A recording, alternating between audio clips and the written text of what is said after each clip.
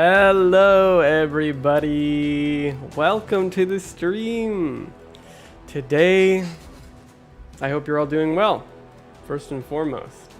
And today, we're going to be looking at, waiting for the crunch, of course. And while we wait for the crunch, I'm gonna go over how I make my videos, so that if any of you guys want to know how to make ARK cinematics, I'm gonna show you some of the most important things that you'll want to know.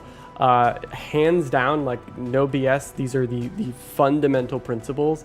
And not just like, rule of thirds, things like that. I'm talking about specific stuff that I've come to learn and use up until throughout the whole survival stories up to part 3. So hopefully you guys find it useful. If you have any questions, let me know in the chat. Hope you're all doing well. Hello, Brandon. Already past midnight, no crunch. It's actually only 7:11 p.m. where I'm at. But yeah, expecting some big news tonight, y'all. So I'm really excited to be here. Thanks for joining me. And we're going to just wait out the crunch and see what's in store. And I'm going to show y'all what's going on. So let's take a look, shall we? So I want to talk about where we begin. All right, where does it start with making a video? Because, you may be wondering, okay, how do you make a Neddy the Noodle video? What is the process, right? Do I just go in game and just shoot random stuff? Not exactly. It's maybe used to sort of be like that, but over time I learned some really important things for many reasons, most of which was to save other people time, the volunteers that I would work with, save myself time, and make the process just better overall, more efficient, and it turned out to get better results too. So there's a lot of reasons why it's really important to do some of these things. I'm not sure when the crunch is going to be not sure how to say your name. Not sure when the crunch will be out. Nobody really knows, but until then, we're just going to chat about cinematography and stuff. And machinima, specifically. So let's go into ARK really quick. And let's talk about why this is not actually where you want to start. Well, actually it is. This is where you want to start. Kinda. So when you're like, okay, I want to make an ARK cinematic, right? You first need to figure out what you're doing, right? What story are you telling, right? Are you just trying to make a cinematic just showing the island? Do you want to just show different parts of the map, or any given map? Do you want to tell a story with characters in it, right? Do you want to send a specific message, or do you just have a specific ARK track or other music that you want to use, right? These are all the questions you should be asking first and foremost. The reason we start with ARK isn't because this is where we're going to start making stuff exactly. This is because you want to know the game. You want to figure out what you're doing. This might sound kind of weird or obvious, but so much of what allowed me to make the cinematics that I've made haven't just been because I was like, oh, okay, I'm going to, ascribe to these film principles. It was because I played thousands and thousands of hours of ARK, which I can't really recommend, to be honest. But if you end up doing that, you're all your own people. I can't control you. You control yourselves, and you're going to decide whether or not you put thousands of hours into a game. And if you do, that's kind of the first step. It's the amount of time that you spend in a game, the sort of things that you learn about it, and ARK is no different, right? So that's kind of where I started, right? And of course I was going around, shooting random stuff, getting random shots. But when it came to the survival stories, the fundamental, very first thing that had to be done, right, is you think of, okay, so how do we make the video, right? We look at a Helena note. It has words, right? Okay, we get the voice actor to say the words. She's like, I woke up on the island and I was killing the creature, right? That itself, no matter what it is, words, all right? If you're talking about a video, you want to convey those words into meaning, into the visuals that the viewer is seeing, right? So if there is voiceover, which you might not have voiceover, but if there is, then you need to know what you're shooting to convey and match up with what the person's saying, right? Does that make sense? So if they're talking about woolly rhinoceros, you need to show woolly rhinoceros, unless there's a really good reason why you shouldn't be doing that. And generally, there's not going to be unless it's a certain circumstance, right? It just depends. So let's look at this here. This is called Adobe Premiere. And people will ask me, okay, what editing software do you use? And I'm like, Dude, it really doesn't matter, okay? I used to use Vegas Pro, and then I switched over to Adobe for school, and it turned out to be a really good choice because it has a lot of tools that I like. But at the end of the day, if you think of someone who builds stuff, right, with a hammer and nails, the hammer is not what allowed them to get eventually good at their job. It's how they use the hammer and their job itself, right? The person. And that's how it is for you guys, for any of you who want to make videos, it is not about the editing software. It's not about the tools. It's about you and what you learn, what your experiences are, and consistency, trying different things, and so on, right? So you don't have to use this, right? This is going to be a slightly different editor from other editors, and so on. There's different features, but let's get right into it. So regardless of what editor you use, right, the fundamental thing is you want to know what you're shooting. And so even way back with the very first survival stories, I mean, hell, I did not do this very well, but I was like, okay, how do I do this, right? What do I do? So I went to Excel, and I'll go here, down here, I guess. And I just started writing out, like, okay, Helena falls off the cliff, right? So I would just start writing out. I would listen through the Helena dossier, right? And I would just start writing them out. I didn't even have timestamps, right? So I didn't even have like 0:05 or whatever, right? I didn't even have that. I just I think I had like Helena note 1, right? And then Helena dies. Helena comes back, right? Like whatever, right? And so as I was listening, I would just write down what the shot was. How's your day? I'm pretty good, Zach. How are you? I'm just explaining how these videos come to be, and then we're gonna do some actual practical execution of that, right? So just briefly, Megan does the funny, right? So these described ARK music. Calm down, buddy. Okay, ARK 2 music. I don't know how loud that is for you guys, but these, of course, described what the video was gonna show, right? And it didn't even matter at the moment at that time that like I had an exact timestamp or anything, right? I just knew, okay, Helena freaking dies. Helena comes back to life, right? And that's all I knew. And I didn't know how else to do it. So I just had this darn Excel sheet, right? And then I just like put this on my other monitor, right? And go through and shoot in game, right? I would just record what I wrote down and what I had remembered. I had, tied the listening to her audio with what I wrote down. So it's sort of this two sensory thoughts that contributed to what I was shooting, right? So what I do now is very similar, but it's a much more streamlined way to go about it. So let's say we get like, okay, instead. Now, it's hard. I guess I can just do it in here, yeah. New item, adjustment. I guess I don't normally have like an empty project like this. I just wanted to show as an example. Okay, so let's say, so I'll just open a new project, right? And instead, what I'll do now is I'll just write out, so beach, calm, Dodo walks by, right? Something like this, okay? So now what I've done is I've got, and I'll make myself a little bit smaller here. But what I've got now is I'm in the timeline. So any editor that you work with, right? Any editing software is going to have what's called a timeline, which is this thing. And so this just represents the amount of time throughout the video, right? As you have in any YouTube video, right?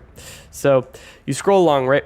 And what I will do now to speed up the process and be as efficient for organization and planning as possible is I'll go, okay, I'll write out the shot, right? So it just literally just says this, right? Beach, calm, Dodo walk by, okay? That's it. And the fundamental first thing is you need the audio first, okay? So you can't, you literally, you can try this. You cannot make a video that's just video. Like, or rather you cannot plan out a video, sorry. You cannot plan out a video as in like, all right, so the video itself, every single shot, it's just like, yeah, like there's no audio. It's just like, yeah, Dodo, guy walks up and kills it. It's very difficult to get the exact timing right. So let me sort of backtrack a little bit. I don't want to say that you cannot do this in any capacity, because technically you can. That's how like script writing works, right? That's how they write out scripts and then they go and make something from it for any kind of TV show or whatever, right?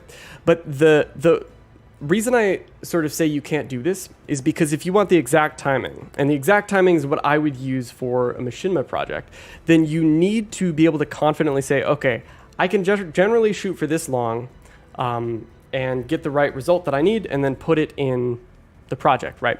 So let's say we have some voiceover instead. Let's record that really quick. So I'll just do a tiny little example here. All right. So I'll do a little monologue about the beach, right? So this is another Adobe software, and again, you don't have to use this stuff. But do some research. There's there's free stuff. There's Audacity, which is you can start with that if you want.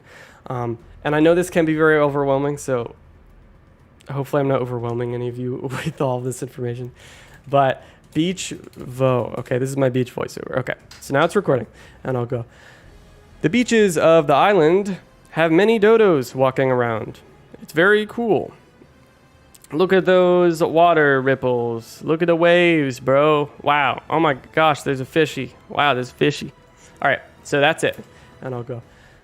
The beaches. All right, so I've got that, right? These are my wavelengths, right?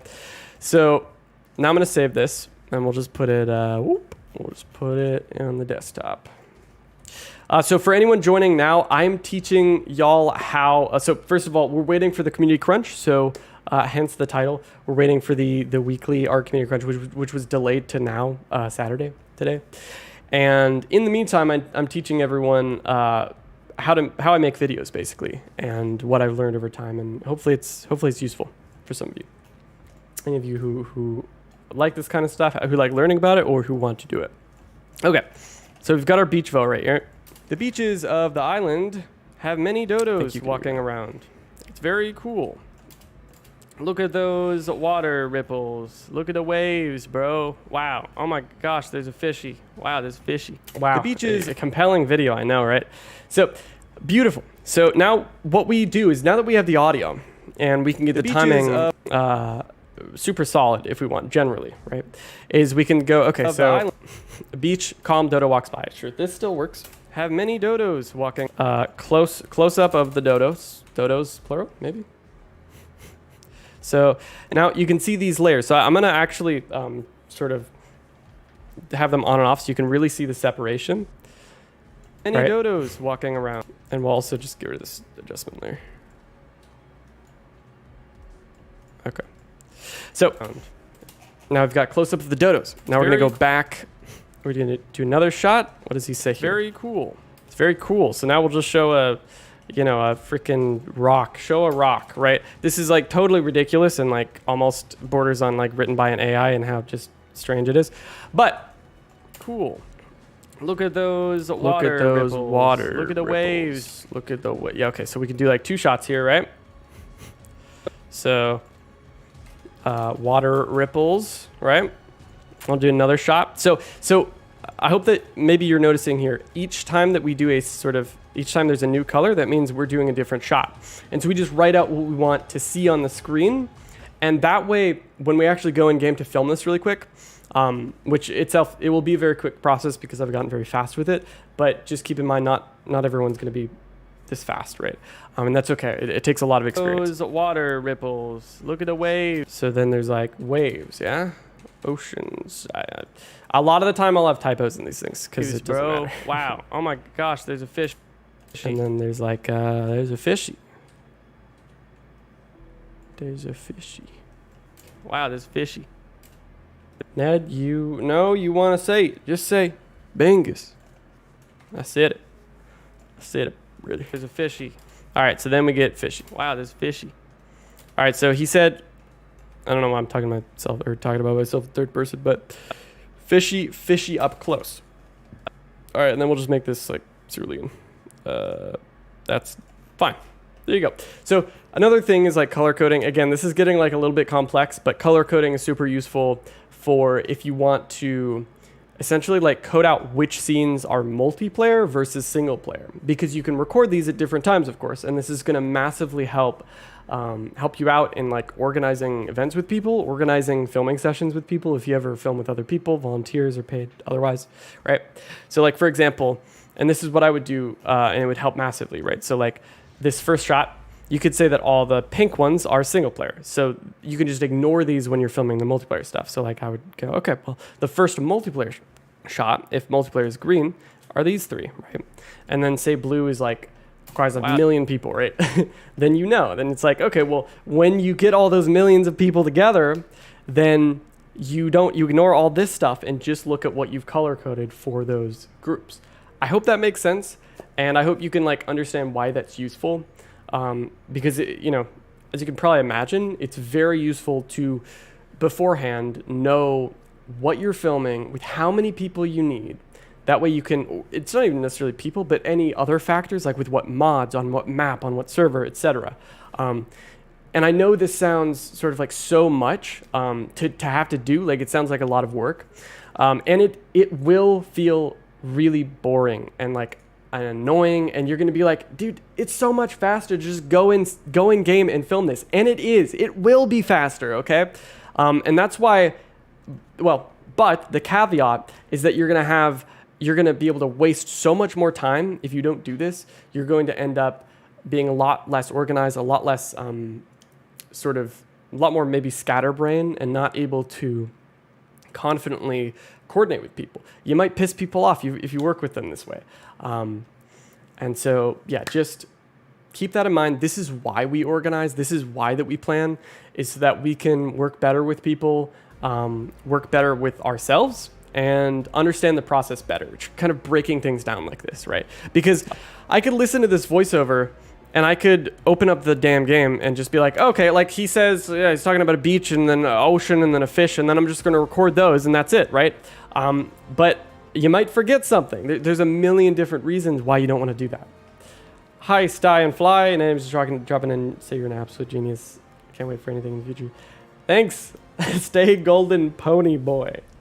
Thank you. I'll take that as a compliment. How do you do the amazing shot in the videos? I'll talk a little bit about that, but mostly today we're just talking about organization while we wait for the crunch. It has not come out yet, I don't think. I'm just refreshing. Yeah, okay, it's not out yet. All right, so now we're gonna go in game and actually implement this, right? So I've been talking about all this organization. We've got our shots here, right? Technically, this was only for the purpose of, what freaking color is this? I always forget. Lavender. This was for the purpose of just like showing y'all the sort of like the fact that these are different cuts. So let's go in game and grab this, right? So we're gonna go to the island, and I need to be careful here because my computer lags out a bit because it's dying slowly and it's very sad, and I need to upgrade it soon. Monkey. Hello, Monkey King. Oh my gosh, you're the Monkey King. Welcome. Zach, better to say something than nothing. The people that still care want to see something. Are you talking about the crunch?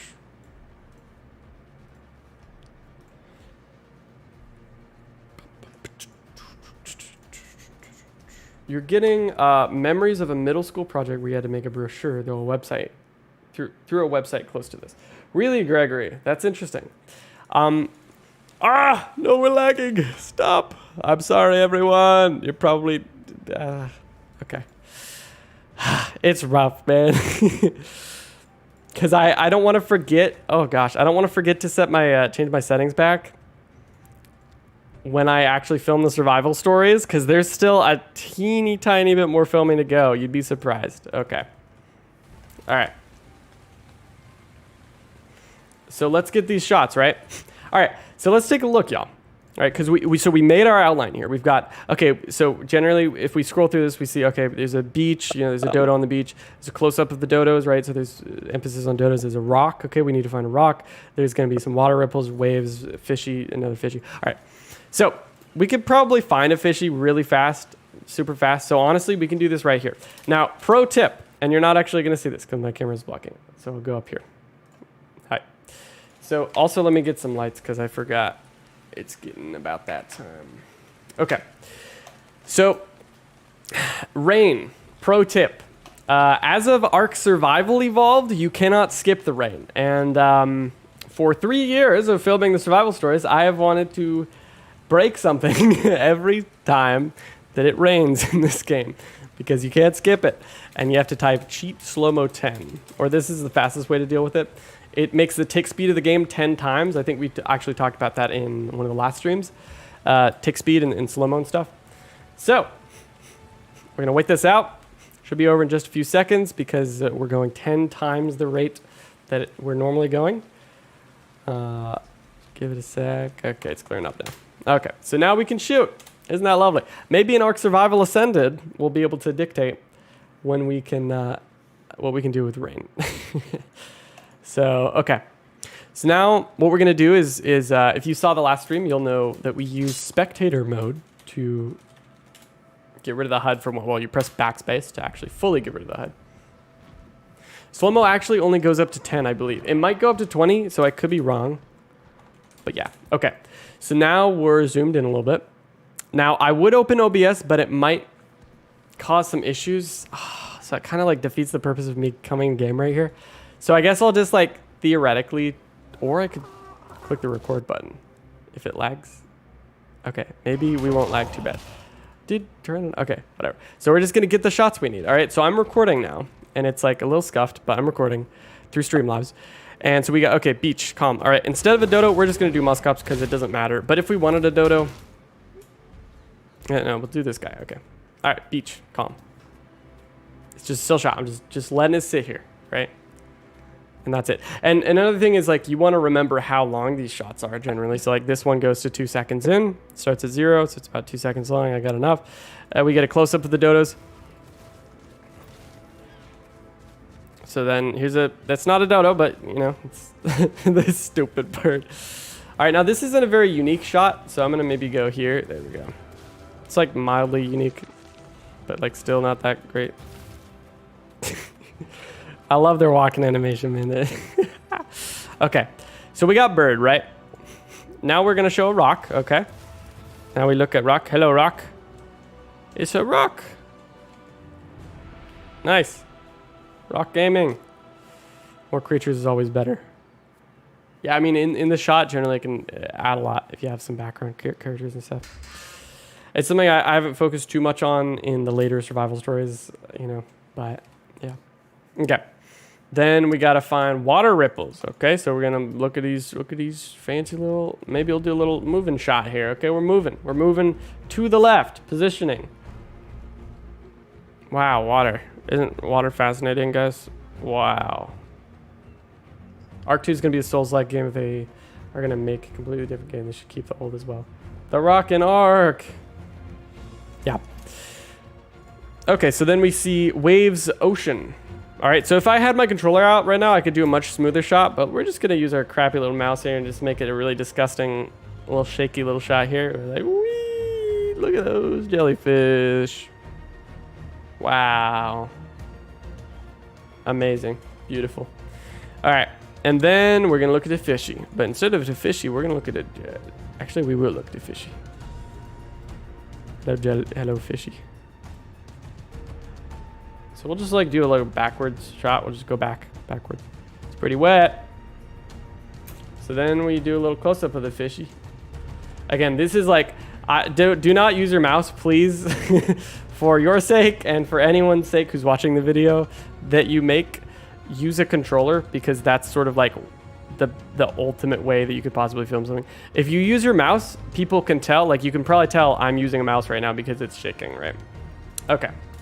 And that's it for the video. So I'm gonna stop recording. That was a relatively quick little thing. And obviously I didn't care about really like the quality or how it looked or anything like that. And so, you know, it maybe went faster than it could have. But we've got it here. So, you know, however you end up doing it, you just drag your project into your timeline here. Oh, I forgot I grabbed the wet face cam as well. So another fun little fact, fun little editing tip. If you need to crop out something, like you accidentally had the FPS timer in the top left or top right or something, then you can zoom in a little bit. And this is something I've come to do more. Yes, of course it will reduce the quality because you're essentially decreasing the pixel density. But generally people don't notice it, especially if it's a really dynamic shot. There's a lot of movement, that kind of thing. But we'll actually, it doesn't even matter about the webcam. We'll just ignore that. So let's look at our shots here. So we got our beach, I think. When did we shoot the beach one? Was it just like right here? Yeah, this shot right here. Okay, so check it out, y'all. What I'm doing right now is I'm going through the footage. I'm scrubbing along, right? Scrubbing along the timeline and cutting out. So I take this little tool that allows me. Oh, wait, you can't even see it. Oh my gosh, I'm so sorry, guys. Didn't even realize that. All right. So what we're looking at now is the timeline. I should be able to see it. And what I do is I scrub along and I'll cut out the little bits that I need for the shots, right? And so now we're going to, you know, we might even just take the parts that we don't even care about, that we might just maybe use, possibly, and then go from there, right? And yeah, y'all, we're waiting for the crunch. For anyone joining late, we are currently waiting for the community crunch. And in the meantime, I'm showing you guys how to make ARK cinematics and how I make my own. Some of the things I've learned along the way. You don't even know if you'll be playing ARK 2, from what we know, right? Well, I mean, we don't know really anything about it, to be fair. We you know, it's so far off at this point because it was just delayed into delay hell, pretty much. All right.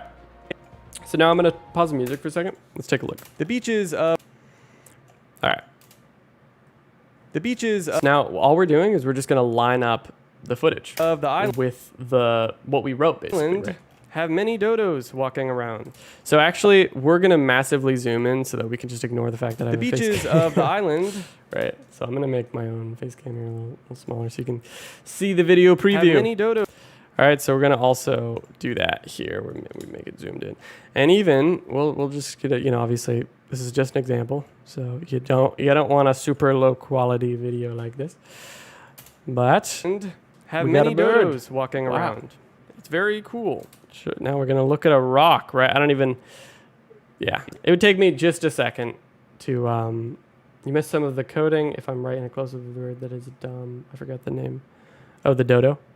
Oh no. So so I got the close up of the bird like right here. I got multiple. I don't think I missed anything. Cool. Look at those water. Cool. Then there's water ripples and so on, right? But this is the general idea. This is obviously very strange and the beaches crappy of the right island. now. But once you start to add elements, which are the most important elements in any video, is actually the audio. And so what you'll notice is that as soon as I add some ambience, some beach sounds, and even some music, it's going to start to sound a whole lot more coherent, right? Or not coherent, rather immersive. It sort of can actually bring you in. The beaches of the island. Obviously, it's still the beaches of the island have many dodos walking around. It's very cool. Look at those. Right, so even just in these three shots, right? So we got our beach noises, right? We can add some birds, right? And these I exported from the dev kit. That's a whole other thing I can share if you want. The beaches of the island. There you go. There's some more bird sound effects. And this might seem like a lot of work, and it is if you haven't been doing it for many years. The beaches of the island have many. So, the beaches of the island have many dodos walking around. It's very cool. Right. Every little, those bird sounds, every little thing, every extra detail you add can typically, is typically just going to add more and more depth to your video. You can overdo it, and you need to really understand that fine line. Most people don't end up overdoing it. Yeah, interesting, Dodo. Most people don't end up overdoing it because it takes so much work.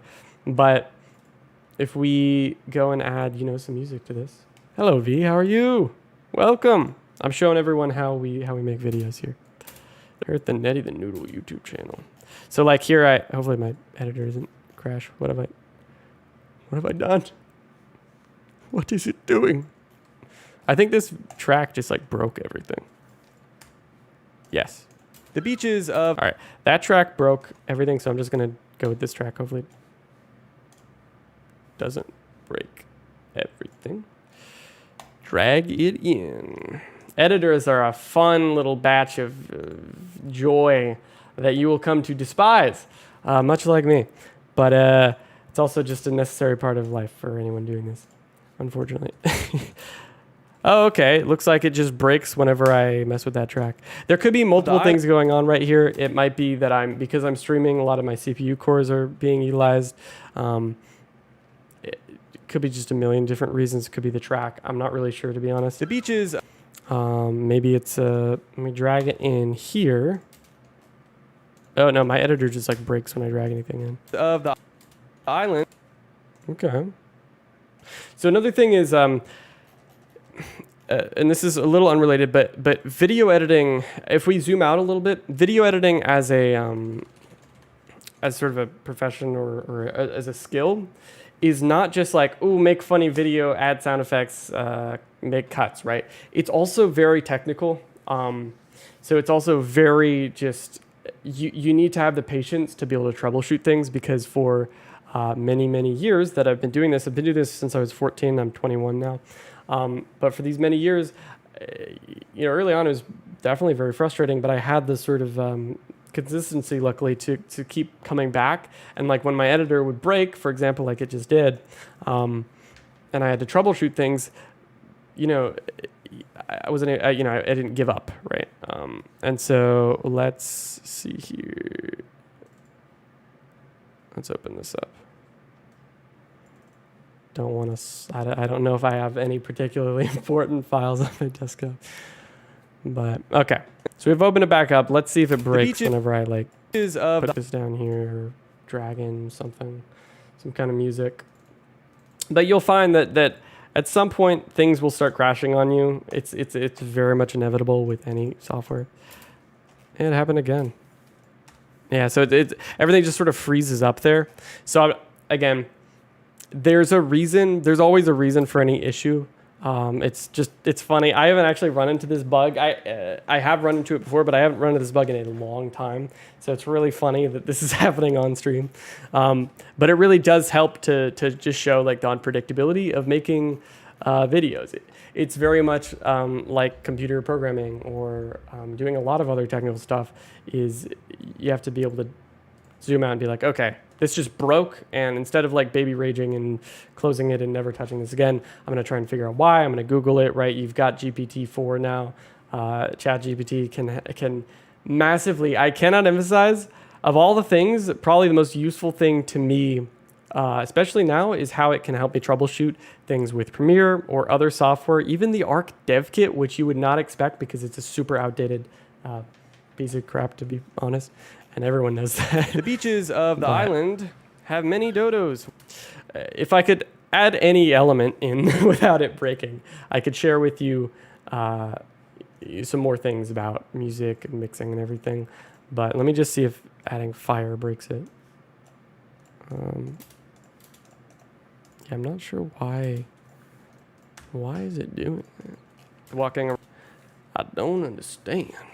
I don't understand. The beaches. But you get the idea. I won't troubleshoot on stream because generally it's a pretty boring process and I don't want to bore you guys to death. So let's take a look at sort of where we're at. So that's kind of the execution. The delivery, of course, can end up being some pretty amazing things. Like the people who make the best videos that you've ever seen, right? That is what we get when we put these elements together, right? And so just to sum up, right, what we did was we went and we organized, right? So we planned, we talked about and understood why it is important that we do this, right? It's important to plan out our shots because it helps us to save our own time, save the time of others if anyone else is working on the project with us. And it helps us be efficient. It helps us get better shots because we've thought more about them. It is harder. It is so much harder. It takes a lot of work. It does get easier though. You get better and better at organizing and you start to see it more as just a necessary part of the process as opposed to just like, oh, this thing is so extra and I don't want to think, I just want to do, right? And so just know that this process is very vital to making something like the survival stories, for example, which is no perfect project, but it is something I am very proud of, especially because the people that work on it, they do amazing things. And without a process like this, even something as crappy as what I was doing originally, I never would have been able to get to the point of working with the people that I have for the survival stories and other similar projects. Let me see if the crunch is out yet. It might be out in 15 minutes, but if it's late, then it won't be, I guess. Yeah. So let's look at, as an example, I just want to show y'all. I'm not going to spoil anything. Can be very careful here, but I'm going to show y'all what the part 3 project looks like, just to sort of let you know like what the sort of like a later stage level of this looks like. If you ever do videos on ARK, you're just doing gameplay. Gotcha. So some of these elements definitely apply to, I mean, almost all these elements apply to also sort of regular gameplay videos as well. Okay, just want to make sure I don't accidentally show a shot. It's going to massively spoil them. All right, so take a look at this. You might be looking at this like, what is that? Is that like Morse code? And no, it's not. I can't tell if it'd be more simple or a whole lot more complex if this was Morse code, but it almost looks like it with the sort of the blips, right? All these little tiny little sections. So all of these are basically different sound files, different little clips, different little snippets from sound files. No spoilers, don't worry. I'm not going to be sharing anything. But just to put into perspective what a later stage project looks like, to sort of share that, this is part 3, right? And again, I'm not going to like scroll through here, but wait, okay, we're still on. Just want to make sure. But so yeah, you've got, you know, all your sound effects down here, pretty much all this stuff, this massive sea of stuff, right? These are generally these are the visuals, right? The stuff right here. Anything above here is my video tracks. And you'll notice there's a lot of these little blips, these sort of little things that jet out every time here. And I actually want to see, can y'all guess what these blips are? If you think about the survival stories and the format that it is, if you think of, okay, so these are the visual elements. These are visual layers, what you see on the screen. What do you think these little pointy things are? What do you think? Take a guess. Best guess. No bad guess. You were gone for 6 minutes. No, this is not the Dodo project. Don't worry. This is the survival stories for Aberration Part 3. But what do y'all think? It's just like a little quiz, little pop quiz. I'm curious. I want to know if you guys can sort of make the connection. Transitions. Okay, Ari thinks it's transitions. Pauses in the vids. All right, so Petrified Roadkill, Ladera, Cluck, y'all both are right. Okay, these are the Explorer notes. And keen observation. That's awesome. So yeah, each time an Explorer note comes on the screen, that's when you see those little jets, because they're little visual elements on their own layer that go and pop up. Transitions was not a bad guess though. It's clips of Rockwell being evil. That'd be funny. Just it's the first 2 seconds of the Dodo video. Can you please repeat the question? So Zach, yeah. So I was asking what people thought about what these little blips or what these little sort of pointy things are on this layer of the video, and I was just explaining how that is the Explorer notes. Every time a character starts a note, right, and the little book opens, if it's a book, that's what those are. And so you'll see that this is kind of just the breakdown of a video. You got your visual elements, your audio elements, and eventually it can get very complex like this. But it generally takes many years to sort of get to that point of both managing projects like that and also having the experience to work on them, I guess. So that is all that I really have to talk about organization and planning for videos and what it can lead to, because that was all sort of showing you, this is sort of supposed to emphasize like all of that time that goes into organizing and planning is what leads to something like this, right? This would not have been possible without all of that time. Green is, yeah, generally, so well, anything below this point right here, where you got all these little short tracks, this is all audio. So anything below this line here, even if it's like color blue or whatever, That's audio, you know, music, voiceover, sound effects, right?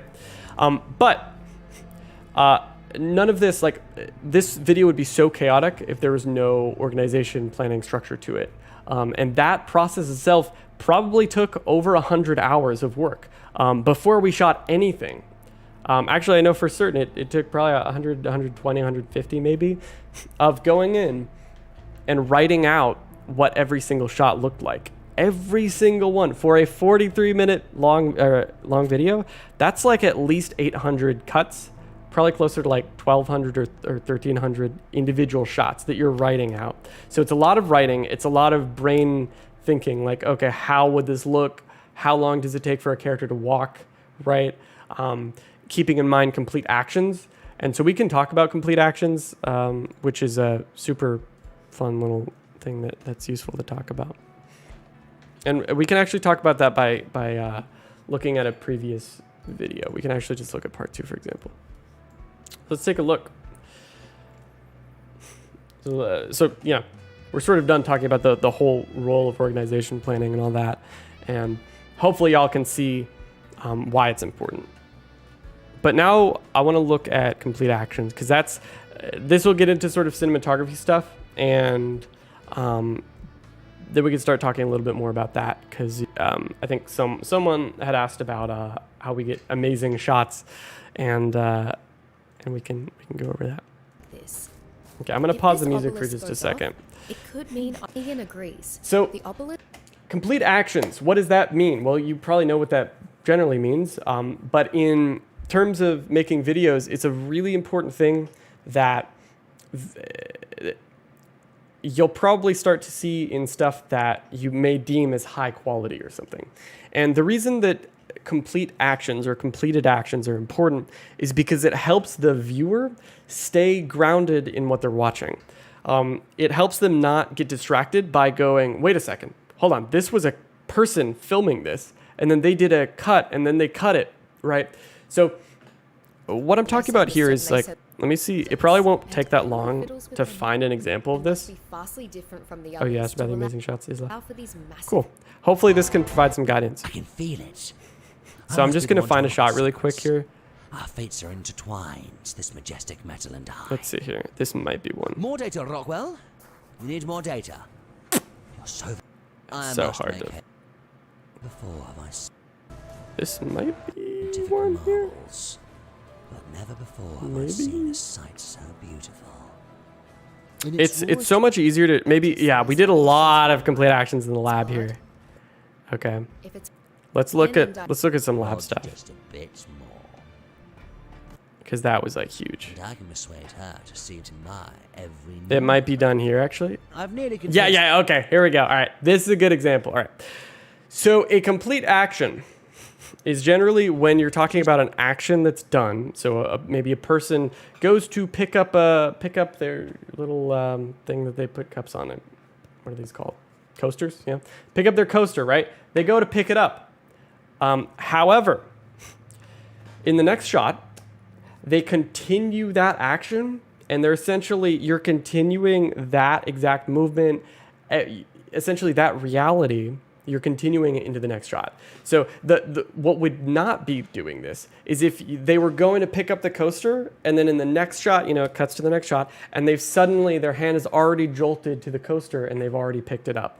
Okay, and so this is very easy for people to do, right? Which is the opposite of a complete act, just not actually doing it and making a very obvious cut in when they're making videos with ARK cinematics or machinima, or really any film generally. Anyone sort of trying to put together a sequence is going to encounter this. And so an example of what this does look like is in this Rockwell note here. You'll notice that, okay, right there, actually, he does it twice. So he goes to laugh, right? He does the laughing animation, which you may recognize from ARK. But pay attention to, let me get my darn face out of the way here. Let's go down here. Okay, pay attention to how his character is moving in this shot when it cuts. A personal responsibility. And as a result... You see how he's still laughing in the next shot? Now, y'all would notice immediately if he was not laughing in the next shot. Thank goodness this You Diana would woman totally notice that. If his arm agreeable. She seems to if his arm went up, see, look, if his arm went up, it goes up to his belly, right? If it went up there and then it cuts and his arm's not there and it's at his side, you immediately, your brain's like, whoa, you get whiplash. What the hell just happened, right? And so that's why complete actions are so important, is because, and a lot of people may not even notice what just happened here, but these are so important because of that, because it allows people to not notice. And it essentially allows them to get buried and lost and sort of immersed in the story without even realizing that this was shot and multiple takes were done. Because in reality, Rockwell did the laugh, and then I said, all right, freeze, cut. All right, and then I moved the camera over here, and I said, all right, do the laugh again. Do the roar, right? Do the laugh. So he does the laugh, right? And then so that's like getting the shot itself, and then you go into the editor and you cut it, you slice it, so that the exact timing, you essentially match up the shots to where when it cuts, it is a very similar frame, if not the same frame just about, of the animation itself, or the movement, the action, for them to sort of be seamless. So another example of this is a video I had done. Here, let me bring this up really quick. Because an example of me actually physically acting this out, I'd done a small little film, I guess you could call it. What did we call this? This is like, what did we call this? Vlog? Nah. We did a video. I don't even know if I could find it now. Maybe at some point. But we did a video where I like dropped something and I went to go pick it up, and another example of a complete action, but just can't bring it up right now. But yeah, these things are really important, and so hopefully you can see that now. And there are definitely examples of that not happening. And maybe to just finally illustrate that once and for all, I'll show you an example of like a really bad case of that, right? So let's look at this Helena video, right? This is, again, when I was a total noob. And I had got around, so this is of course not a complete, this is an immediate jump cut. We call these jump cuts. If they're not complete actions, and if there's something that brings the viewer out of the experience and allows them to see that it's like obviously was cut and etc., then we call that a jump cut. That's probably where you've heard that phrase, but it's overused and people don't necessarily know what it means always. So here, technically, yeah, this would be a jump cut. I used to put dissolves on everything. So between every shot, there was a dissolve, right? This is of course a jump cut, because as much as the dissolve can help you sort of not notice it as much, the Rockwell just freaking teleported. Helen is on a damn Argent table. What just happened, right? Like, okay, sure. The dissolve helps, like I said, and I still use dissolve to this day whenever there is a case of sort of like, I'm not going to go back and reshoot, and there's like no way I can actually sync this up because like someone screwed up. Usually me, right? But so that, and again, it's hard. Technically, none of these are jump cuts because of the dissolve, at least in the way I think about it. But like, if there was no dissolve here, these would easily be freaking jump cuts. But generally, I didn't do complete actions in general, so I don't think it was as easy to notice. But for sure, with like stuff close up of people, yeah, it'd be easy to notice. Hi, Brody. Native New. I was wondering how the finale for this Rockwell story is. It's going good, Brody. We're planning on releasing on the 10th of June for patrons and YouTube members specifically. So if you want to support what I do and fund me and allow me to continue to have a career doing this, you can, let's see, there's a couple ways you can do that. You can watch my videos. That is just a huge amount of support, so I appreciate doing that. And then there is becoming a patron, which is actually how you'll be able to watch the finale early if you want to see it early on the 10th. It releases publicly on the 17th, but you could become a patron with the link below of any tier. That's like $5 or more. Crunch. Wait, is there a Crunch out? And then another way you can support is through the YouTube membership system. The Crunch is not out yet, y'all. But yeah, don't be so hard on yourself. You have one of, if not the most ARK videos. It's like having the campaign we never had. Omar, thanks. Hey, I appreciate that. So I I'm not so much hard on myself in that, like, I think I was, like, terrible or something. In fact, I think the Ned who was making this was a really smart guy, and he was trying a lot of different things, and he was willing to try, and I'm very proud of him, right, that version of me, for doing that. And so I don't beat myself down about that stuff, but if you're saying that because of me saying it's my fault whenever there's any sort of mess up in cuts and stuff, generally I treat fault, and this is getting like a little philosophical, but generally I take on just principles of sort of extreme ownership and taking on fault myself, even if it was someone else messing up. Because if I'm responsible for leading them and guiding anything, I take the responsibility on myself so that I can solve the problems, as opposed to sort of, because any other way generally doesn't get things solved fast enough or well enough. And so that's just sort of a thing that just comes out every now and then. It's just like, yeah, oh, it's my fault. But not in a way of like, wow, I suck. It's my fault. I'm so sorry. It's more just, I want to take responsibility and try and solve issues. But if we look at I'm trying to find like a really good example of this, but it's just so many of these shots back at this time were not complete. Well, they weren't even like person in one frame and then the person again in the next frame. And I think that's because I didn't know how to do complete actions, which is adorable. Got it. The cool thing is that you are learning. Can't wait for the conclusion. Yeah, likewise, Omar. I'm super excited for it to come out. Honestly, I can't criticize this too much because it's just a bunch of dissolves and there's like no opportunity for complete action. Like, because every single shot here is just like she's in a different place. It's like, what's happening? Yeah, there's very few abilities to like look or points to be like, oh, that's a jump cut, But I hope y'all sort of get what I meant. Don't want to, go on about this too long. But that is complete actions in a nutshell. And they're important. So, I don't want to spoil too much about part 3. I should not have these screenshots visible right now. That is not, don't look at that, please. Damn it, Steve. I don't want anyone to see frickin' screenshots. I took some screenshots of part 3. I shouldn't have done that. Whoa.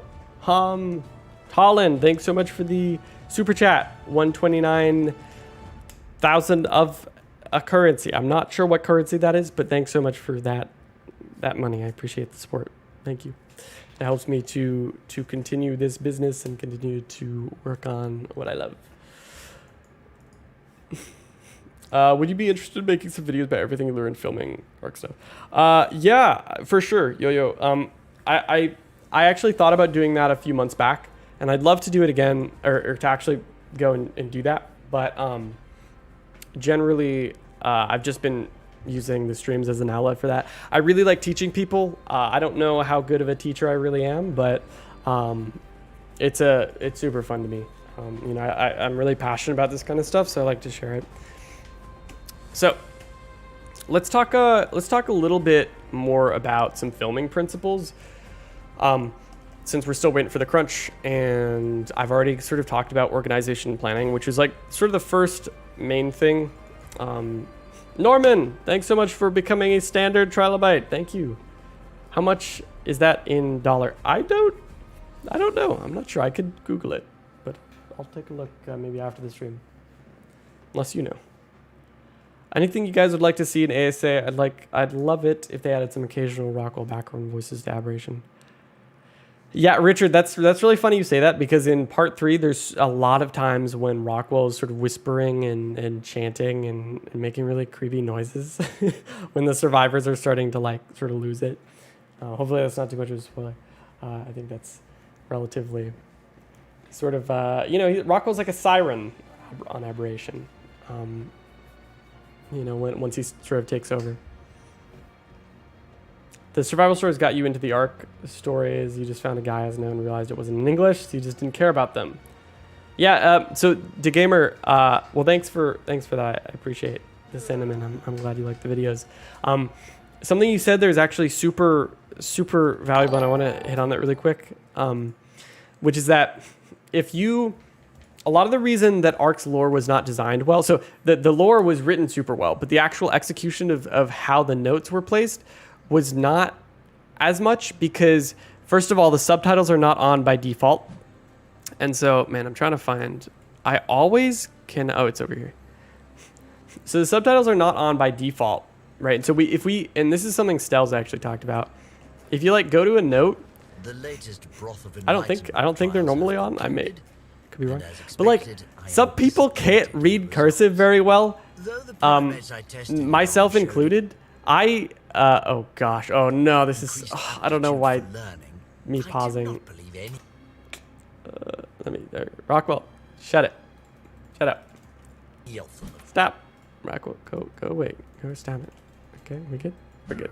Okay, but so an issue with the Explore notes in ARK is that if the subtitles are not on by default, then you're gonna look at a freaking Gaius Nerva note and you're gonna be like, what am I looking at? What is this?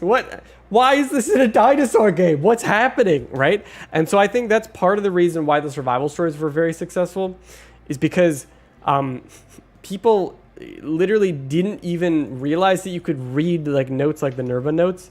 It baffles you how it made sense that Helena's notes are in the underwater silica. Yeah, for sure. There's really weird things about where the notes were placed that make it so freaking hard for anyone to like get the notes in the first place, to read them, right?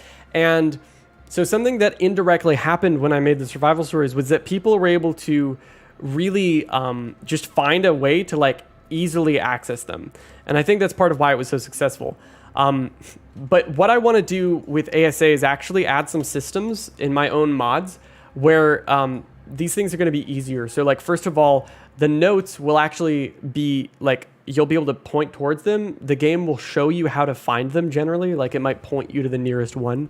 And then also things like all of the notes being voiced. That's something I want to add. Just focusing more on giving the notes sort of a purpose and making them so much more accessible to players as opposed to just being XP boxes. And in that process, if I can, I'm even going to remove the XP boost from Explorer notes because it effectively removes the entire like mid game from ARK. If you know where to find notes, you can go from level 1 to 70 in like 10 minutes. And that's just really stupid game design, in my opinion. Of course, ARK's been around for like 8 years and I don't know what it's like to make a game, but I think that's a really dumb design decision.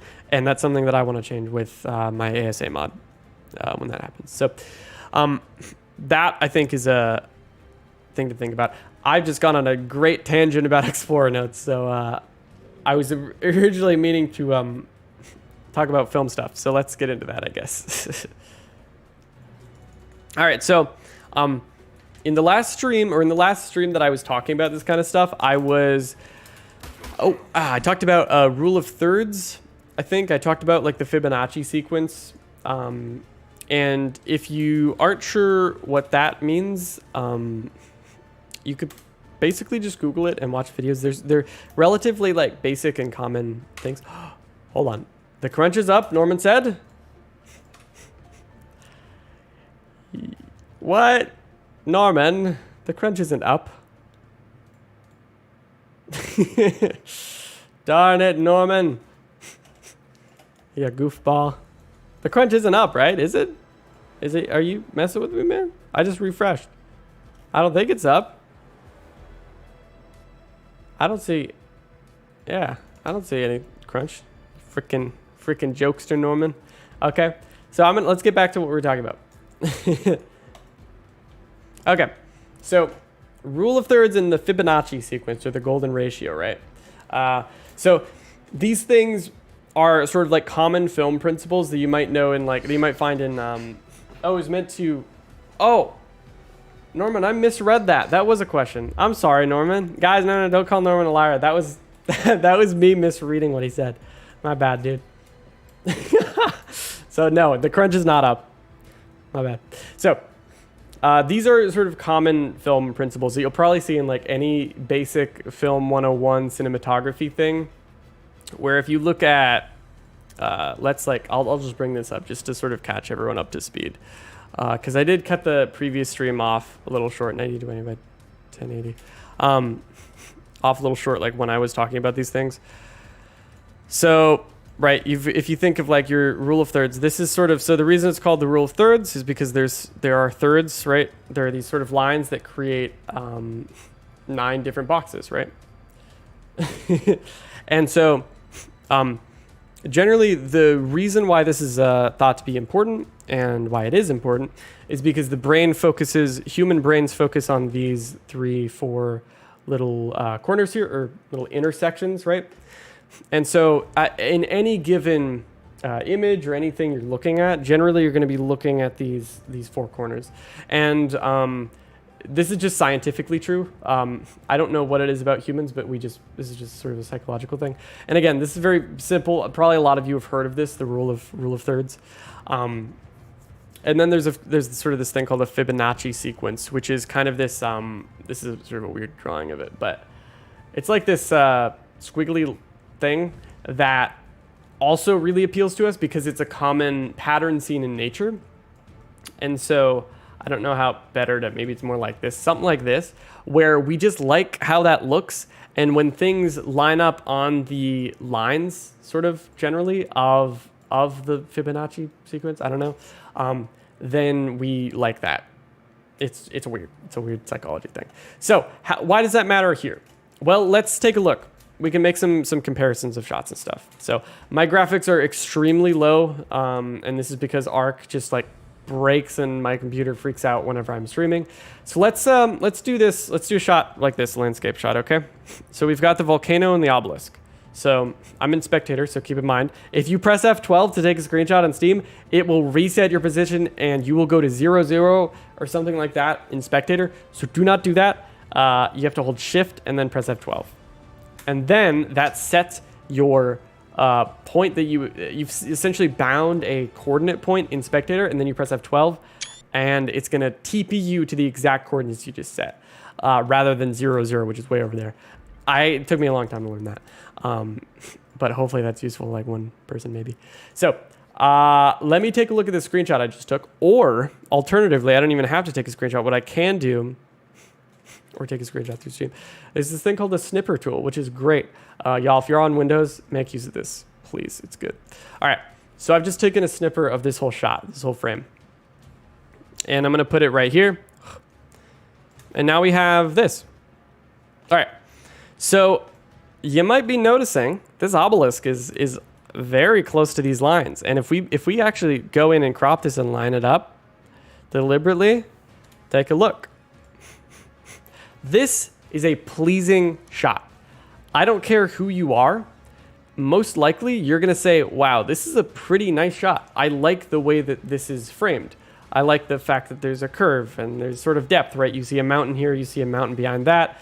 You see this object, right? You've got some looking space, you've got some clouds, right? So it's not just a ton of space, right? There's some empty room, or rather, it's not a ton of white space or whatever. There's like some stuff filling, some objects, right? Some clouds, natural things, you understand. And of course, this is a big volcano. And these things line up with those rule of thirds, right? And yes, I'm still waiting. Throw a Renio in there somewhere. I could. Heck, I could even, Renio. Cheat gem summon Renio. Renio? There we go. Players only. All right, so what we're going to do is actually, I'm going to take a snipper of this, and then I'm going to crop it out in the video. Or in inpay.net, which is, I use this really basic software. But okay, we've got our Renio. I'm going to very poorly crop this out now.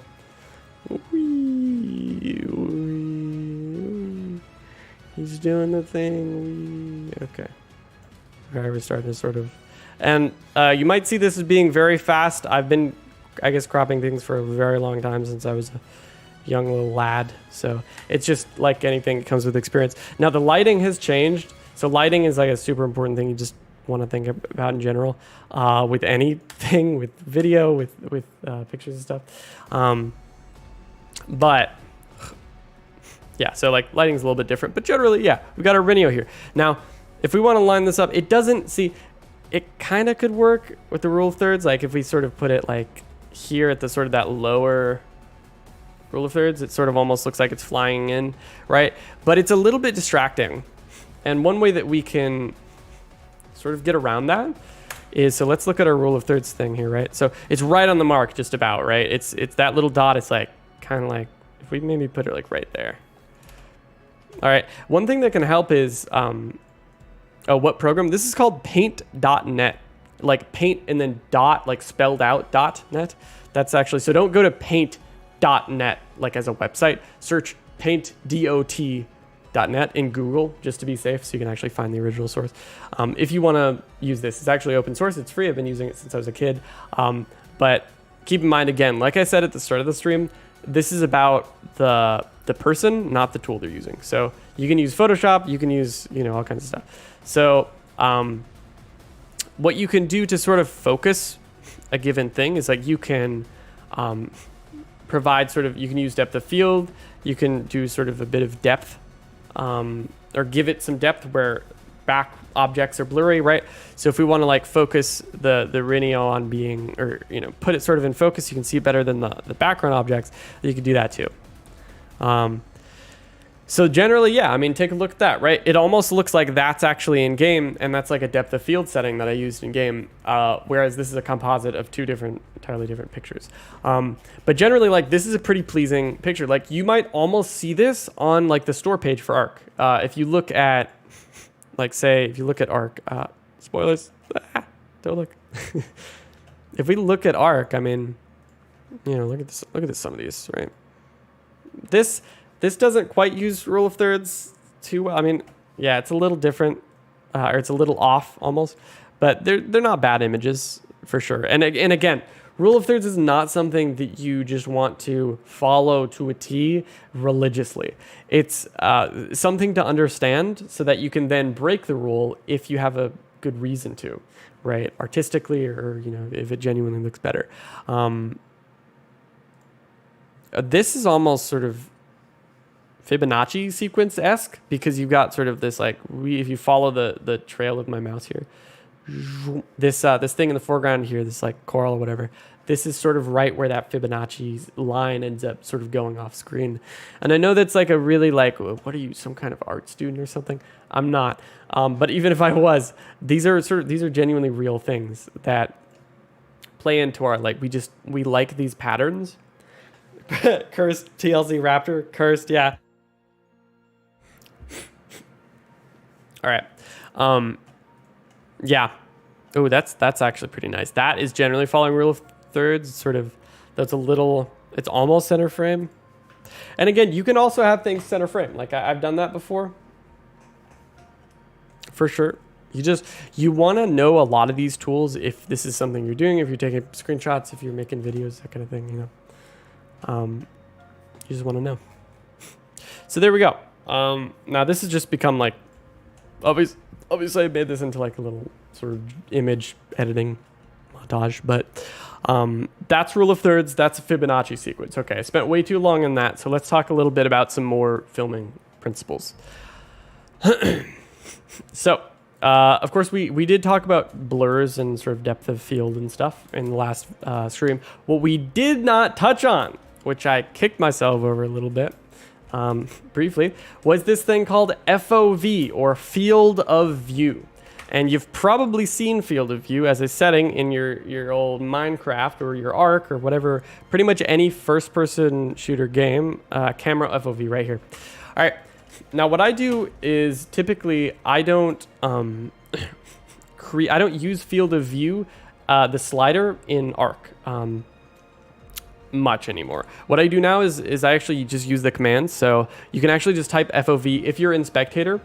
And in certain other cases, if you're just like in single player and you have admin commands, you can actually change your FOV by typing FOV and then a number. So like this is FOV 150. Okay. So yeah, like what are we looking at? It almost makes me sick. This is like very almost disorienting. right, that's 150. This is like 130. That was 140. This is 130.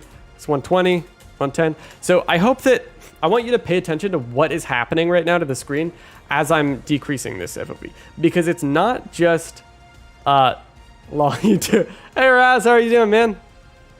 It's not just, we're talking about FOV now. FOV is not just like zooming in the camera exactly. And that may be your first instinct if you look at it.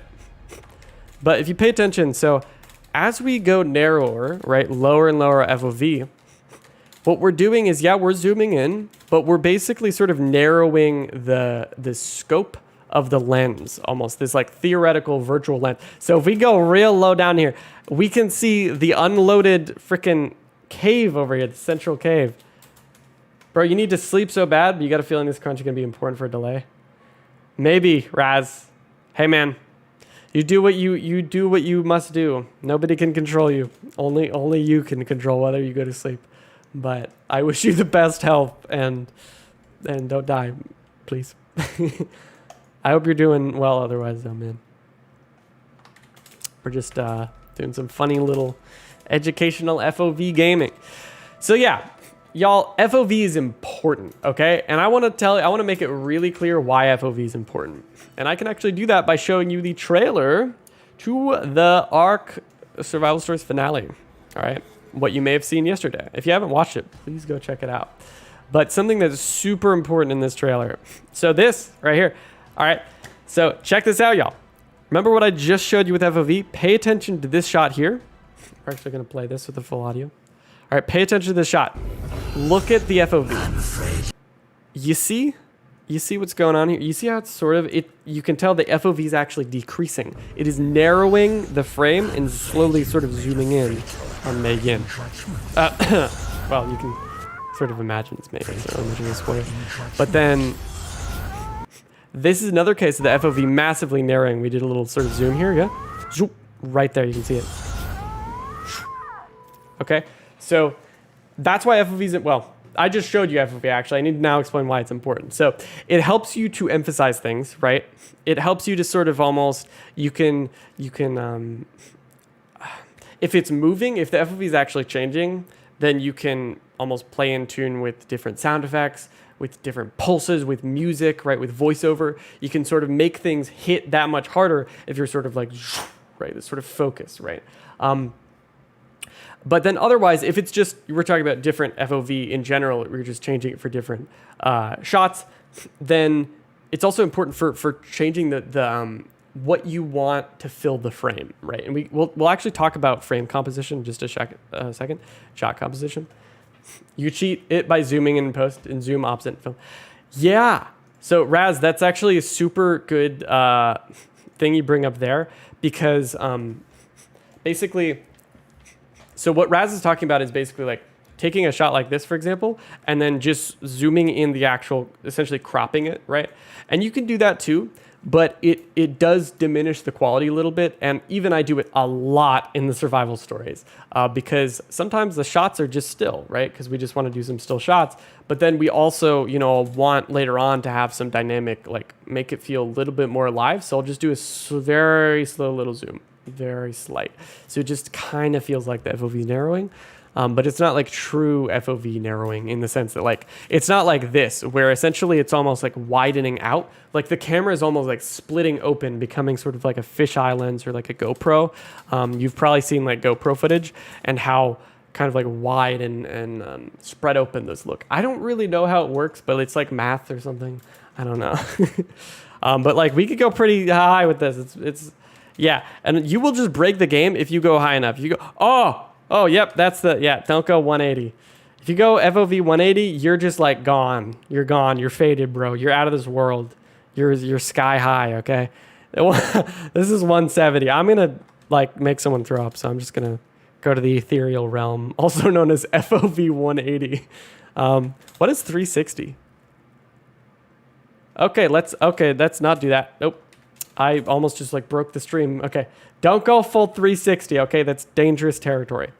Okay. Do you have the heli bug? No, I don't. I do not have a mini. Maybe one day.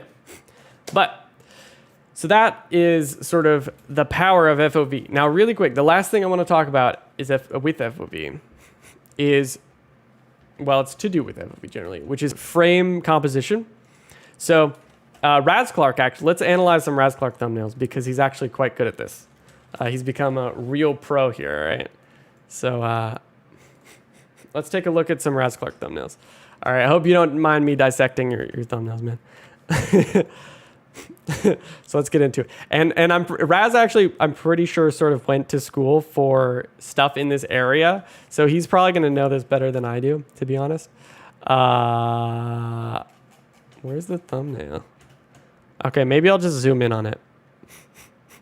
Okay, let's look at this one, right? It's The Walking Dead, The Walking Dodo. Okay.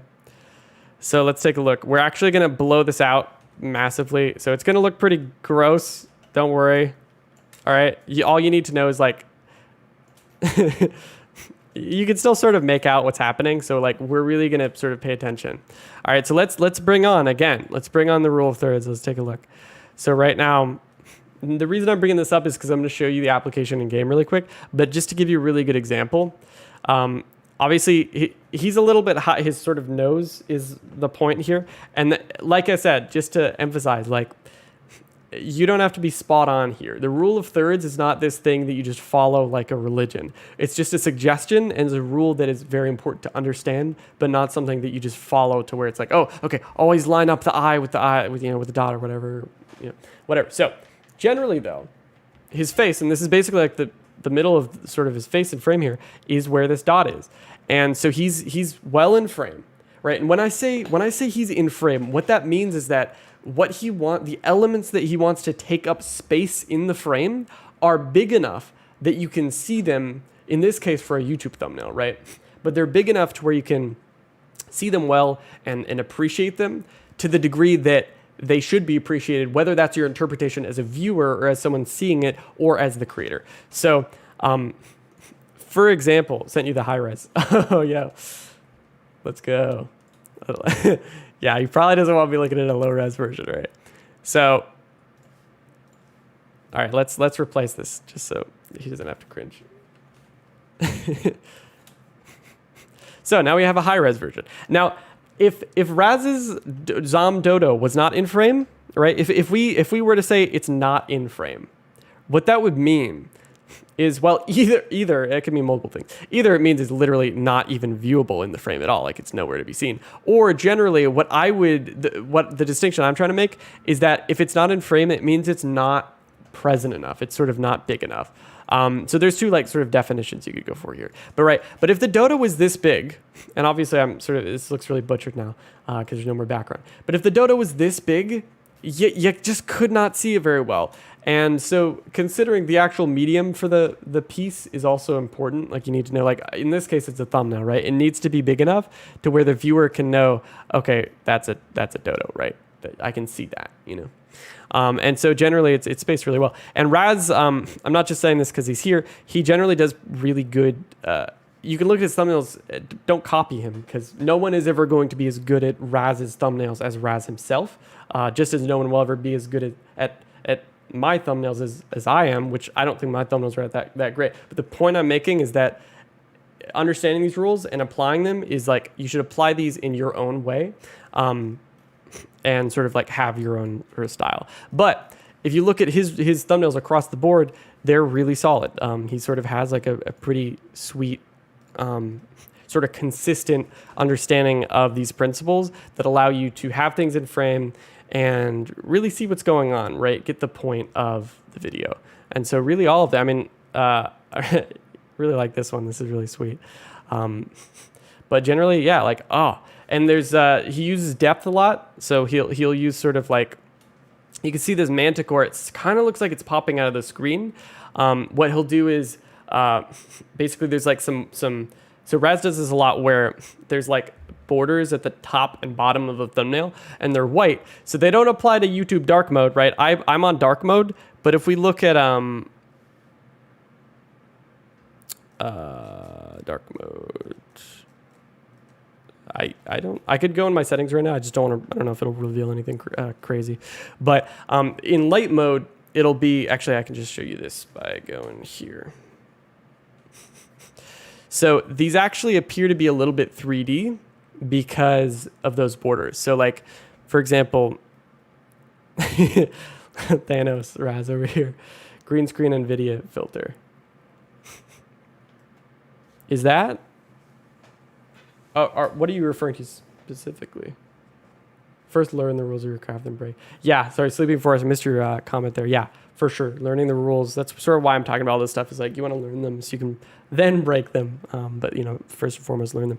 But yeah, sorry, I could go on and on about Raz's or a lot of people's thumbnails. I don't want to make that the whole thing, but Captain Fat Dog is another really great example. This is super great. You got this really good detail on this Rinio, and then you've got this tiny little guy over here, and it's pretty clickable, generally. Oh, you do the green screen NVIDIA filter. Oh, okay, gotcha. For your face or for actual ARK in-game shots, because we can talk about that. I'd have to restart my game, but yeah. So. Needless to say, that whole tangent was just to go over like, okay, this is what it means for something to be in frame. So what is the application of that? How can we just put something in frame right now?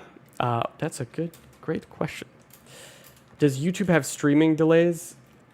Generally, yeah. If you're talking about like, if this stream is delayed from like, what you see is delayed from like live shot, then yeah. Cap is A class for graphic design, no for in-game shit. Oh, okay, gotcha, for in-game. That's cool. Wow, I did not, okay. I knew you used Ansel, but I don't know much about the green screen things, that's cool. So let's grab really quick a little dodo man here. Maybe we go with this. So we're gonna do players only. You're going to bed, Bri. Good night. Have a good one. Oh, hello, Rain. So this is a little cursed, but let's talk about like, all right, how would we put this in frame? You could do this, sure. It's a little boring of a shot because the grass technically lines up with the rule of thirds, so it's not that boring, but it's good to have like more than one thing in a shot, you know. So maybe it's like this, right? And at this point, hell, if we go like FOV low, you'll show me one day. Yeah, sure. I'm always down to play around with and learn more stuff. But this is generally like, okay, these dodos are in frame, right? That one's a little bit small, but that doesn't matter. It works, I think, for a screenshot, right? So if we take a little snipper of this, boop. Hell, let's wait till he's like more advanced in the walking animation. There we go. Boop. All right. So I think these are generally pretty in frame. Whoa, what is my computer doing? Pretty in frame. I'm going to really quick close out of here just so we can chill out. And I'm also going to close the Premiere project since that does not need to be open. All right. And let's take a look here. So yeah. This is sort of, I guess, what I would talk about, or what I would refer to as like things being in frame, right? If these dodos were like, and I guess if your FOV was wider, right, and you're talking about the sort of like fisheye lens, GoPro looking camera, right, then your dodos are going to be about this small relative to the frame of the environment, right? And so if you imagine like the rest of the beach just filling in that frame. And that means they're really not in frame. And even if you push that camera closer to them, they're still not going to be that in frame, right? And so that's why FOV is really important. And hopefully I've nailed that down. If you already get it and you're like, okay, yes, I get what it means to fill out a frame, then thank you for bearing with me. But yeah, I think it's a really important thing to understand for anyone who wants to like do video stuff or pictures, images, photos, photography, that kind of thing. So yeah, that's framing and all that. How would you do a landscape shot, vertical and horizontal? And can you give us some examples of breaking this rule and still making it work? That's a super good question. So let me go to, Scorched Earth runs pretty well, so I'm going to go there. And we'll talk a little bit about landscape shots, vertical and horizontal. I do not do a lot of stuff with vertical, but I can still try. So let's check it out. You were thinking of beating ARK with no dinos or mammals. Beforehand, you thought beating the bosses would be too hard, since Sarvis would probably be the best, but no. Sarkos. What happened to the cam you just got back? The cam? What cam? Unless I'm missing something. And thank you, big shiny shark. I hope they are useful. All right. So let's take a look about what... I don't know how to say your name. I think those are Russian characters, Russian letters. So let me know if you have like a nickname I can call you for future reference. But let's talk about, so they asked how do you do a landscape shot, basically, and how do these rules apply to landscapes, and then also how do you, in what cases can you break them and it still work? The screen is frozen. Is that still the case? Is that still the case? ARK React. We come down here. I don't think it is. Everything looks good on my end, but do let me know, y'all, if there's any issues that you can see. I'm still waiting on the crunch. Yep, crunch is not out yet. One day. It will be out one day. Tonight. Well, 1 hour at some point tonight. All right. Dude. All right, I will call you Dude. All right, dude. So, landscape shot, right? So let me increase the some of these things a little bit more. Just hopefully it doesn't lag too bad. We're still good. Okay. Let's leave GCM. Let's go in spectator. Okay. So let's narrow the FOV a little bit. All right. So again, rule of thirds. You want to sort of think about that. It's like, okay, cool. Skip it about. Ooh, we got a nice little tree. Nice little, okay. So this is generally not following the rule of thirds exactly, because they're not exactly lined up to where, this would be the, what, bro, what are you doing? This would be the sort of way to line them up, is like, if you sort of imagine those lines, you remember sort of where they were, the thirds, more like this, right? So that's maybe if you tried to line them up perfectly.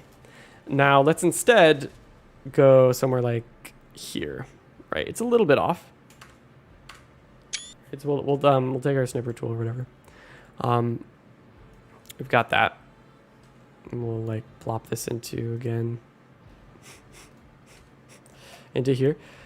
So now you'll notice, oh, actually it does, oh, no. I accidentally made it line up way too well.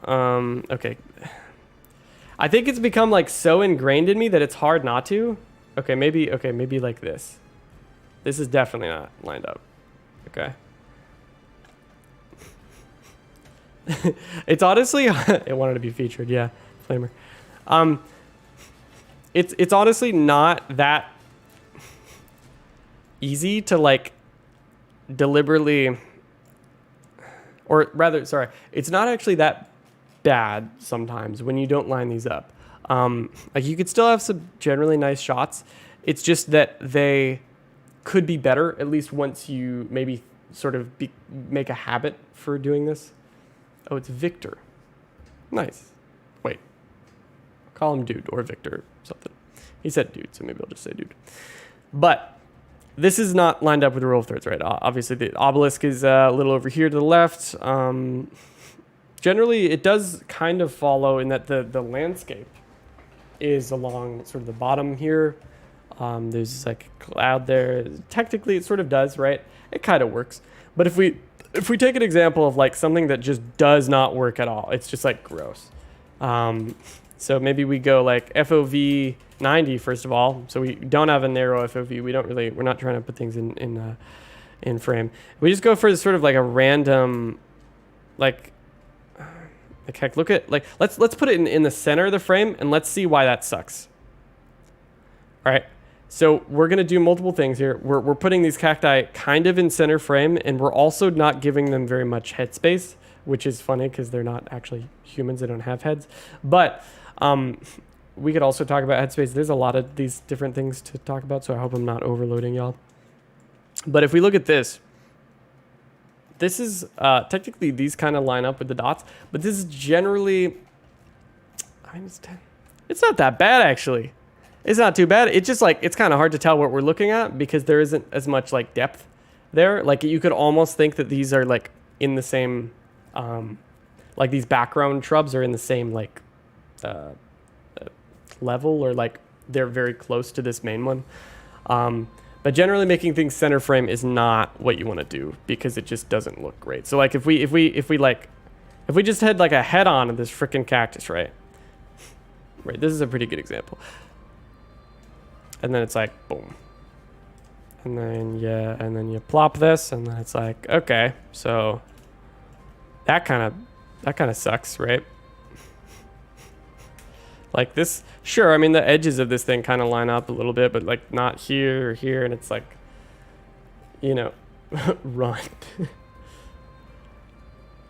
That one video Raz made where Shadowman's 1 is the best mammal in ARK is the only time you've argued with someone about the taxonomy of an animal in a video game. Wow, I don't think I've seen that one. But, yeah, really quick, just to sort of tie this up, like, yeah, center frame, this is sort of why you don't want to have things just plop in the middle of your frame, and why rule of thirds are important. And generally, I guess to answer your question, Victor or dude, you can't really make it work if you break these rules unless you're at least accidentally sort of like hitting on some of them. And like by make it work, I mean like make it look good in some way, right? If you're looking at a shot like this generally it's just a bad shot. Like it's just like, okay, there's no like fun angles. It's just like the center frame cactus, right? And so it's just something that, you know, you'll just practice with over time if you end up pursuing, you know, photography, cinematography, that kind of thing. And yeah, but to hit on, someone had asked, are you excited about the ARK animated series? Yeah, I'm pretty excited. I mean, we don't know much about it, so I can't be that excited, but yeah. There was, what was it? Looking Space? Should we talk about Looking Space? Outside of debates on Monster Hunter Discord. Wildcard really needs to make tech alpha traps gone with the monkey and gigabug. It's a lot of thoughts about official. But I guess we'll talk about Looking Space. Why not? Right, so we might need a human, but we can also use a dinosaur. We could also use a monkey.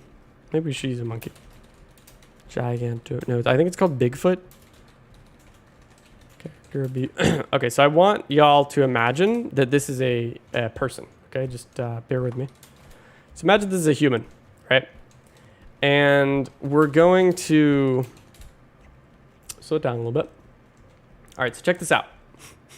I'm going to do a couple different shots, and we're going to talk about why they are bad and why they're good. Which ones are bad, which ones are good, and why, like specifically, like what makes them bad, what makes them good. All right, so like we got a monkey here, but like we're sort of pretending like he's a human. And we're going to take, let's try this one, for example. All right. So if we don't even like really think about, you know, rule of thirds or anything, we're just sort of paying attention to like how the faces work. Looks like you, platypus. Nice. That's cool. He has a cool face. I like this face. So let's take a look here. Part of his face is cut off, so that's immediately like, okay. I mean, that's not great. And he's also sort of like, you know, it's kind of hard to see his eye. This is just like a monkey thing. And it's also just like how lighting works, right? You want to pay attention to how lighting is. But generally, it's kind of hard to like see his eyes or where he's looking generally. So you want to make sure that the lighting is like right on the face so that you can see really well and like see the expression and everything, and have some depth to it too. So it's like maybe lighting from the side. There's also 3 light setups, a lot of stuff like that. But generally, he's kind of just like looking off this way, right? If we sort of look at where his eyes are looking. And it's just like kind of an uncomfortable shot. I don't know about y'all, but that's sort of how I think of it. I would not see this being that great. His face is a little bit too low, so maybe you'd want it more like here, and have him looking, you know, a little more like that way or something. Like right? If we want it to be a little bit more balanced, right?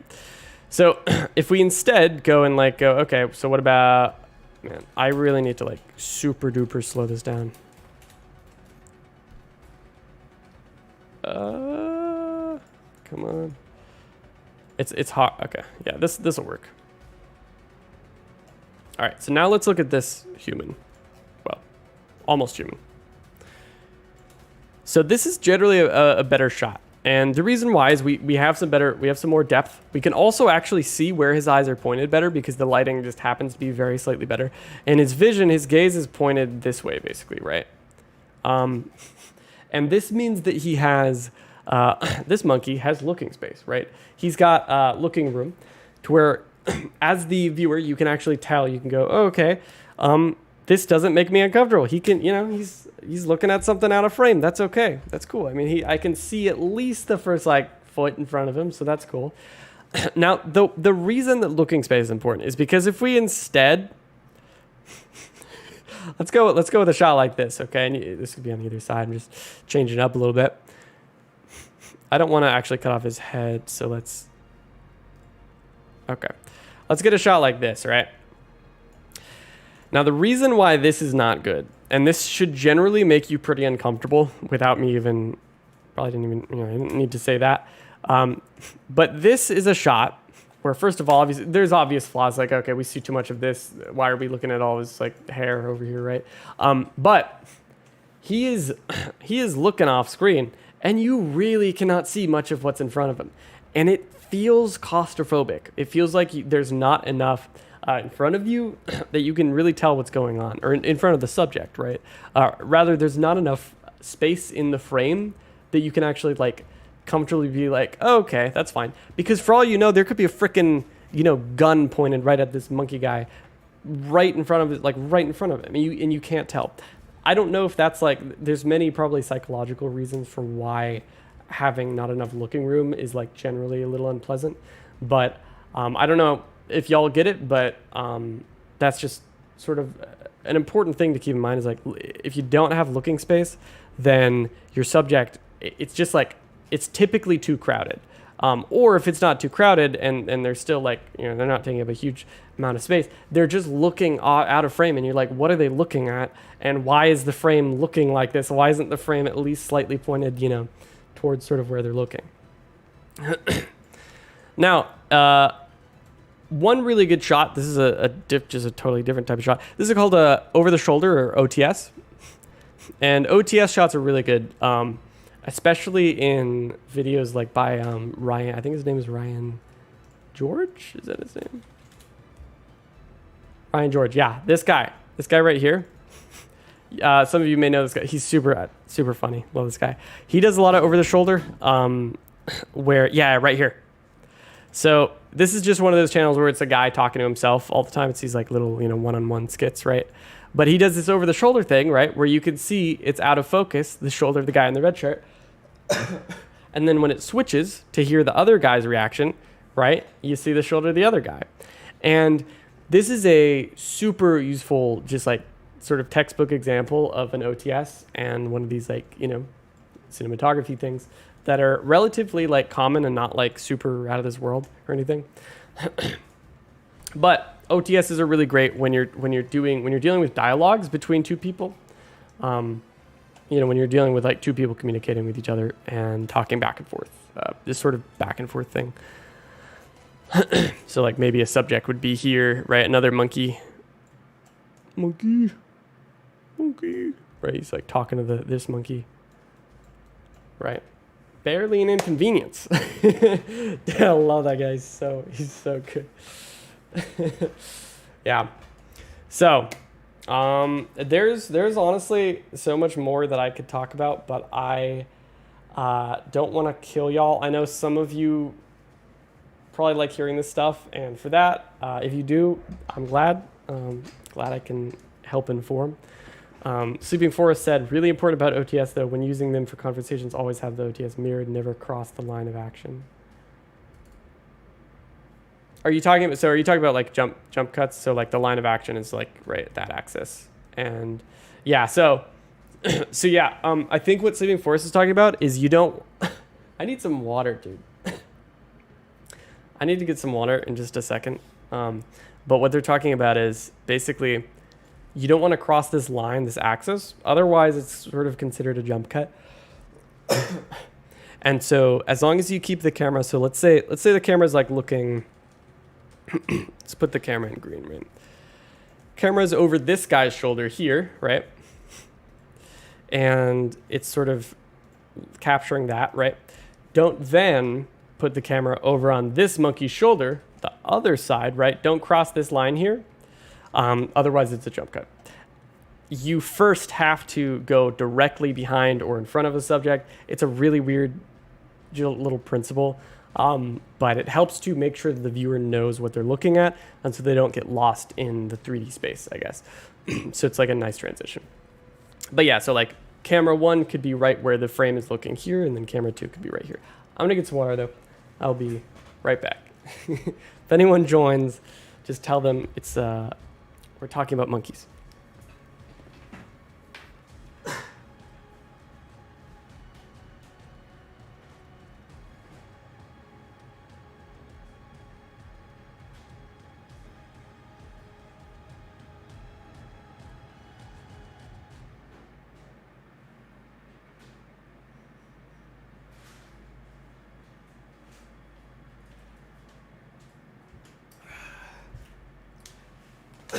Monkey.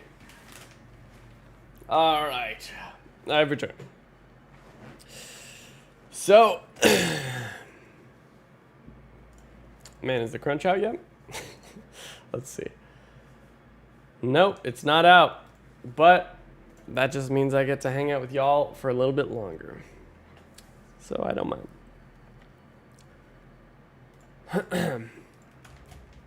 That is showing us his monkey. News is monkey. News is monkey. Monkey? What's going on? What's the ARK news we're waiting for?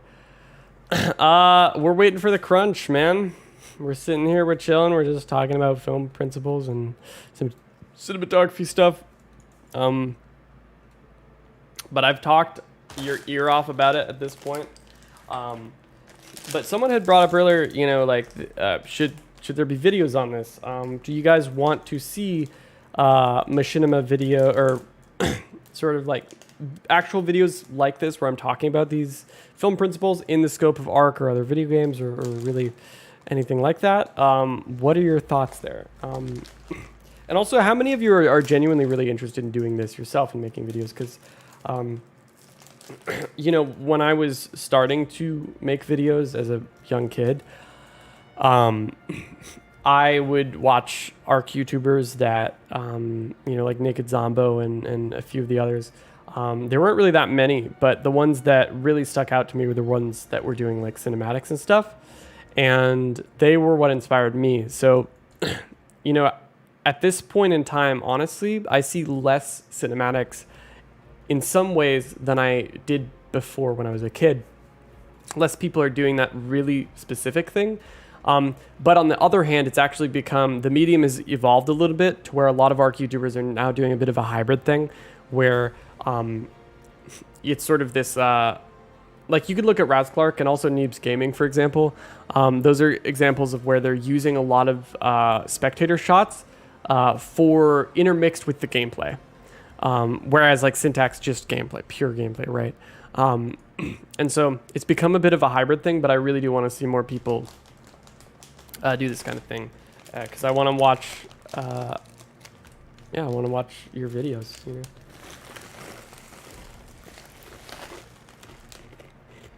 What info is coming out? We have no idea.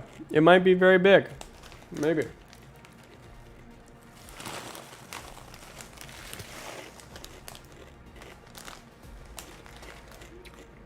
You think videos that translate cinematography principles to machinima would be good? The only one that comes to mind are some of the old Rooster Teeth videos on the making of RVB.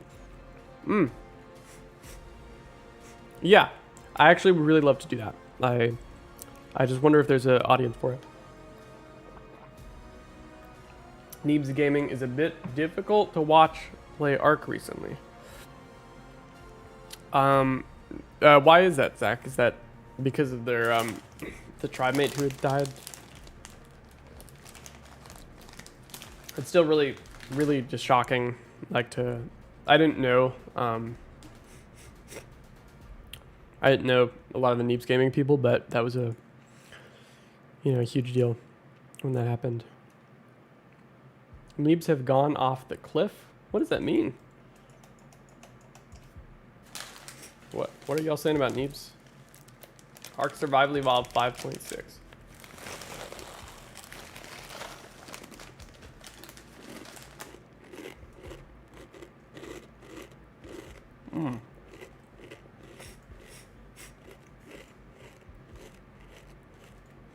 Wait, hold on. Dolly said on the Discord, no ARK 2. Or, sorry, no ASA news.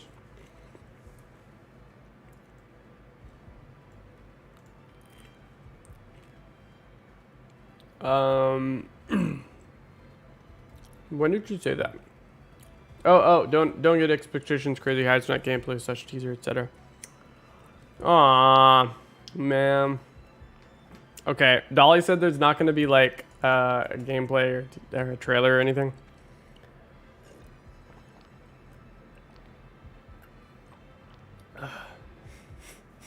Yeah. Yeah, one of the Neebs gaming guys, Thick, had died. It's really sad.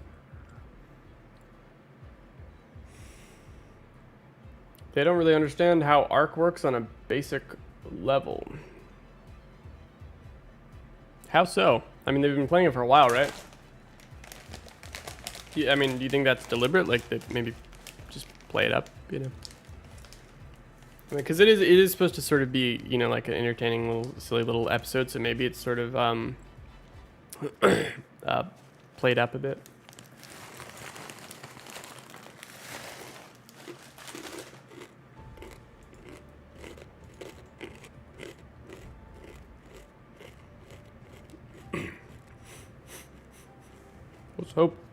Was hoping for some trailer, even like a minute of gameplay would have been nice.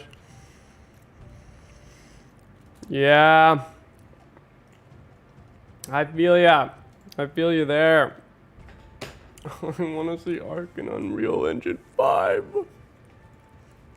Technically, guys, I have it on my computer. I don't have ASA on my computer, but I do have the Gen 2 UE5 thing. I think it would crash everything though if I tried to play it. I don't know how well it would work. I'll say I might try though, because I'm at my wit's end, waiting for this crunch. Let's see. Let's get it.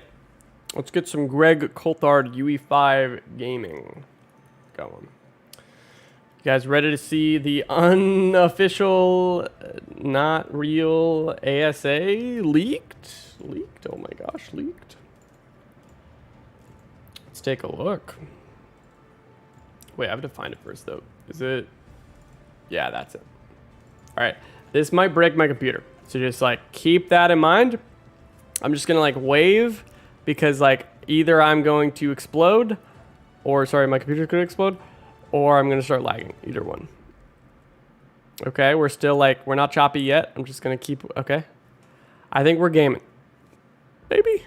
So, okay, let's switch to left monitor. All right, y'all.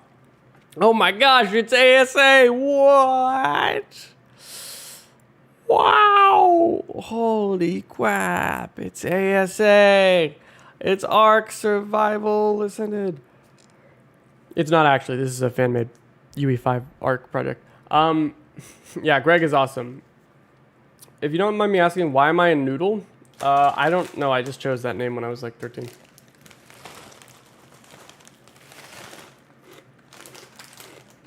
Okay.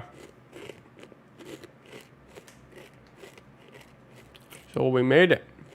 I hope Greg doesn't mind me sharing his project like this.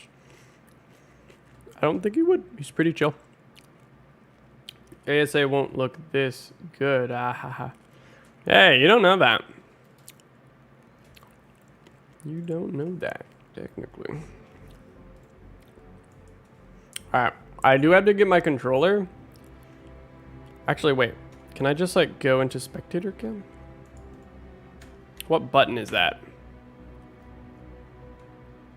I'm, like... I don't know what button I'm... Is it, like, C? That's, like, third person.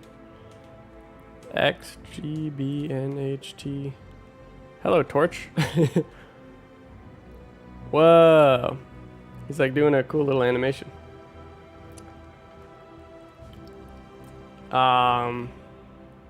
Okay, can I press Q? Wait, Q walks.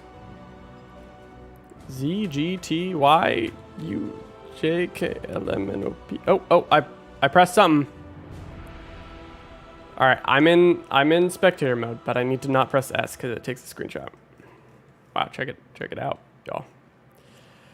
We're in ARK Survival Ascended, early access. Don't quote that, please. Don't clip that. Imagine if this is what they look like. Whoa. What do you guys think? Like, it kind of looks a little cartoony. Imagine if it looks like a little more cartoony, but like some textures are higher quality. What do you think, like, about that? Yo. ASA. Whoa.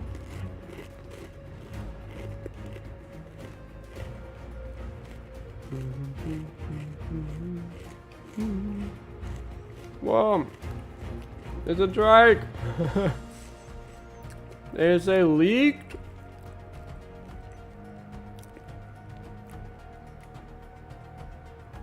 Man, the trike looks really sick.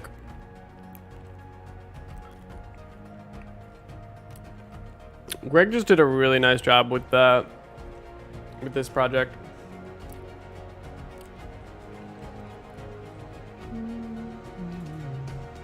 The cloud. So did he pour the entirety of Gen 2's BSP over to UE5? Like, can you go all the way down to the rock?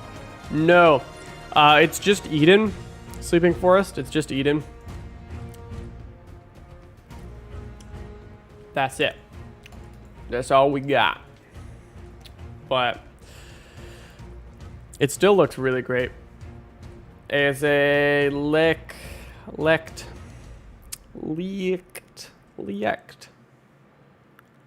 Oh my gosh, leaked in 4K, 8K.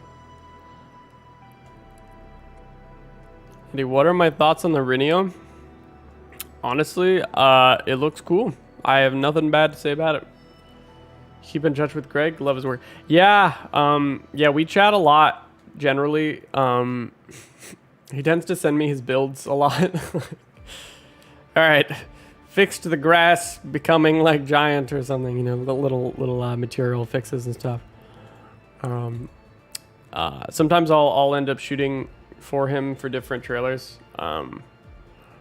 Because I do have an RTX 3090, as much as it's like very unstable at this point. Like, my graphics card's totally dying. But this is like a higher FOV. The blue, you want to see what the blue, dude? I can actually show you Zach Cook. Someone else in the same Greg's community is working on an aberration thing. So y'all, this is what aberration looks like in UE5. Kind of. It's like a relatively basic example. So this is actually not in, this is actually in UE5. And the lighting isn't like perfect yet or anything, but there's definitely, yeah, could look pretty neat. Whoa, we can go over here. What's over here? This is cool. It's like outside the bounds. What's going on over here?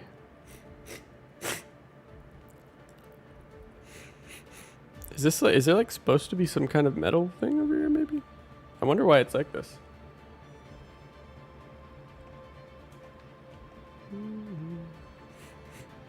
Yeah, man, Gen 2 in UE5 is wild.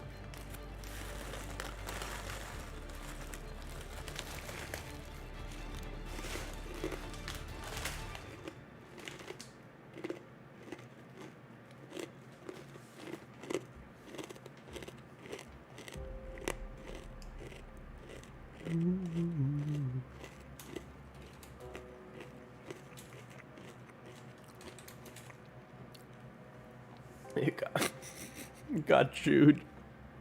And part of the map got chomped. And the rocks look so good. Yeah, so in case you're joining late, we are currently just messing around in Unreal Engine 5 fan project by Greg Coulthard of Gen 2. And eating some trail mix. And yep. And waiting for the crunch. That's the main thing. Waiting for the crunch, right? It's like, wait, there was one more thing that's kind of important. The most important thing. Oh.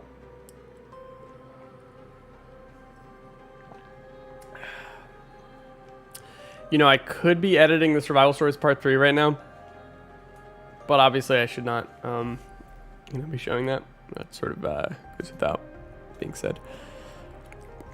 Whoa, it's crazy. So this is like ray tracing, I guess. It's crazy how Lumen interacts with like the ARK assets. Like you just don't see this level of sort of like shading and shadows and stuff in a normal ARK. Oh man, it looks sick. Whoa, hello tree. Yeah, it's just so like I guess lifelike, you know. Oh, did my camera just die? The stream is arguably more important than the crunch. Nah. Thank you. Let me fix my camera. I think my camera is finally giving up. He's like, all right, we've been doing this for long enough. Okay, give me a break. Oh, hello, Survival Stories pictures. If you're squeamish, sorry, I've just jump scared you with ARK blood. Let me just replug this in. Is it possible to take off the shadows and motion blur so we can get a better look on how we would actually play? So that's a good question. Nick got that Raz cam. Raz, it's all your fault. You told me to get the cam link. It's all your fault. I blame you. Curse you. Freaking cam link sucks, man. One day I'll get an upgrade. If you were to speculate, what do you think we might see in the crunch this week, considering gameplay of ASA?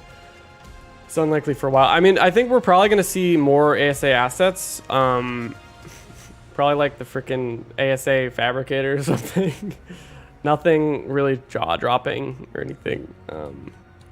I don't think I can turn off the cameras, though, to answer someone's question. I don't think I can turn off the shadows. I don't think there's an option for that in this like fan project. Doesn't really have an options menu. It's just kind of like you open the executable and then that's it. Man, this place though looks really good in UE5. You do use it with the extension plugged in? Yeah. Yeah. I've got the extension. Some nodes. What does it look like out here? I wonder. I didn't even know I could go this far. Can't wait to see the ASA mortar and pestle. Whoa, bro. We're going to the space biome. Whoa. Whoa, this looks a little strange. Love how we're listening to the Genesis 2 music. Oh, like, it's so epic. Oh my gosh, we're outside the map. Whoa. Beautiful. It's so epic. It's so exquisite. Your survival ends here. Survivor.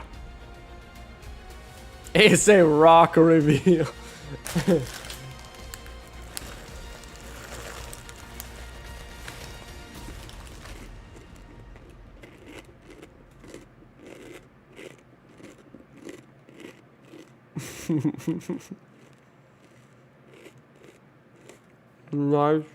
Nice space biome. Beautiful space biome.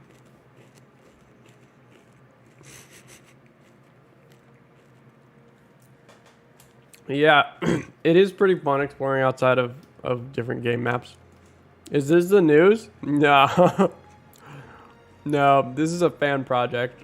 It is in Unreal Engine 5 though, so it's sort of a clue into what ASA could look like. Whoa. You know what? Do I have his thing just muted? Is that what's going on? It might actually have sound. Oh my gosh, did it have sound this entire time?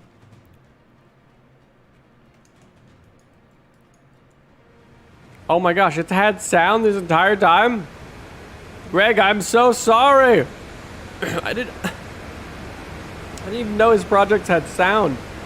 I had them muted every time I was recording. That's rough.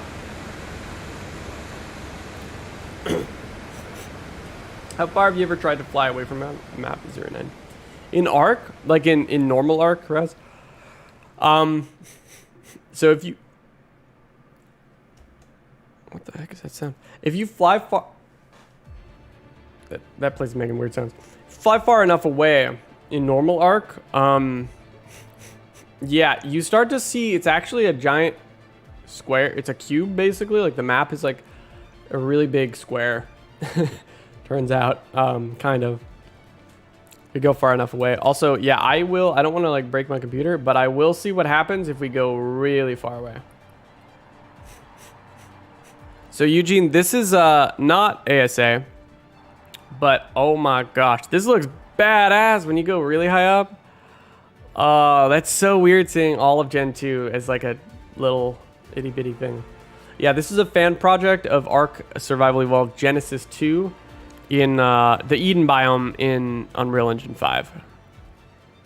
The landscapes are supposed to be there normally. It's just like I'm obviously really far away, so. But yeah, it's crazy how much detail. This is the power of nanite. There's so much detail retained in this compared to like a really far away shot. Why are the borders a square but the cutscenes show domes? So that's just a technical reason. The lore explanation, of course, is the bio domes, right? The borders are domes, but they are technically squares because it's just how the Unreal like system works.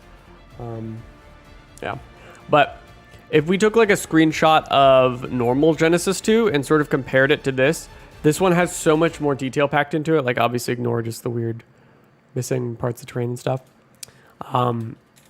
But like, I don't know if it's really that obvious to y'all, but like to me, I'm immediately like, oh my God, like the lighting, the way that the lighting is working from a distance, the way that the polygons, the actual terrain itself, it's using a system called Lumen, I believe.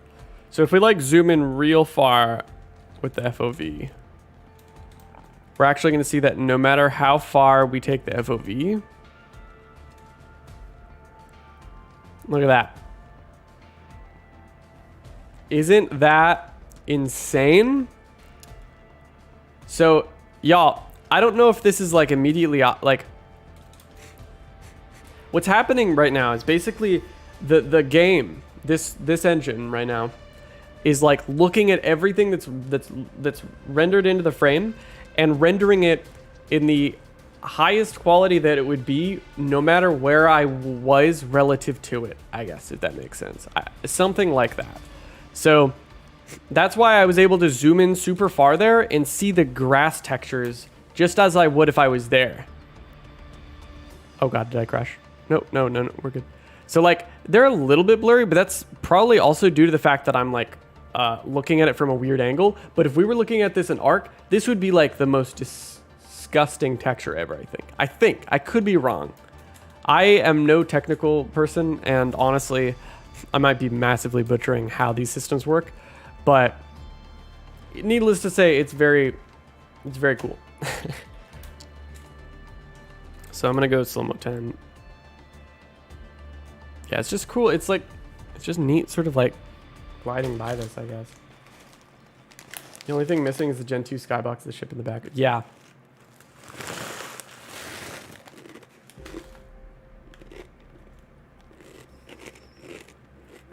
That would look really cool.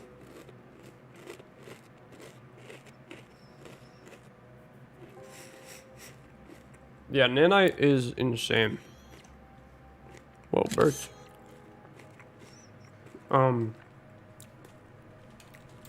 Something I'm actually going to be doing once ASA is coming out, or comes out, is learning a lot of how these systems work with UE5, and starting to get a lot of these technical skills, because they're going to help a lot with creating cinematics, because of like the way that I can rig cameras and stuff, and just making my own scenes and my own worlds and telling my own stories. Sort of on an unrelated note to all this, like I'm just super freaking excited for everything that ASA and UE5 just in general is able to bring to the table. And yeah, this is like, I'm going to be obsessing over this in a few months. Raz Clark, is the fourth season of Monarchy going to be fire? Yeah, Raz Clark, is it going to be fire? Tell us. We need to know if it will be fire. Oh, I just love the lighting here. It's just so like real looking, bro. It's just so like, it just looks like real life almost, if it weren't for like the lower quality, say lower quality ARK assets. ASA modability. It's gonna be awesome. Yeah, and I mean it'll be cross-platform compatible, which is just kind of insane. I never imagined they'd get mods working on consoles. So it's just kind of like yeah, it's gonna be exciting, I think, for everyone. Like, I think people are maybe not quickly, but they're eventually, I think, gonna get over the $60 price tag, because it is a lot of money and it's super costly for like the whole game all over again.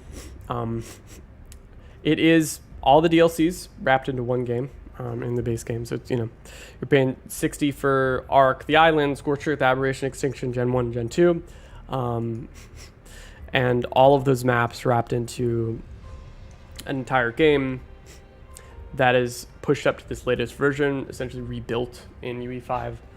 And so I think like people are going to get over the price tag thing eventually. Like if we look at the recent, probably a lot of you have seen the Gollum game, which is like just horrendous. It's just truly awful. If you look at just the systems of the game, like they charge $60 for it. And that's obviously like, yeah, we're comparing like complete utter crap to like ARK to try and maybe prop it up or something. I'm not trying to do that in like a logical fallacy kind of way. I'm just trying to provide like an example of like, okay, this is something that developers are like really insane publishers and developers are like able to charge $60 for, and like they get a bunch of crap.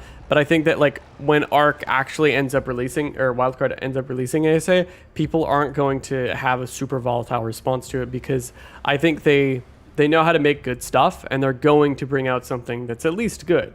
On principle, people might say, oh, this is messed up because you're charging for the same game. But I think that ASA will likely be good. And so at the end of the day, in the economy, right, when you look at markets, things that sell, they sell because they are sought after, right? They're like good. And if ASA is good, that's what matters. It doesn't matter that it's a re-release of the same game. If it's good, it's good. People will buy it. So, say what you want about the publisher and everything. I'm really on the side of everyone here. But as individual customers, as individual players, we can't really do much. Boycotting generally doesn't work. And if you look at like other industries, again, it's very easy to make logical fallacies to say, hey, the oil industry is way more corrupt than the gaming industry, so therefore the gaming industry corruption is fine. I don't want to say that, but it is easy to go to that and be like, I mean, look, man, there's like tons of stuff that goes really corrupt in like other industries. In the clothing industry, planned obsolescence, in the oil industry, everything attached to that, right? Whereas the gaming industry, we're like freaking out about, publisher cheating on their own video game servers. And like rightfully so, like it's annoying, it's like stupid, it's corrupt, like it's not fair to players. As I myself, as someone who's investigated that, over time, I've certainly not forgiven it, but it's become something that I'm not as like freaked out about, because it's just like, at the end of the day, it's a video game. Yeah.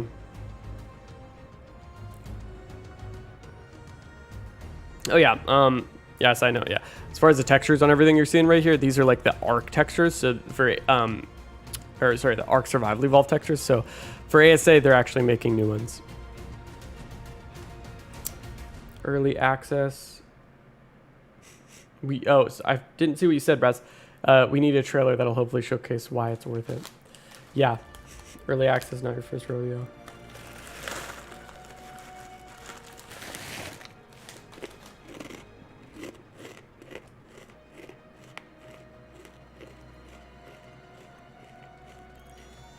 Yeah, Anthony.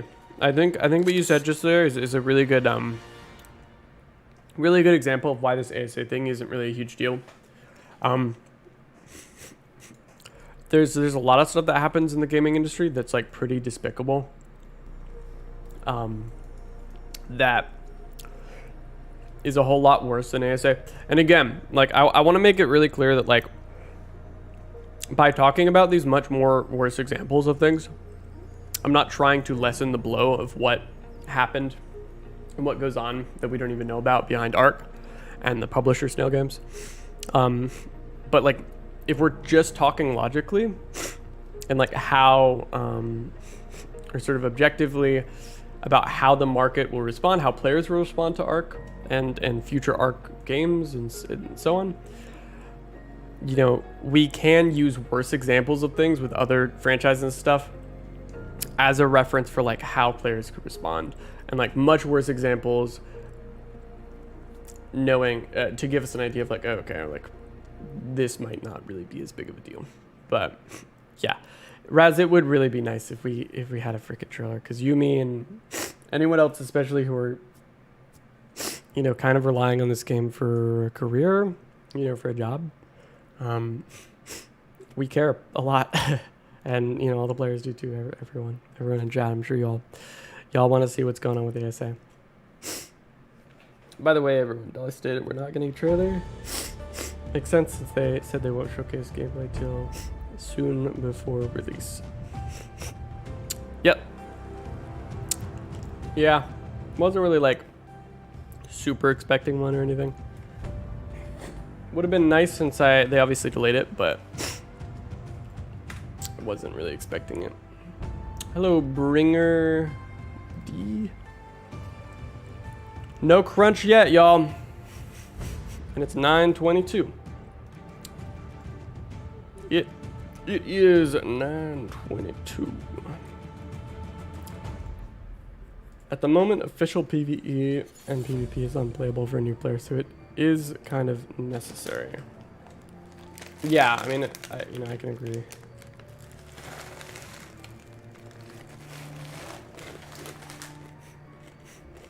It's so much more than a career over you. Love ARK. You just want the best for it. Yeah, I mean, I get that. Honestly, man, I think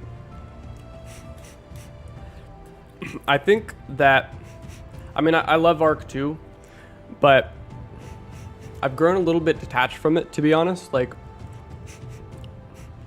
I think a lot of YouTubers probably enjoy the game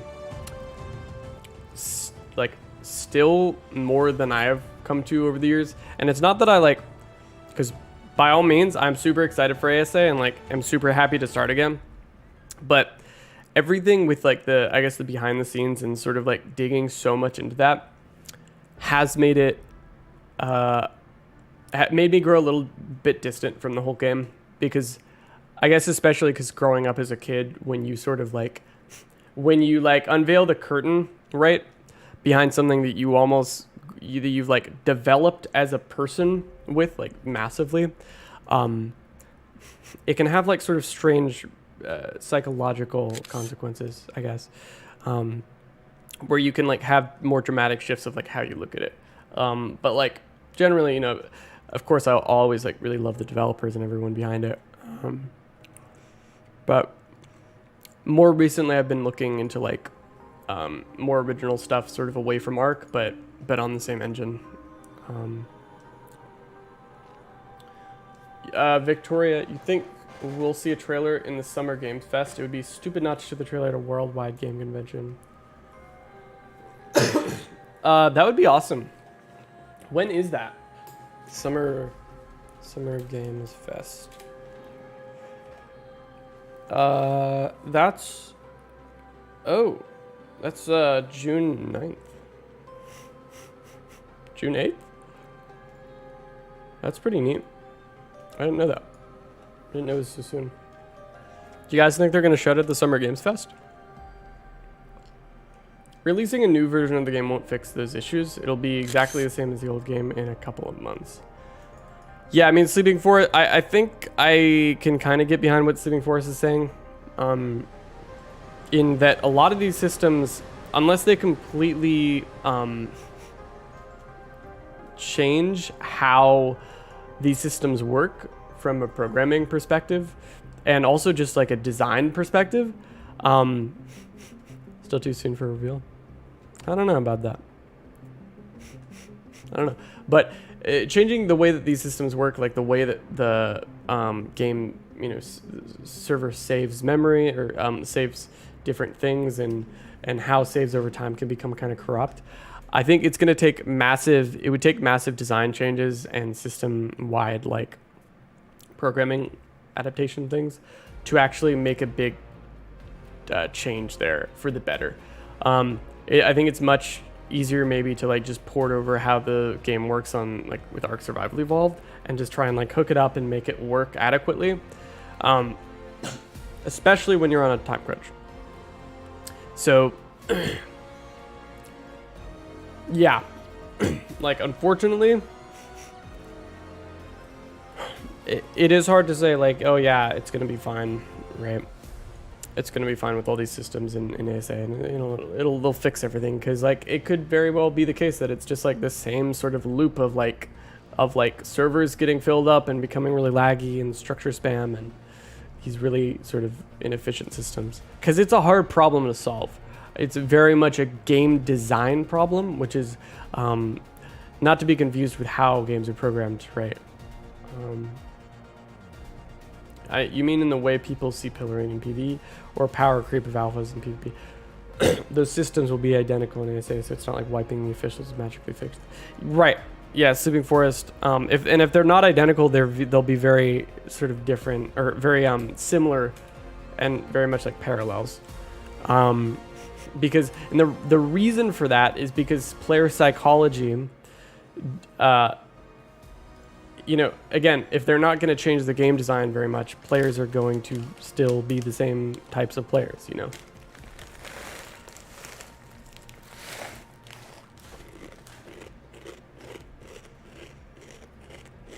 I'm gonna get some water, y'all.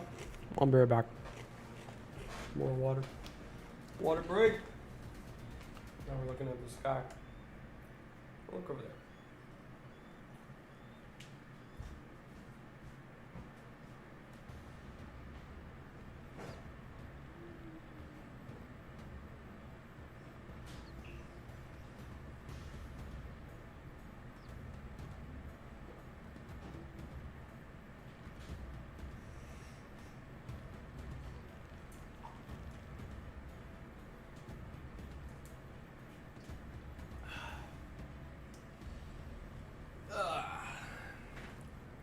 Hello, Songbird Gaming. Welcome. How you doing? Welcome to the stream. Man, we've just been floating around Unreal Engine 5, Genesis 2 for like a while now, talking about ASA. But it is so nice. Just a personal thing. It is very nice because I now have a fan, like a wall fan thing, that actually puts airflow into my room, because for a while I have not had actual airflow into my room. It wasn't a thing, because there's like a wall that sort of divided this room from another room after the fact. And so streams before, in the past leading up to, like, ever since I've moved here, streams before got super hot in here because my computer was like working so hard, and so it was tough, but it's so much nicer now.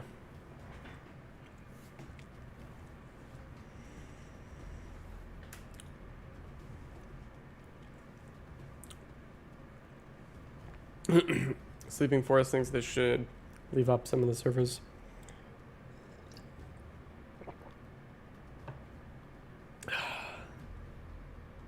Oh, have like a great migration, kind of like when the legacy thing happened. Yeah.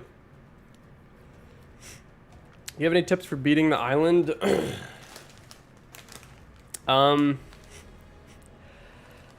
Honestly, play with friends and think about your experience of playing as something that you want to tailor and have as an experience that works for you.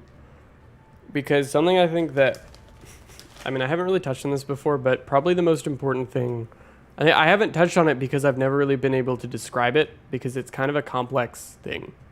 But, so let me tell you a story. When I was young, when I played ARK, I was like 13 or 14, 15, 16, and so on.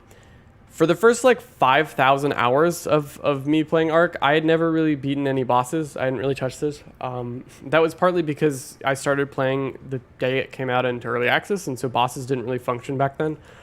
But, so I just tamed stuff and sort of get to some degree in the game I got to some stage and then I would quit playing. Or I would just say, I don't really like this save anymore, so I'm just going to delete this save and like start a new one. And I cannot tell you how many times I had done that over and over and over again as a kid. I just reset. I would just say, there's just some point, something happened where I was like, you know what? I don't really want to play this save anymore. I want to like start over. I want to start fresh. And I don't really know why that was, if it was like an OCD thing or what. Sometimes this was triggered by like me impulsively changing the settings to make the game easier. So like if I wanted to make the multipliers like higher so I could progress in the game faster and I was like frustrated, I would do that. And then I would be like, well crap, now I feel like I'm cheating and I feel bad about this. And then I was like, yeah, you know what? This is ruined. I'm just going to delete my save and start over with no multipliers changed so I don't feel like I'm cheating. It was this weird psychological battle I kept having with myself as a kid. And I know it sounds like such a weird first world problem. But just in touching on like the ARK experience and really an experience you could have with a lot of different survival games, I think it's important to like sort of break down like what it means to play and like to feel about how you play the game, to like better understand like should you still be playing this game, like if we're still starting over, is it what's wrong, like what's going on, how can we like why do we start over saves? Wow, it sounds like actually a lot of you had similar experiences. That's interesting. But yeah, so I would start over these saves because I felt like I was cheating. That was usually like the main thing. And then and over time I came to learn that I had a preferred way to play the game. My preferred way was very much, I didn't want to have things in the game that made it feel like it was easier for me generally. And I came to like over time change that feeling, for a while. And even still, like I don't enjoy playing ARK with mods. It's a really niche, just psychological thing. I'm just not really big in mods at all. I have come to start making my own mods, and that's something I'm going to be doing massively with ASA. But yeah, I just, for the longest time, I could not play with mods. I couldn't will myself. I was like, even if I tried, I just started a new save and then I wiped it again. And it was just such a waste of time, it felt like, back then. But I think what I didn't realize and could never really like sort of explain to myself was just that I had a preferred way of playing and I wasn't really able to like embrace that completely or accept it, or I was too impulsive or all these different things. And so when it came to eventually like the servers like Journey's Core that I played on, I played through all those maps. If you've seen those videos, then you might know like, oh wow, okay. So I've played through like the Island, Scorcher, the Aberration, and so on one character, right? And for me, one other main pillar for me to be able to play ARK is to have my friends with me. Because, and this is actually something that in Monarchy, if you've seen those videos, something that made it really hard throughout that series was actually that I don't do very well when I'm by myself in ARK. because of just the way that, and this has sort of gotten a lot easier over time, but generally I'm just not very like, I focus on really obscure things generally in ARK, and I'm a much better sort of coordinator and like leader than just someone that can like generally focus on like one task at a time and just like play the game like what you might think of like a normal person as being.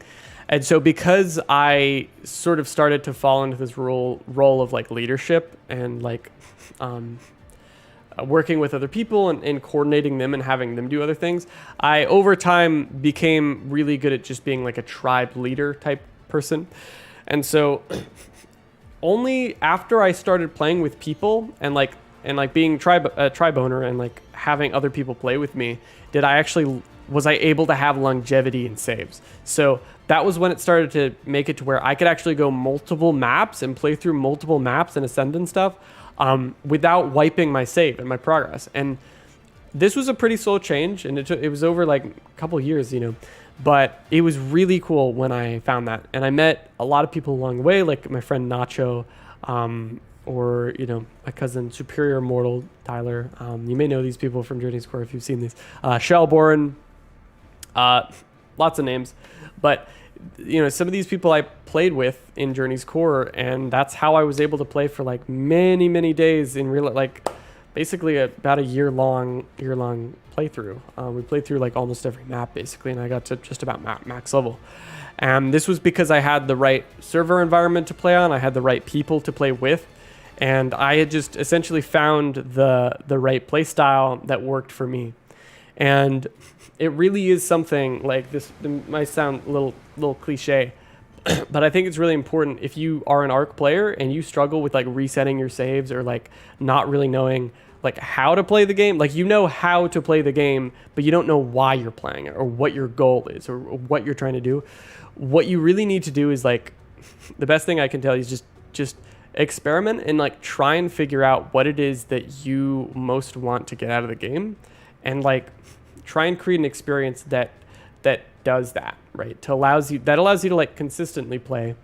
And again, it's hard for me to encourage people to get a gaming addiction because it's something I still struggle with now. Certainly I don't really play many games nowadays. On ARK, I open ARK a lot. That's purely for recording. When the ASA comes out, I'm sure I'm going to be way deep in the philosophical or metaphorical gaming water. But like for example with Zelda, the new Zelda that came out, I've been struggling to not play that for like massive. I just start playing it like at night, and then it's like 4 a.m. and I'm like, oh my god, it's hard. So I don't want to encourage y'all to get addicted to ARK or anything, which is very easy to do. Trust me, I would know, and I'm sure many of you know too. But if you want to have a better experience playing ARK, set boundaries, right? Find your boundaries, find the way that you like to play, and play it that way. And it's not going to be immediate. I can't tell you how to do that, right? Like if y'all want, so that's all that someone asked a question like, okay, how do I play on the island? And this is what led me to this whole, rant, right? But again, so I guess to answer that question, right? How do you play on the island? Figure it out, right? Figure out how you can best control the environment of the game to fit your needs with it. And that's what I would say is going to create the best experience for you. That might mean, if you're like me, that might mean you need to host your own servers and you need to be a tribe leader, and you need to work with tribe mates and make some friends that play with you, right? That want to play with you, right? Note that want to, okay, don't force your friends to play with you. Never leads to successful outcomes, believe me. So you find people that really want to play too, right? People that have a similar energy.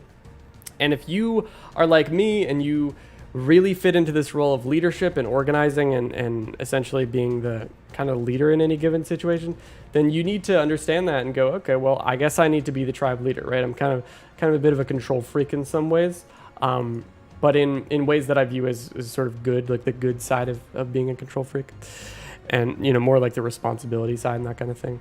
So if that's you, then go pursue that, you know, with ARK and all kinds of other games.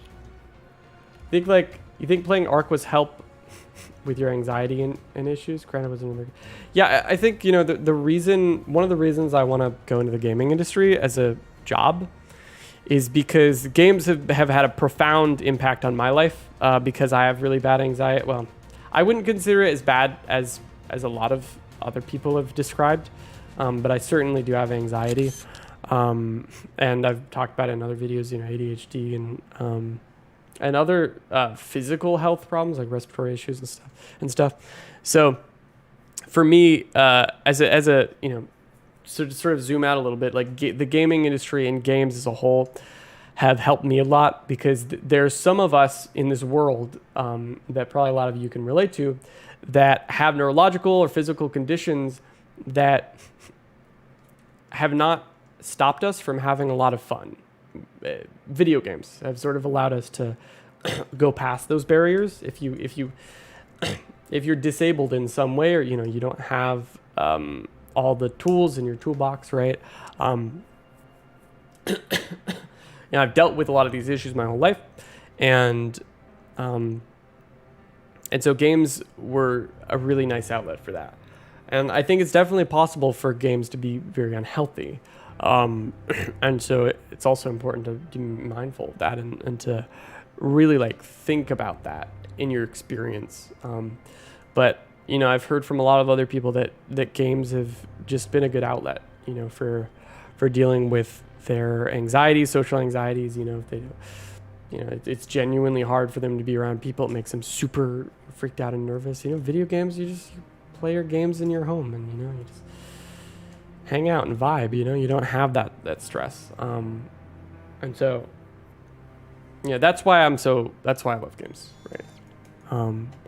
But also, I mean, probably the biggest thing for me with games and games like ARK is the storytelling. Beyond the actual medium of like how games can help people with that struggle, like games allow you to interact with a world like how a book does, except in many ways, a lot more than a book, right? I mean, people can get super absorbed in books and movies and music and so on, but games kind of bring all of those elements together if they're done well. And so you have this experience that not only you're watching this spectacle of music and, you know, sound designers and programmers and level designers and people who model clothes and furniture and create and animate creatures and all this, but you're able to interact as a player. And that's, of course, that's a level of interactivity that is made gaming and the gaming industry as huge as it is today. It's basically the biggest entertainment industry in the world, I think. And so that's why I love it. But that's a huge tangent. So that's all from ARK. That whole thing just sort of spiraled out from asking me how you should play on the island. So yeah, hope that answered it. Hope that answered the question.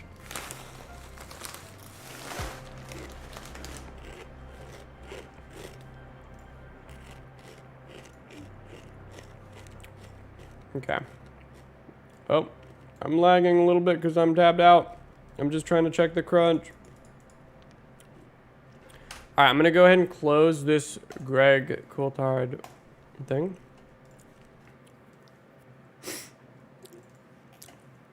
Y'all, there's no crunch. What are we supposed to do? Y'all, I'm like stuck with you guys. I'm stuck. You guys are like holding me hostage right now. I end the stream when the crunch comes out, and there's no freaking crunch. Where's that crunch? You're the only one who thinks the metal looks like plastic. It kind of does.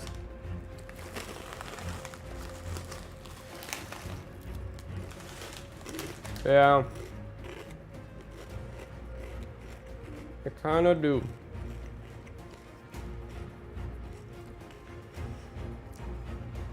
ARK is one game that has inspired your daughter to want to cook. That's cool. Yeah, I mean, it's kind of insane when you think about it. So, like, I myself as a creator, or so many people are creators that it's weird to say, like, only the YouTubers or creators or whatever. But as a YouTuber, right, I've come to really sort of zoom out a little bit of the art community and look at like sort of where the content I make is just in general. and looking at ARK as well, it's just insane, like compared to other media or other games and communities and stuff. And this sort of happens with any big game, is like it is a huge community. Like it is like self-sustaining at this point, right? It's like this sort of the best way I could put it. Because if you go to any of these crunches, like part of the reason they do this is of course to share stuff that the community's made. But when you really like look at this and you think about it, this stuff is just being made all the time. Like there's artists that are drawing Featherlight pixel art all the time. I mean, maybe not specifically Featherlights, but just they're drawing art all the time. They're making videos, right? They're making thumbnails. They're making in my case, music, right? This is a track that I paid a lot of money and worked with a super professional music producer and composer to produce a couple weeks back for a trailer for the survival stories, right? We made this and it's based off of an ARK track, right? So much money and time and energy, not only from what I do and with the survival stories, but from all these artists, anyone. We love ARK so much that we make this art, and I think it's something that we don't even really think about much. This game has become a self-sustaining ecosystem that Wildcard don't even have to do that much to allow to proliferate, like continue to proliferate and like exist and expand. So it's weird, like the community is almost keeping itself afloat in that sense. And I think that's due to the fact that Ned flexing his music. I think that's due to the fact that ARK is generally designed very well, right? And it has so much content. It is so much for so many different types of people, obviously. That's the best thing about the community crunch. It's about the community. Love looking at the art. Yeah, it's crazy, but it's just, I guess it's just so, it never fails to like, just kind of surprise me that like, there's so much stuff that's just always being made for this game. And so like if you're the creators of ARK, you're like, ka-ching, we hit the jackpot. We don't even have to make our game. They're making art about our game every single darn day and they don't even realize it, right? Like I'm sort of making a big deal about this because I feel like as players, we don't really think about, like before I got into YouTube, I didn't really think about how insane it is that so many people are constantly making content for ARK, like all the time, without Wildcard having to touch anything.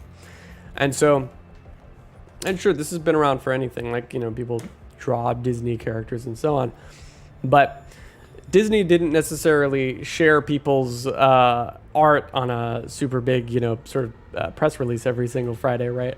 Not that they're sort of that comparable, right? But it's just something I think about it a lot, I guess. When the ARK cartoon, when's the animated series? Nobody knows, man. Sorry.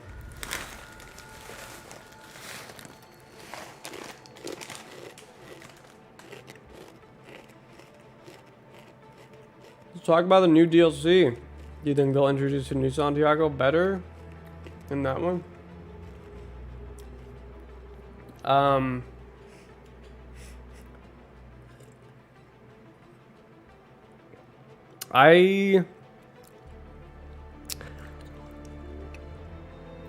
don't know. I truly like.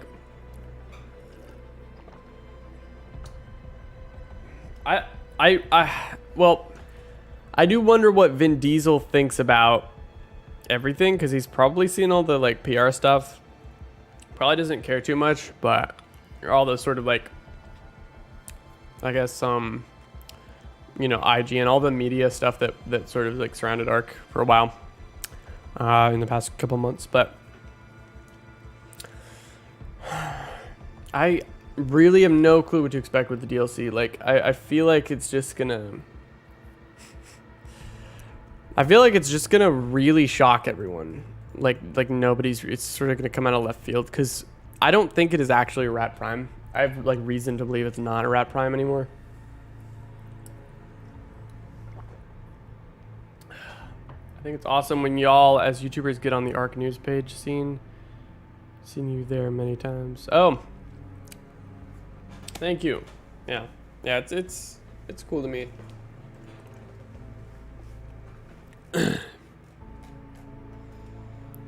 Hey survivors, the ARK Community Crunch will be coming out on Saturday. It'd be really funny if they then send a message.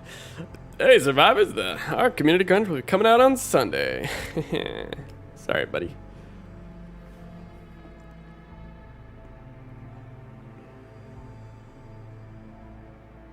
Hey Raz, what's up? What's my reason? Are you talking about my reasons? Reasons for what specifically? There might be a delay in something. Are you asking about the DLC? So if you're asking about a rat prime and why I don't think it'll be a rat prime, a little birdie, a little birdie told me, not naming names, could be anyone, could be the wind that told me this, okay? But someone credible, someone told me that it's something that has already been shown.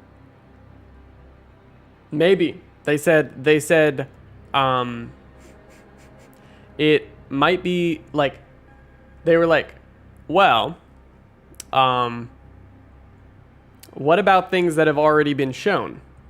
And I was like, in direct response to me saying like, oh, it's like probably gonna be Rat Prime.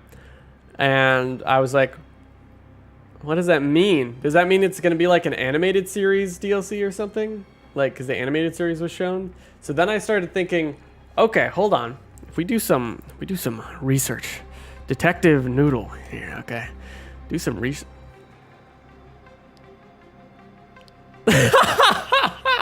Diana couldn't respawn because Rockwell destroyed the village with all the. Okay, I'm sorry. Got super distracted. Okay, what are we talking about? The thing. All right, let's hold on. Lore. All right, DLC lore. All right, let's go way back. This is very fitting music. Okay. Oh, don't dig yourself if you can't. All G. No, it's not. I don't really. Okay. So, here's my theory, my game theory. Okay. This render is actually significant because the DLC for ARK Survival ARK Survival Ascended is going to be a giant advertisement for ARK the Animated Series. There you have it. That's my prediction. I don't think it's going to be Rat Prime. I think it's in some way going to incorporate the other characters and maybe even be like a story, like a super duper story DLC of like Helena's adventure on the island with other characters. Specifically, they're going to add in the characters they added in the animated series, but like this, you know, in UE5, model and everything. Maybe that would be a lot of work, to be honest. And like, I feel like they wouldn't have enough time for that because it's so like, that's a lot of writing and stuff. But this render, just a day in the life soon. I don't know. I just think it's going to be a reference to the animated series in some way. Because I don't know why that little birdie, like the wind, told me. I mean, they didn't even maybe tell me directly. Maybe I just like heard it. That like, it's something they've already shown. They haven't shown a Rat Prime. So if it's something they've already shown, then what does that mean? Right? Is it the tree? Is it the DLC of the trees? Are we getting tree DLC? Tree, like 3. 3D. Okay, now we're just becoming an Illuminati conspiracy theory. Wake up. Wake up. Wake No, up. I'm just like Wake up. Wake patrolling Twitter, but that's just a theory. A game theory. Thanks for watching. So, I mean, what do you guys think? Crashed aberration. Well, I mean, that's kind of like the precursor to Rat Prime. So, Tree LC.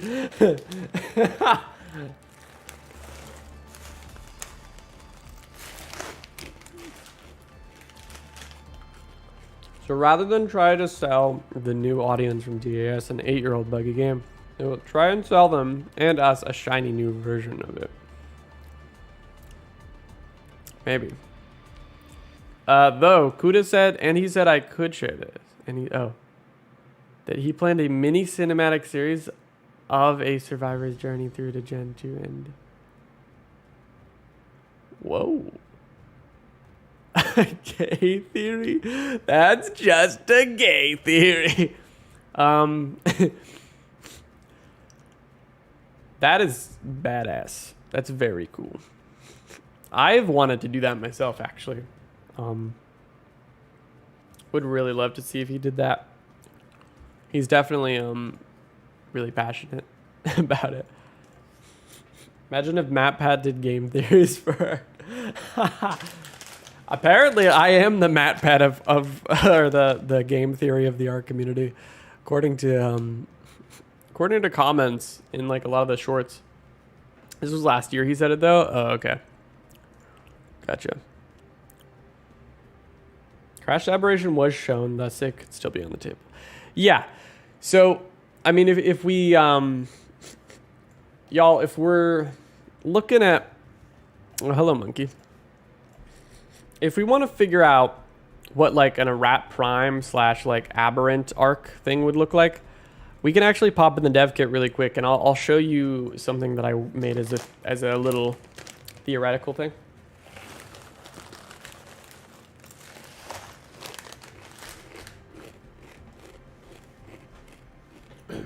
Made this with Spartan. Dead Pat.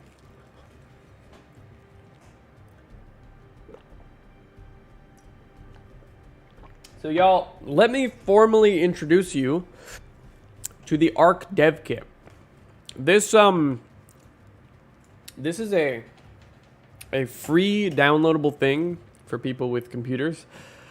And in a nutshell, the ARK dev kit is on a version of Unreal Engine called 4.5. And that doesn't mean you might go, "Oh, okay, that's cool." Like 4.5. Like no. 4.5 means like 4.05, which basically, because like game versions are weird. So they go like 4.5, 4.6, 0.7, 0.8, 0.9, 0.10, 0.11, 12, 13, and so on, right? And so the issue, my voice is breaking. The issue is that 4.5 is from 2014, okay? So it's important to make this known. ARK Survival Evolved, its dev kit, and the version of Unreal that it runs off of is from 2014. It has not changed since then, which is part of why ASA is so significant technically. But it also means that this dev kit is hell to work with, and people like the amazing animator who's doing part 3, we just call him V Virus, or V11, VII2U5, right? Just call him V. He's in the chat. Might still be in the stream.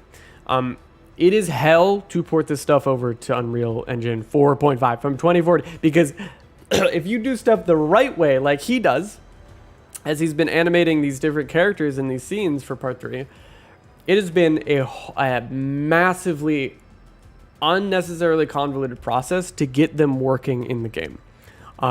We've had so many skeletal issues where bones are just breaking all over the place and stretching, and animations are just breaking. It is just a nightmare. And so for modders, I've only been using the dev kit for like maybe a year now. And you know, so it's pretty, like, I'm pretty familiar with it now and I can do a lot of things, but I'm still pretty new. But for people who've been working with it for a long time, this is going to be huge for them. Like people like Nekatis and other mappers and modders, yeah, this is going to be huge. So, if we go into like mods, for example, well, we do have the cloning chamber. I could share with y'all what that looked like, but otherwise, I forget what I called it. The Trilobite mod. I remember that. Tekis. Oh, ARK Park. Yo, I could show you guys ARK Park VR scary. You guys want to see my art? This is actually from part 3, a little behind the scenes. We could load this. Why not? So, yeah, you're not actually going to see this. Well, you will see this map in part 3 when it comes out this month. Again, June 10th for patrons and YouTube members, and then June 17th for the public release. So this is a bit of a spoiler, but not really too much. We're basically just going to look at the empty map itself. In the video, we have a whole lot more there, and it's a relatively short sequence, and it has a particular ARK YouTuber in the chat. Hint, hint. Very great performance. You're going to love it.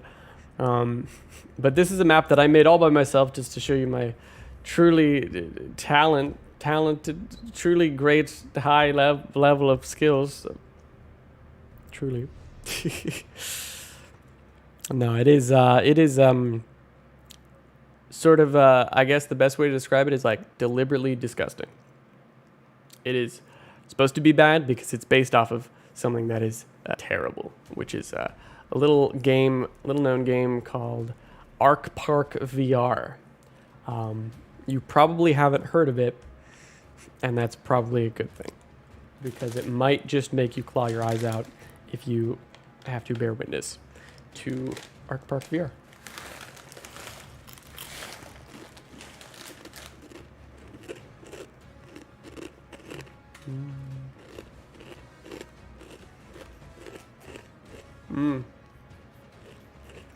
Ma'am, no teaser.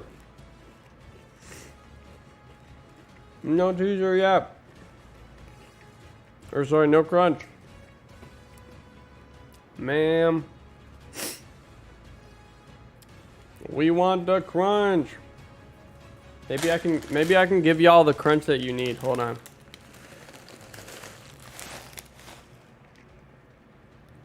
Here's the crunch.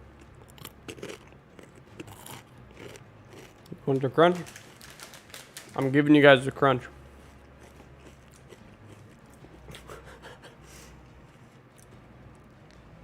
You hope Cabalist will be on console one day, because is that like a mod map?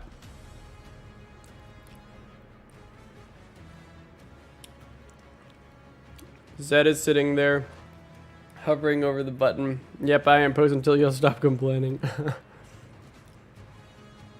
By the way, Ned, there's also nothing on Twitter from any active wildcard devs.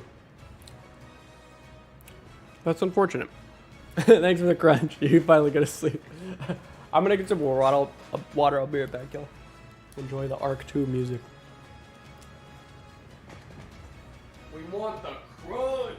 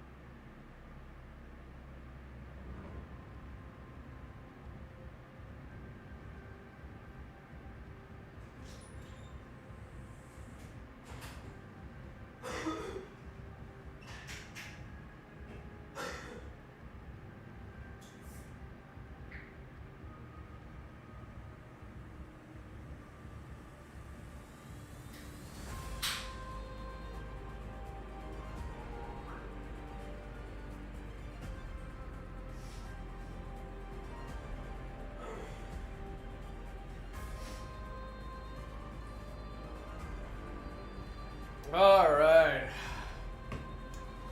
Ah. Oh, perfect timing, huh? Welcome to my map.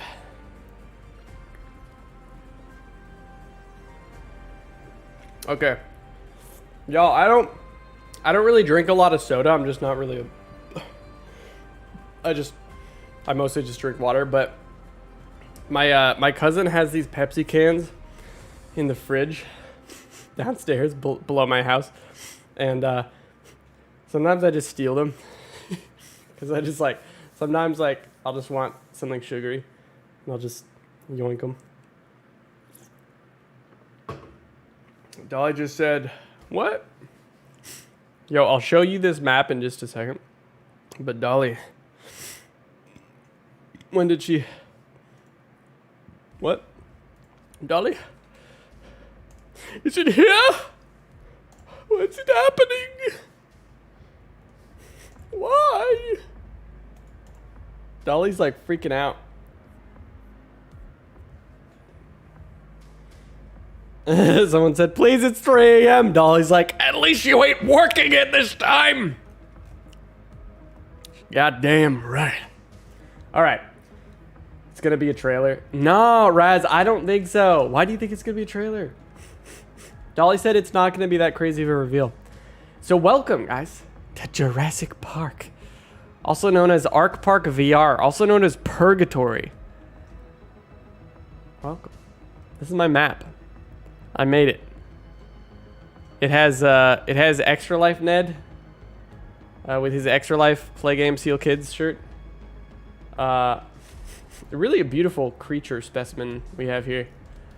I don't know if this is like creepy or meta for me to be looking at myself in ARK.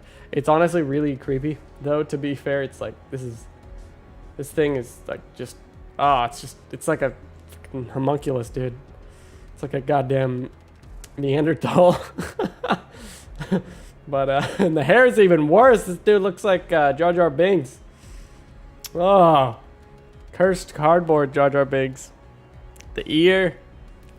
Yeah, so I don't really want to click the play button, but basically what he does is he hits. It's the Extra Life skin for Ned. So he pulls out this Ned out of his back. He like pulls it out. He's like, ugh! And then he kills. He destroys. He hits it. Can you tell what he's doing? I'm like giving you like this isn't like a threat. This is like almost like the way I just like described that, it almost sounded like a threat. But this is not at all indicative. I'm not trying to like destroy snail games, but just pay attention, okay? The very beginning of part 3, you'll know why, okay? Y'all pay attention. That could easily be a survival horror mod. Yeah, but we also got N64 Megapithecus from ARK Park. So the reason, this is actually Ned lore here. The reason I refunded ARK Park VR in 2019 is actually because of N64 Megapithecus right here. Because I was playing the wave-based shooter game mode, right? And I saw this thing walk into the arena, and I was like, what am I looking at? This looks like a goddamn Mario 64 character, and I closed the game, and I uninstalled it, and I refunded the game. And that is all it took. So, yeah. I mean, if you want to play with N64 Megapithecus, then be my guest. But I would rather choose ARK Survival Evolved or Ascended, maybe. Oh my god. That was in it? Yeah, I'm not even kidding, Rez.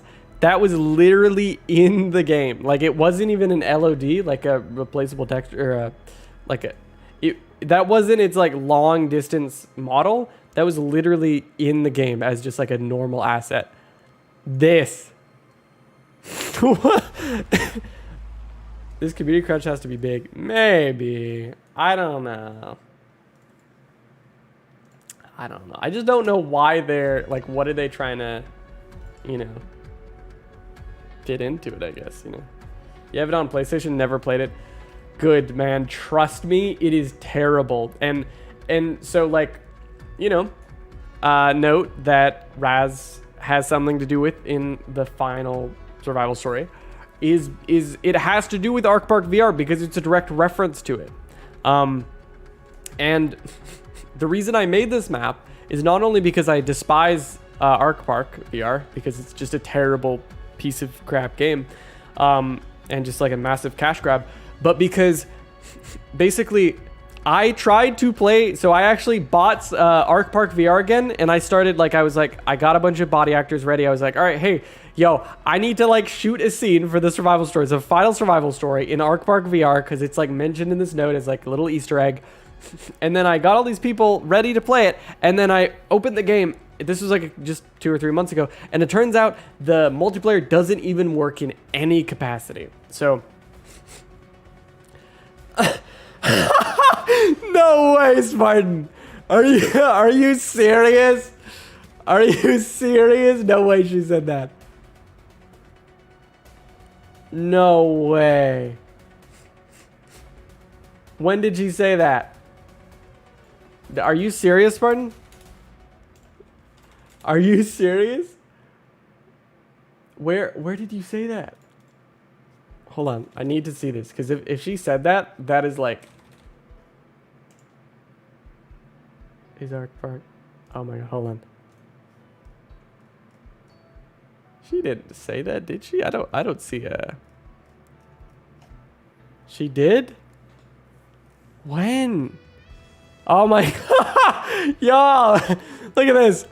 Hey Dolly, remember ARK Park? Sorry, friend. Not so good English. Dude, do you guys get it? Do you guys know? This is like... So, okay. You've probably all heard about ARK Park VR. Well, maybe not ARK Park VR, but Snail Games, which is the publisher for ARK. The terrible, terrible, terrible publisher for ARK. And it is so funny to see her say that. Oh my god. Because the publisher is Chinese. They, I think, are based in the US now, but they're still primarily Chinese. And that's been a huge issue with tons of Chinese players cheating on the Conquest servers and all the people getting banned and all that whole thing. But, So y'all, anyway, back to ARK Park VR, right? So I tried to play it a couple months ago because I was like, all right, let's see if this terrible scam from Snail Games is actually going to work for the video. And it didn't, because the multiplayer didn't work. So I couldn't possibly shoot the scenes that I needed to, where Raz is like, whoa, far out, bro. There's all these dudes and there's like a truck and stuff, you know? And you'll see that in part 3. I don't want to spoil it. As much as I'm already spoiling the sort of the background set. But so the multiplayer didn't even work. And what's so just annoying is that they advertise it like I mean, this is not the worst offense. There's so much worse that they've done. But this game is advertised. Hello, cop cars. This game is advertised as a multiplayer game. Okay, shared split screen PvP, shared split screen co-op, remote play together, online PvP, online co-op. It's literally a scam. You can objectively say this game is completely lying to players because the multiplayer does not work. It's completely unlinked from the game and doesn't function. So anyway, so I was like, wow, okay, well that feels like crap. So what I did, and I don't know if this is allowed, I think it is, but I took something called UAsset and I just exported the entire ARK Park VR. Some of the stuff couldn't, and it like was crashing. But basically, I ripped everything out of the game as I could. I just like yanked it out. I gutted ARK Park VR. Okay, I took all the content, and then whatever of it I could salvage, I put into this terrible map. So I got this in the game files. This is in the game files of ARK Park VR. Okay, this stupid ARK. I don't know why it's there. Why is it in there? This is ARK Survival of the Fittest, but I grabbed it. This is like the only place you can find the Survival of the Fittest, because apparently this model isn't even in the normal ARK game files. So this was in ARK Park VR. So I yoinked that. I also yoinked the snail logo. I yoinked this. Should be illegal, just don't distribute it. Yeah, no, no plans to. Now I got people in the Discord saying you're talking about them in the Discord. Whoa. Why is it there? I don't know, dude. Hey, look, this track, this like tram, this is actually from ARK Park VR 2. This is like, you can't get this anywhere else. This is directly from ARK Park VR, and this is like actually the tram that you go on in the game. I believe also, actually, no, this is actually from Gen 2. This is like the thing that Santiago's in when he's like, something tells me that this is the easy part, right? This is like those little drop ships that go onto the Arat or whatever. Arat. But, yeah, it's pretty wild. So y'all, if you want to download this map yourself, I think you actually can. I don't want to, hold on. Whoa, Rockwell Arena. Scary ARK Park. Is this public? Welcome to Scary ARK Park. Probably don't download it yet. Maybe just like wait. But honestly, I've like kind of shown you everything there, so it doesn't really matter. But is it public? There's 800 unique visitors, 46 subscribers. Why? Why are there 46 subscribers? This map is nothing. It's like a fever dream, dude. It's a literal fever dream. Okay, but there's also this fun little billboard I put out here. This is like a strange screenshot of PixARK, which is Snail's other disgusting ARK asset flip. So I just like put this way out in the background. I don't know why I put it half underwater. I'm not really sure what the artistic reason was there, but yeah. So that's my map. That was a huge sidetrack from what I originally had opened the dev kit to show you, which was something about a Rat Prime. So I guess we should probably focus back on that. So that's my ARK Park VR experience. I made this map because I was so pissed off that ARK Park VR has false advertising, and so I wanted to make fun of it as best as possible and turn it into a complete fever dream with giant Neds terrorizing snail games. All right. So now what are we looking for? Where's the Rat Prime? Trying to find it. Trying to drown it. Yeah, trying to drown the PixARK. Half finished, half underwater. This is a forbidden zone that no person should enter. A lost soul by the name of Sky found himself arriving to this place and shooting dinosaurs with some ripped badass dudes. Beware. You're goddamn right. What are they saying in the Discord? Should we have like a little evil face? Make a little evil face emoji.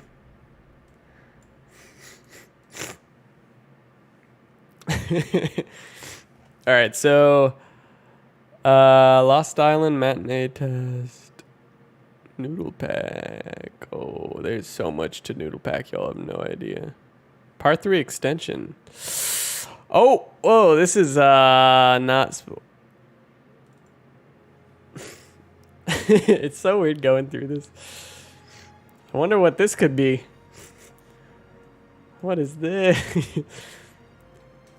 Is that a creature? Is that a man? Cedric is still fixing typos.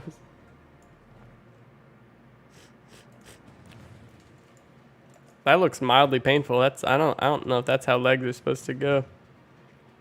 Honestly. But okay, back to I'm trying to find this it's not in poster thumbnails, no.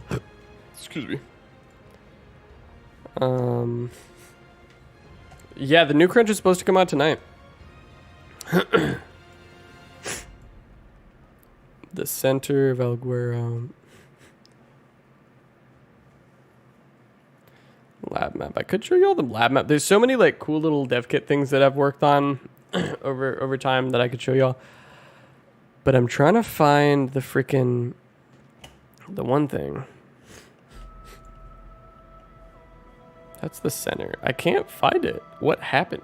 Spartan, do you remember what we called? Did he get Rex smashed? You'll see in part 3. remember what we called the Rat Prime thing?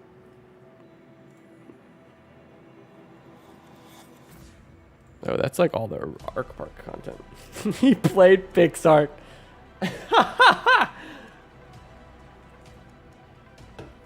Yeah. That's what happens. You lose your soul. You lose your integrity. But worst of all, you lose your knee bones. They vanish. They take your knees, bro. They take your knees, all of them. They take all your knees. Thumbnail. Oh, wait. Maybe it was thumbnail maps. Funny level? Funny pose. What is this? I'm just trying to... Dude, another thing about the ARK dev kit is it's just like... It's like a cursed anomaly for any dev kit user. Like, everyone has a different experience in, like, how unorganized it is. Like, oh, yo, this is the... So I actually made this for the Aberration Helena Dossier's thumbnail. Say goodbye to your kneecaps. So this is, So it turns out the, UE... this version of Unreal and the ARK dev kit isn't bad for doing renders. You've probably seen a lot of Blender renders recently, in like ARK PvP thumbnails. So like I can show you an example.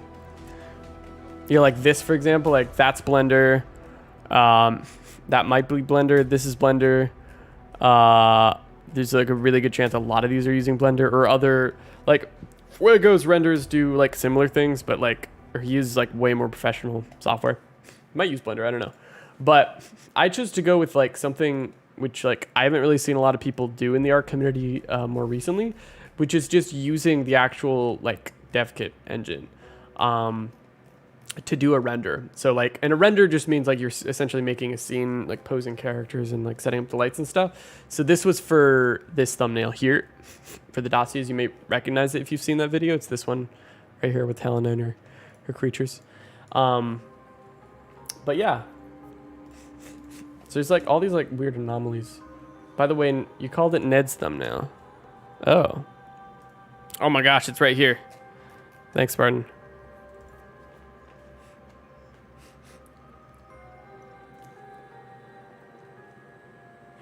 You lose your life too when you play Pixar. All right, so we're at Prime, right? All right, this is gonna be major spoilers for the ARK story. So, if you haven't seen the ARK story, sorry, the story past Aberration. So this is like, I'm about to talk about stuff that's gonna spoil part 3 a little bit. So if you don't want to be spoiled, please just mute this for a little bit, maybe take a little break, maybe come back and then be like, hey, are you still talking about spoilers? Because I want to touch on some of this stuff so we can sort of talk about the possibility of a Rat Prime, because this is going to be pretty major spoilers for part 3. I'm not going to just talk all about part 3, or rather the events of ARK's story with Aberration that we cover with Survival Stories part 3 with the finale. But it's relevant to Rat Prime and Extinction and, and that kind of stuff, and the possibility of the next DLC. So turn back here. Spoilers, be warned. All right, 3, 2, 1. Okay, so spoilers happening. All right, so Diana doesn't, she comes back to life. Oh my God, hopefully not with that fucking haircut. Jesus Christ. Okay, so are you still talking about spoilers? Yes, we've just begun. Okay, so Diana, of course, dies on Aberration. Everyone's like, oh my God. But then she comes back to life. What is that? She comes back to life because Helena Deus, after Helena becomes a Homo Deus, she revives Diana as the first person that she ever brings back to life, with the respawning ability. And, so Megan and Diana, at the end of the ARK's story, basically, at the end of Extinction, these two lovers are basically the main characters. And I love that. They're two of the best characters, two big favorites of mine, and they become the two main characters of the game. It's just sad because that's when the game ends. The story pretty much ends for the Legacy DLCs. Of course, you have Genesis 1 and 2 after that. But they don't really talk about any of this stuff, right? And so we really end the story with this wasteland apocalyptic survival ending where it's just Mei Yin and Diana, just wandering the wastes, lovers.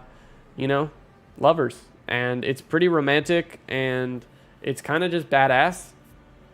Because, like, she got brought back to life, and she's, like, the only person that Helena brings back, because she's, like, the first person that it actually worked. As soon as Helena became a Homo Deus, just about, she brought Diana back. And then Diana's like, whoa, what's going on? She finds, spoilers again, Santiago's grave, all the other, like, tech people that basically died. Because everyone in the tech tribe basically dies when they get to extinction. Again, huge spoilers. Mei Yin and the group, they get to extinction, and they very quickly, they go through they find some different things, and then, like, Titans pretty much swarm the entire group, and Helena and Mei Yin are basically the only ones who survive. And then Helena put this dumb thing in her arm, so she started, like, dying, and then Mei Yin was like, why are you dying? What the hell? And she took Helena to this funny room, and then Helena basically became a god, kind of, and again brought back Diana. So, all right, why does it matter for Rat Prime, though, right? And you might be wondering what a rat, or they pronounce it, Mika pronounces it a rot. So, what is a Rat Prime, right? Why is a rot important? So, a rot is the planet that ARK 2 takes place on. Okay, Arat Prime is not that planet. It's a location on Earth, okay? Earth is not a rat, or a rat, I keep calling it the wrong thing. Earth is just the planet that Arat Prime, which is the launch site for the Genesis ship, has, right? And then Arat is basically the destination for that ship, which is, of course, the Genesis colony ship. So, Arat Prime is a very likely scenario for us to be seeing with the DLC. It's why I made a whole video on it. Arat. Yeah. That's how Mika says it. I'm happy with Arat, but yeah.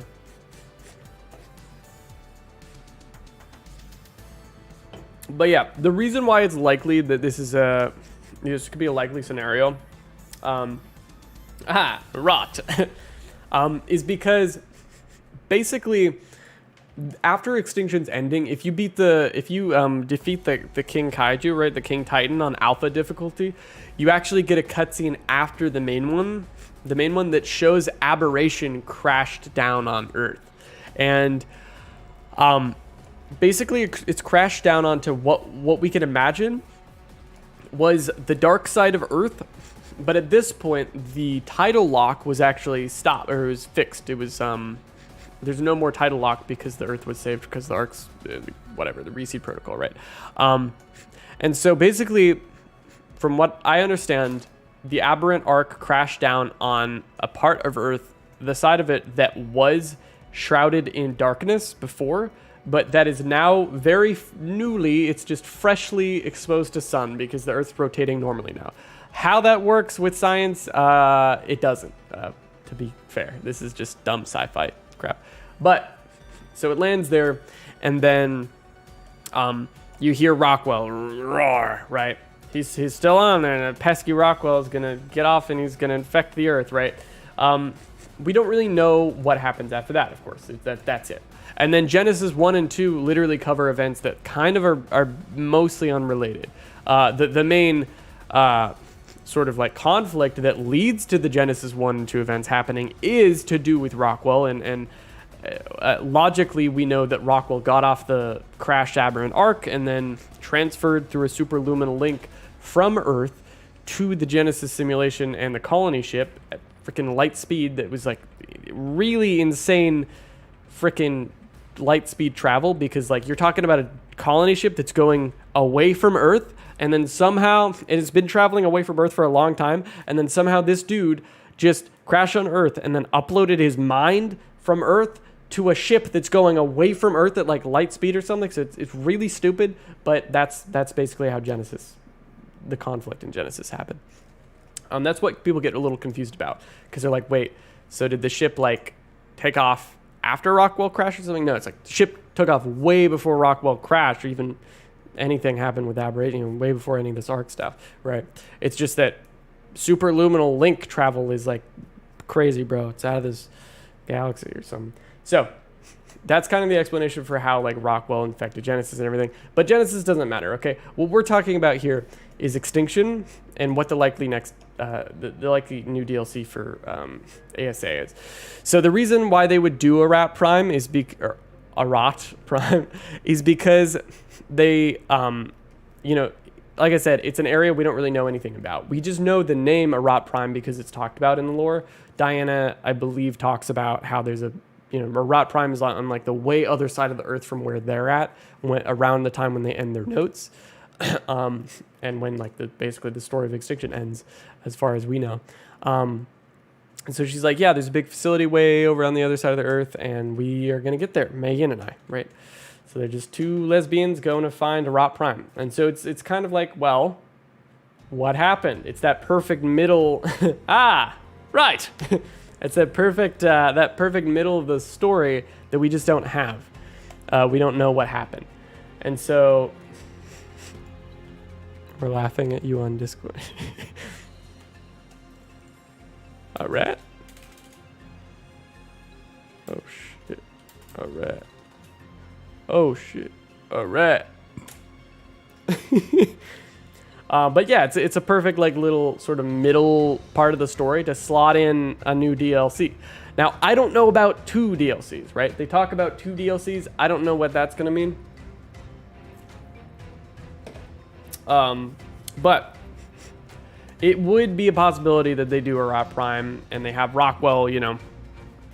We play as a survivor that gets beamed there to protect Arat Prime from Rockwell. We're going to Disneyland. I mean Arat Prime. Yeah. But this was the one I'm looking at now is just, this is like a little render I was trying to do, and I think I actually just took like an unrelated screenshot over here for it, I believe, for the thumbnail. It wasn't as cool as like I thought it would be with the people, but it just like, it's funny because like, you know, we started the stream talking a lot about like cinematography and rule of thirds and film principles and stuff, but that's kind of like what actually went wrong here, because like I chose not to do this render with them in it because it just didn't work with like the way that it was framed. I just didn't like how it was framed, so I just went with like a shot up there, if you'll notice, with a thumbnail for that video. But yeah, so that's really, you know, and what that would mean, like what would actually be involved with the DLC in Arat Prime, I don't know. I mean, maybe like sort of Arctic environment that's like slowly warming up because the Earth can now rotate. New creatures, new gameplay mechanics, maybe sort of building on the mission system. Maybe it would have a new robot AI that's like HLNA, but something more like the controller of the master controller or whatever of Arat Prime, the kind of like overseer type caregiver or whatever for the facility. Who knows? There's a lot of like possibilities for storytelling there. It does annoy me definitely when we're talking about a story that's like being milked to it's just, they are squeezing this so hard, and it, as someone who loves to tell stories, I don't really like it when a game world is like just being milked ad infinitum, right? I would much prefer if like they didn't make new DLCs for ASA and it was just the content we already have, and then it was focused on sort of making it better and redesigning the game to like genuinely put time into sort of like fixing the genuinely flawed systems and reworking some things. And it would piss people off, right? Because you have to make sacrifices to redesign games. But I think that would be much better solution than just like slapping on, hey, it's the same game but like better, and also 2 new DLCs. Look, we're just shoehorning this thing in here because it just a slot a little, it fit right in there, you know. It's like, okay, man, can I get a break? You know? But I don't mean to complain. I don't mind too much, you know. It's I can't complain that I have more content to sort of talk about and work with and get excited about with you guys. But yeah. Will ASA have a rot prime? Now y'all are asking the questions for me. Me, Jeremy. It's been a great 5 years, but I gotta resign. Jeremy, why? Me, well, a 19-year-old Discord user named Cheese in My Pants said I suck at my job. Understandable. It's been real. Peace.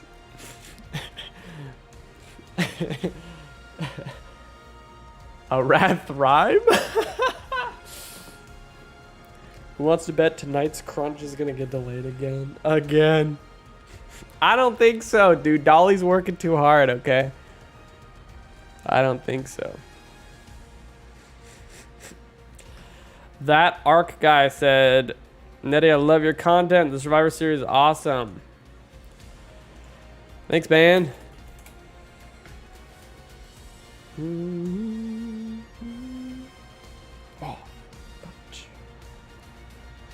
Yo, we are buried so deep in this that like I don't care when it happens, even if it takes like 5 more hours. I feel compelled. I feel like I have a duty to not end this stream until the crunch is out. Dude, what is this fly doing? Fly doing over here.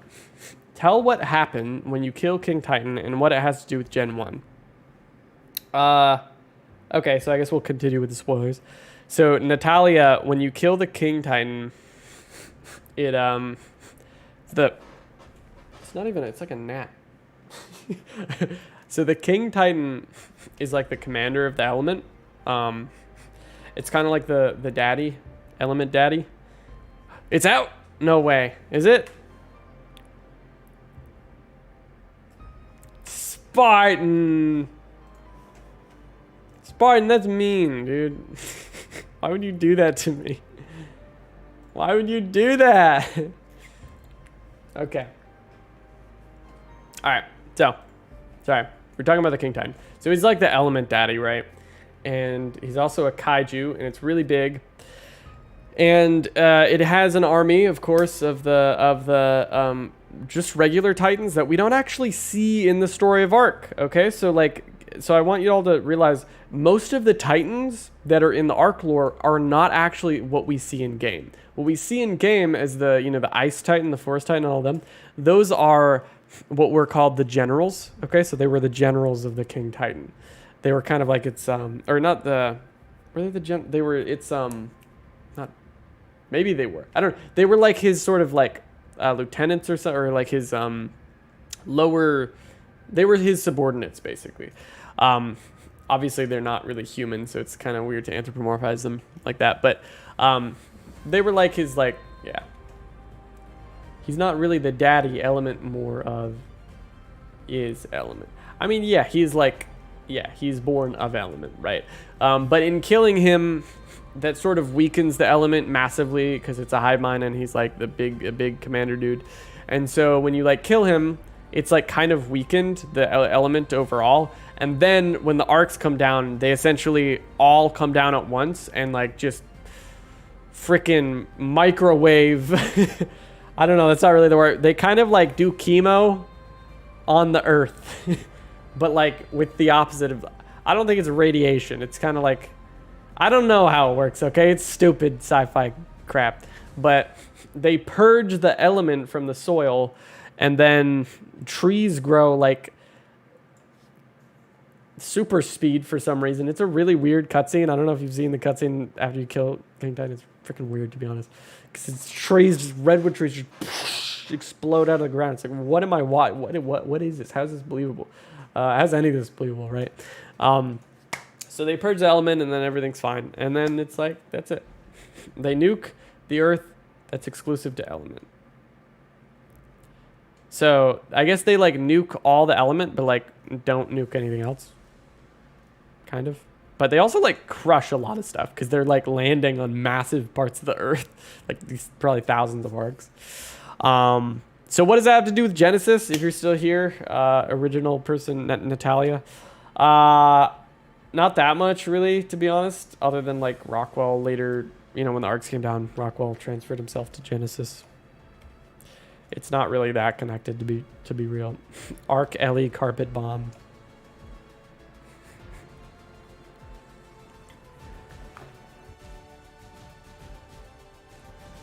Kind of weird that the element is the same color as the ooze in Teenage Mutant Ninja Turtles.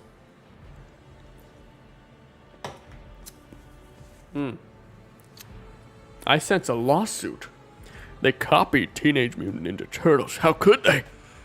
How could they do such a thing? Bum, bum, bum, bum. Did they disable the comments on Steam? What comments? What are you talking about?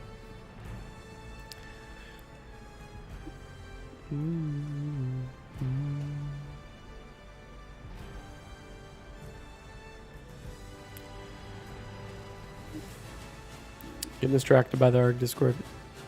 We're all just waiting. We're all just waiting. Hey y'all, fun fact. You may have seen this type of shirt in the survival stories. This is a fun little, we call this the tech undersuit. We really like this one.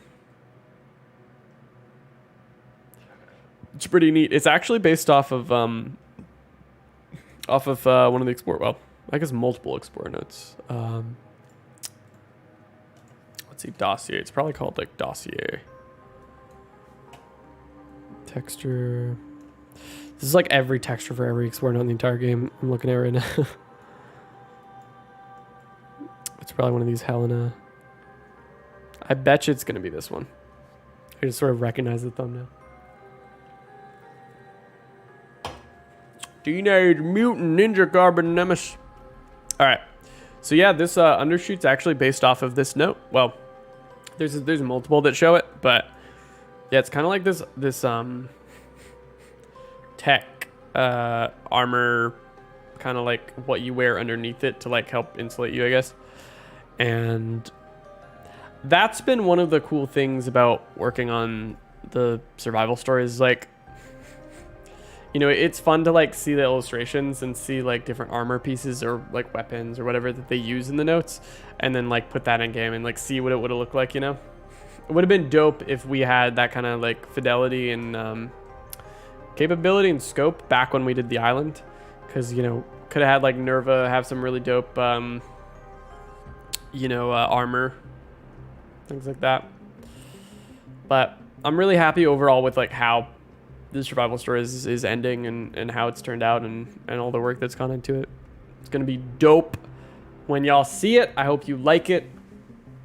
Just side note, cannot wait for y'all to see part 3. It is something.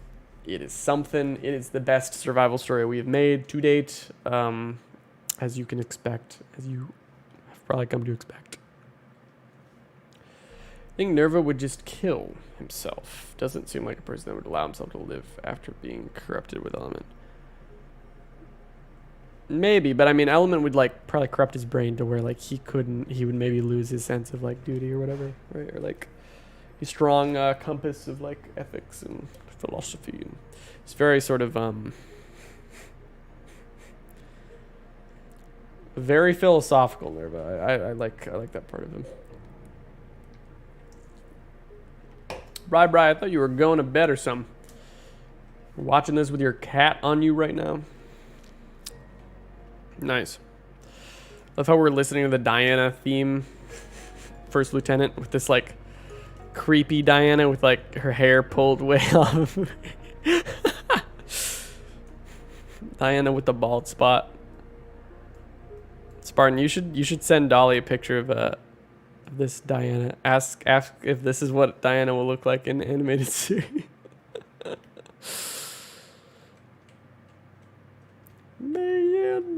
Mayan looks like mildly normal, but still her hair's quite a bit off.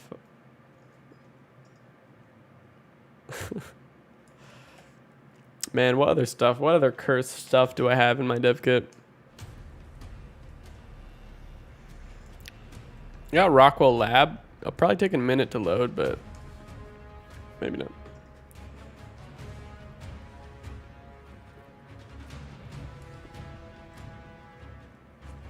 Too late, Spartan.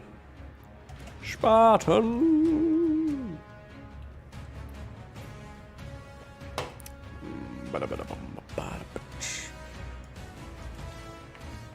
Oh yeah, I forgot the lights have to be... Man, where are the lights? So this is the Rockwell lab map that we actually made. I don't know where the lights went. There's normally... Oh, I think this is an earlier version of it. Yeah, this is like a way earlier version. ARK 2 theme play. So, you may have noticed in the part 2 video, you probably did notice this sign, this like cursed thing in the background. This is like, I can't really call this an Easter egg because Easter eggs are supposed to be subtle, but this is not subtle at all. This is like a giant freaking poster of the ARK 2 Stego concept art. And it's funny that the ARK 2 theme is just playing. Stegosaurus? Stegosaurus. There's like this cursed, like red arrow YouTube thumbnail. We just have a really sick sense of humor here on the Survival Stories team. And yeah, so you can just see that like super giant sign, little poster in the background of like the part 2 ab stories. Diana would be a great sponsor for wig commercials. Yeah, I think so. Light sources. Excuse me. Imagine if the devs hit us with TLC 4. That seems like a really weird decision. I don't know why they would do that for Survival Evolved when they're no longer going to be supporting it, but you know. What is this 48p ARK 2 Stego? Wait, that's why ionize the thing? You just clicked a button and got ionized. This is just the unlit mode in the dev kit. But yeah, I mean, I guess it kind of looks like the ionize thing.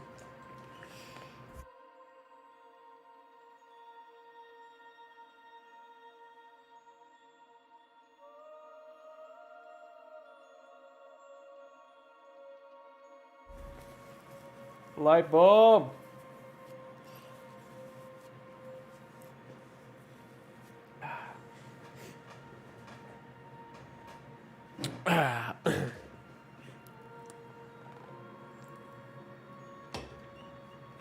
TLC 4 will finally make the Titanoboa rideable. That's sounds horrifying. A man can only wish. Valguero. No. Maps.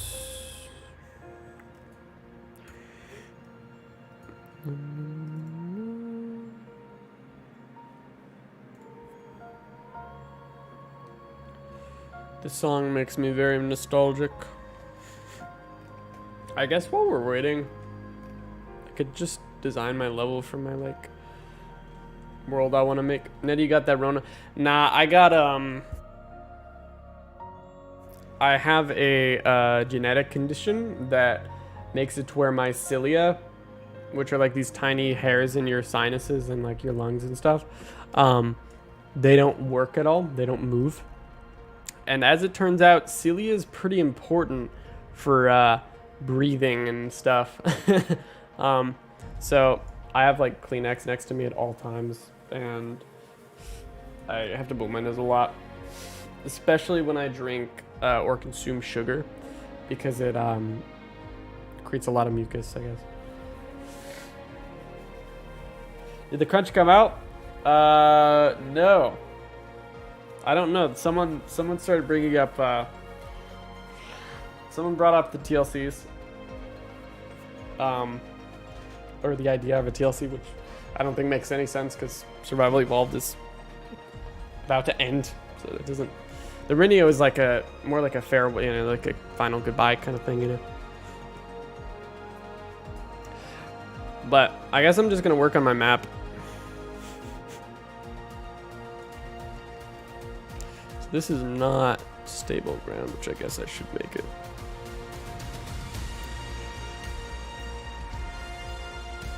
So this is for a project that I can't really tell you all about. It's kind of a secret. The website got messed up? What? Are people just refreshing too too fast? Ah, beautiful HTML. We do love some HTML. Dude, this is reminding me of my web design class that actually was the closest I've ever come to wanting to drop out of college. I almost changed my major, and this is why.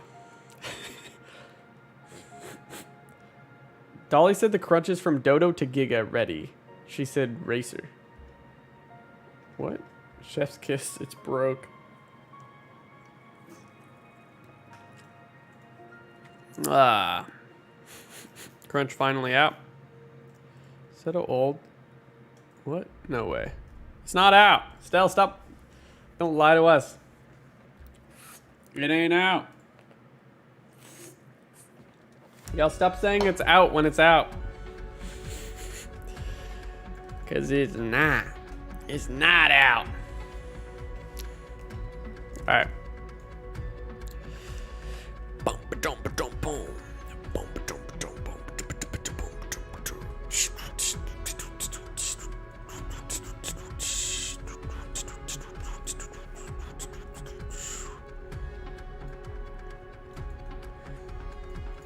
Not out.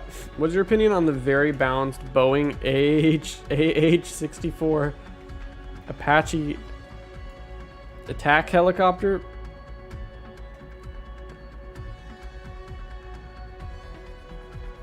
I don't. How do I answer that? I don't know how to answer that, man.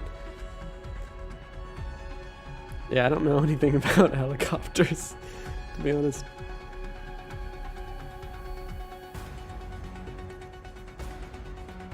Best area combat theme. Stop saying it's out when it's out. Hey, that was a typo. Okay, that's a vocal typo.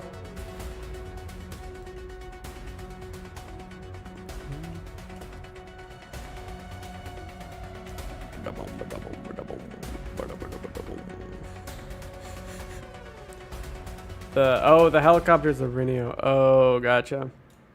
Do you think that since a Rat Prime is going to be the next DLC, would it contain new Titans and new variants? No, it shouldn't, because the Titans should be dead by now. There should be other threats that are not Titans. And that sounds exciting to me, because Titans are cool and everything, but I don't really need Titans, to be honest. I'm good without them, personally.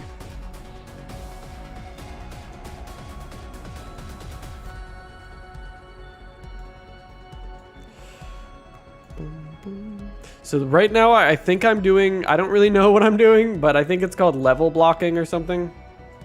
I'm basically making the geometry for a level by like kind of blocking out the general shape of it. But to be honest, I have only been using the dev kit for a year and still have no idea what I'm doing. The concept is there. The reason, the goal, all that. That's what's important.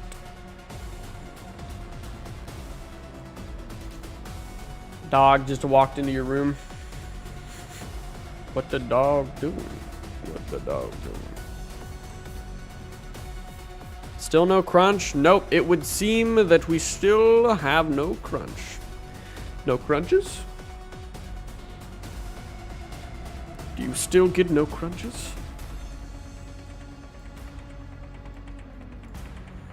Thanks for hanging out on the stream, y'all, while we wait. Thanks for keeping me company. I really appreciate it. If you're alone, hopefully I'm able to keep you company in the chat.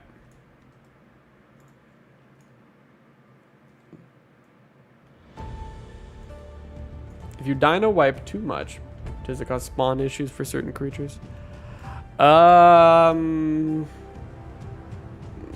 it should do the opposite. It's got to be a big crunch, right? I don't know, to be honest. It could, or it could be like that we find out there's a really good reason why it took a long time. It might just be a big information dump about ASA. I don't know that it's going to be like a big reveal or anything. They might just be taking a long time because I want to make sure they get everything right with like what they say about ASA. You know? Trying to understand what I'm making. Take a few guesses, Flamer, if you can. Of course, you could probably imagine it's level. Oh, that's a lot of Z-index clipping. Yikes. Can we just like move that? Why is it so gross? Ugh. Why? Why must you do it? Okay. Hello, welcome back, Isla Shard. Your companionation is companion only. What does that mean? Oh, companionship or something? Desert Titan cave. Am I making a cave? I am making something similar to a cave like Aberration. Yeah, you can think of sort of Aberration. So you ain't wrong. You ain't wrong there, and I'm glad that it's kind of that much is clear. That's nice to know, because these are literally just like blocks, you know.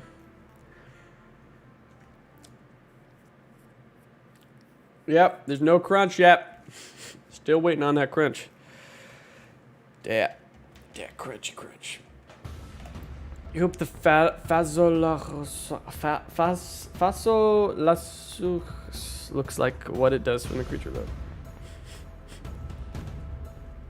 I don't know what that means, but crunch is just released. Dude, everyone's trolling me. Dude, it's not. Stop. It's not. It's not out. I just checked. It ain't here, okay? Okay, so how do I put a water plane down? Let me actually just like click on the existing water. So is this a water plane? That's just a cube with... It kind of looks like a water plane. Okay, I'm gonna put my theoretical water here. Like, grab it. Yoink. Yoink. Crunch release. Spartan, I'm not even gonna check now. Now that you're just trolling on Reddit. What are you talking about, dude? Y'all, stop trolling me, guys. Aquatic cave. This is not an aquatic cave. Actually, it's an aberration-esque cave. And it's also... This is a map I'm designing that I'm blocking out, not for... It is going to be for ASA, but it's not actually going to be in the ARK story. It's going to be in a completely unique universe that will just be using ASA as a... Basically, it's like a foundation. So there's going to be some water over here. All the water. That won't work. What won't work? I don't want water volumes. I just want something that looks like water. I don't care about water volumes right now. It doesn't have to be functional. This is purely for like the actual look of it. Yeah, I know. This is just the blue block. Reminds me of the cave on Fjordur where the glow pets are. Huh. Cool.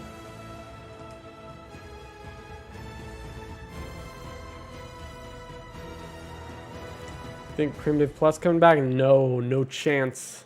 No chance. Ever. Never coming back. Don't even get your hopes up. I can assure you. Nettie is Bonnie the Bunny purple. Or blue. What is that?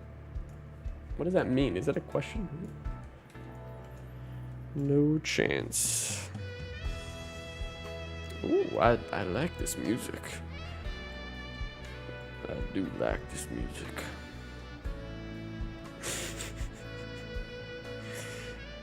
Don't clip that, please. Ever.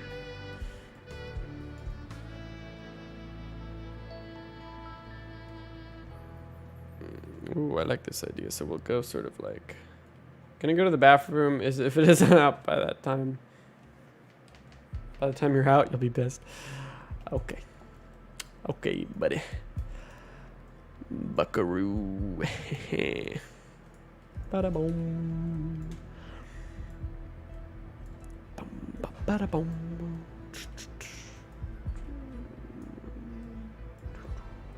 Do I work for Wildcard? No, I do not work for Wildcard. I have no affiliation with them whatsoever. I'm friends with some people who, at least one person who works for Wildcard, but I do not have any affiliation with them. Yeah. They don't, to be honest, they don't really acknowledge my existence that much, and at least publicly, and that is fine by me. I don't, I think at some point I wanted like validation from them, but I stopped sort of wanting that eventually.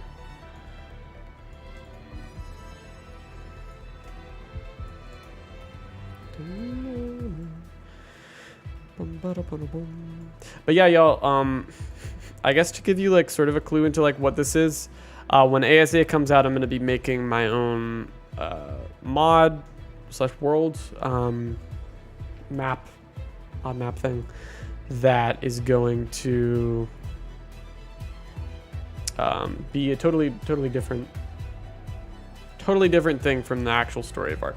So, you know, those implants, I'm gonna rip them out, right? I'm gonna rip out everything that you know of ARK and make something completely original from the ground up, just using ASA as basically a foundation. All right, everyone's saying it now, so I'm gonna actually.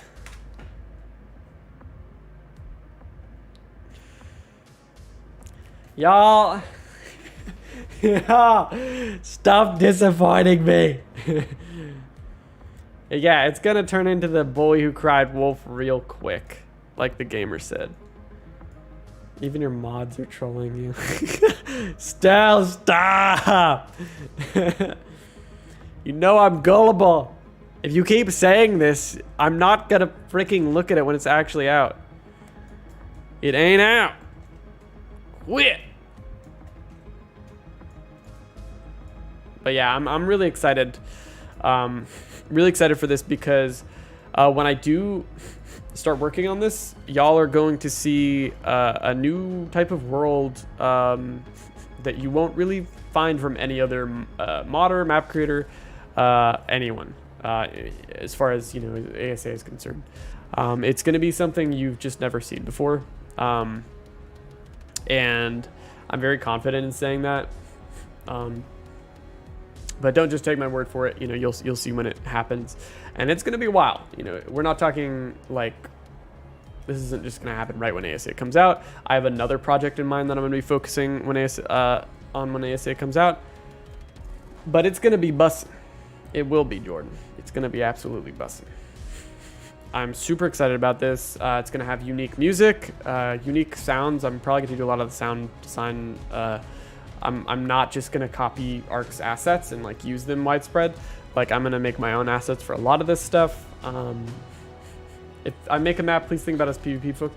To be honest, this is probably going to be centered on PvE. I'm going to probably make that sacrifice because PvP is a really difficult thing to design for, and I want to design an experience that's not trying to appease both PvE and PvP. It's just a little bit it's a little bit too difficult to design an experience like that. So yeah, in Connection Error, there will be new creatures. No,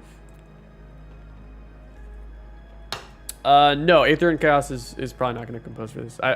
There's a music producer I work with now in my area, actually. And he, so he's like local, he's literally 20 minutes away. Super talented guy. He's just amazing to work with. And so I'll most likely be working with him for this project.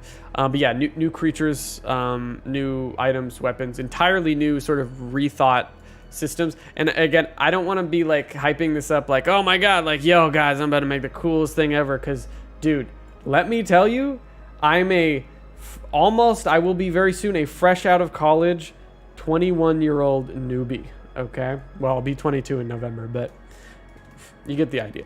I want to make it very clear that I have no interest in hyping something up to try and like rely on like hype to get either views or money or whatever it is, because I've seen a million projects like that flop faster than you can blink. Okay, what I care about is making something that is genuinely breathtaking to you guys, and that is just a totally fresh new experience.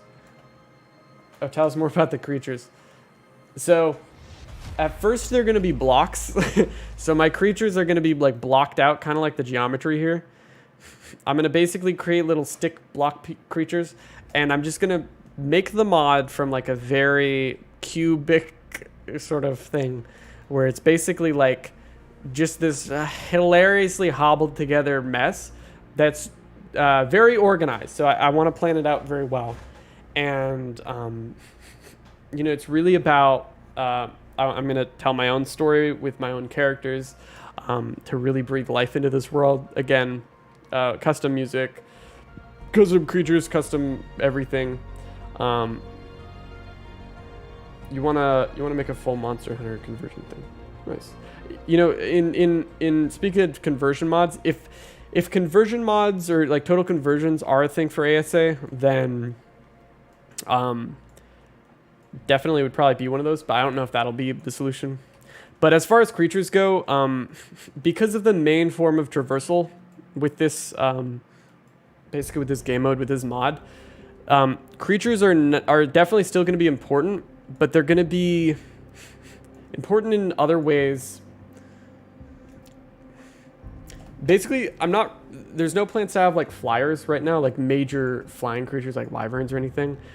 Stuff more along the lines of rock drakes and gliding stuff is sort of what I'm looking to pull off.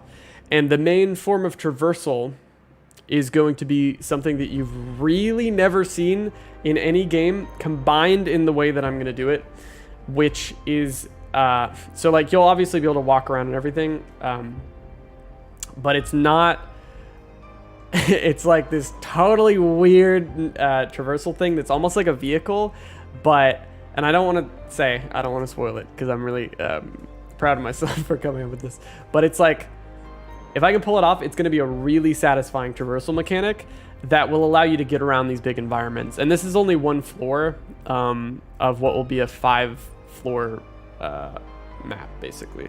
So by floors, I mean sort of like biomes. So you can think of Genesis 1 and how there's like a diversity of biomes, basically. But again, this is going to be for ASA, so just keep that in mind. This is not for ARK Survival Evolved.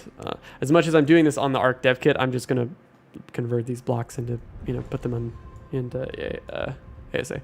No tech ATV. It's not really going to be a car. If you've played Zelda Twilight Princess and you remember something about the desert temple, that's about the biggest clue I'm going to give you. And if you know, you know. If you don't, wait like a year plus and then you'll find out. But I'm really excited about it. It's like the other main project I have in mind that I'm going to start working on before this one. That's going to be my main focus for a while after the survival stories, is to do directly with ASA and sort of redesigning ARK. And it's going to do a lot with my server cluster and server ecosystem that I developed through ASA. But this is going to be like sort of the next project after that. But yeah, I just want to, you know, again, like I said, we're going to, like, I'm going to pop out those implants, right? Pop out a lot of the ARK stuff, literally gut the game to where, like, there's no more dodo birds.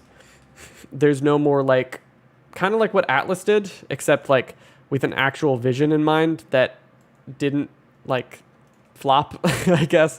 Or the intention is to not flop. Maybe it will flop, right? But what's nice about doing a mod is that it's like a little bit like relatively low risk. But as for the creatures, V, to sort of answer your question, I know for sure, I will say that one thing that I really want in this mod is giant ladybugs. Specifically based on this really invasive species called called Asian lady beetles, and I kind of hate them. But to be honest, the direction that I might move in with creature designs is like, I think I might want something a little bit more alien. So maybe sort of like a bit of an alien Asian lady beetle. And I want them to be about the size of like dodos. So like kind of big to where you can like kill them. Because I hate ladybugs and I want to kill them all. The invasive ones. I don't hate the normal ladybugs. Okay, so don't yell at me. Okay, the invasive ones are evil. Okay, and I've killed thousands of them. I'm an Asian lady beetle. I've killed a lot. Okay, massacred many. So that's the plan. That's like the first enemy, and then I can like rampage for like hours and like let out all my rage, and then like continue making them up. That's my plan. I know, solid plan right there. Get inspired by deep sea creatures. They're very... Oh, that's a really good idea, Spartan.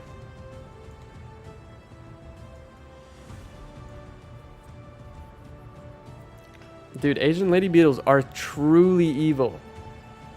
They bleed all over you, and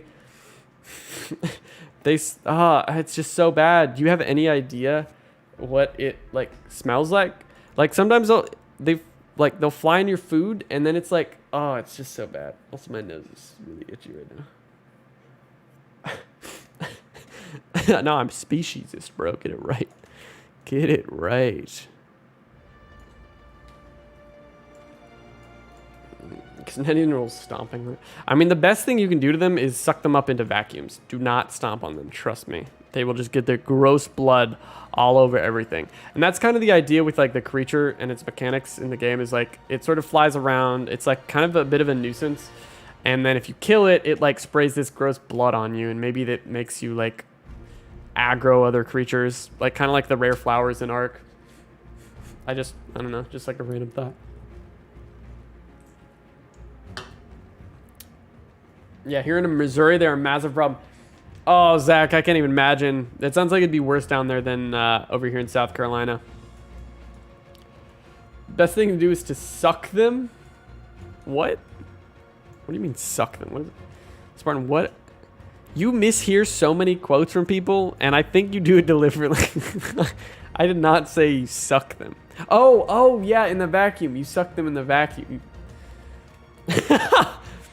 Yeah, dude. Way to take my words out of context, bro. Come on.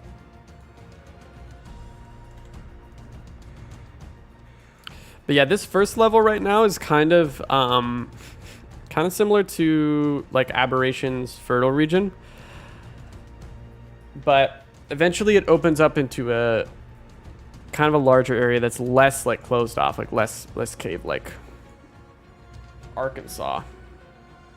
What did you come back to? We're talking about sucking ladybugs. You don't want to know.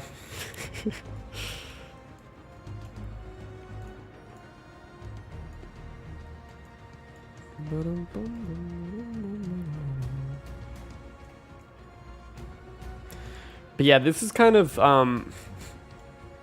the first level. So on each floor, there's basically like a door. So, well, there's multiple doors. And these doors are basically like the spawn points, I guess. Or like the normal spawn points when you start out. And these let you into the floor or the level. And it's very much like designed kind of like very game-like, very gamey. Where there's like multiple floors. So like this is like a floor where there's sort of like a lot of lush greenery and stuff. And pretty cool like alien life that feels kind of like almost from like a forgotten era of Earth or something. I don't know if I'll have any like dinosaur like things. Maybe again more probably going more for like alien aesthetic, alien creatures. And there will be lore sort of drip fed and just it'll be around that players can discover. Maybe one thing that I might do is kind of like how Tears of the Kingdom and other games sort of have these like that's some nice greenery. I know this gray, it's great. Some games have like cinematics and cutscenes that you can actually go and like find. So you can, like, in Tears of the Kingdom, for example, you find the tiers all around the map that actually let you watch cutscenes. So I think in a similar way, I might do that with certain lore, with certain characters and stuff. Is like, not only do you find notes, but you also like essentially find like little video logs that allow you to like see what the like how the story goes for certain characters and sort of uncover it over time. Yeah, I can put a character down.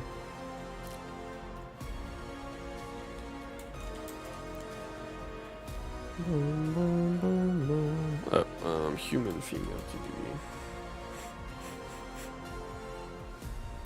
Yeah, we need more ARK. Yeah, that's why I'm so excited, Spartan, because I don't care. Like, sure, I like ARK's game design and stuff. There's definitely a lot of flaws, and I want to use this engine and a lot of these tools for like completely separate projects that like aren't just trying to be another ARK. Because like, basically just about every single ARK mod map I've seen is just trying to be another ARK. Even the people who don't even understand what the ARKs are, you're from like a lore perspective, right?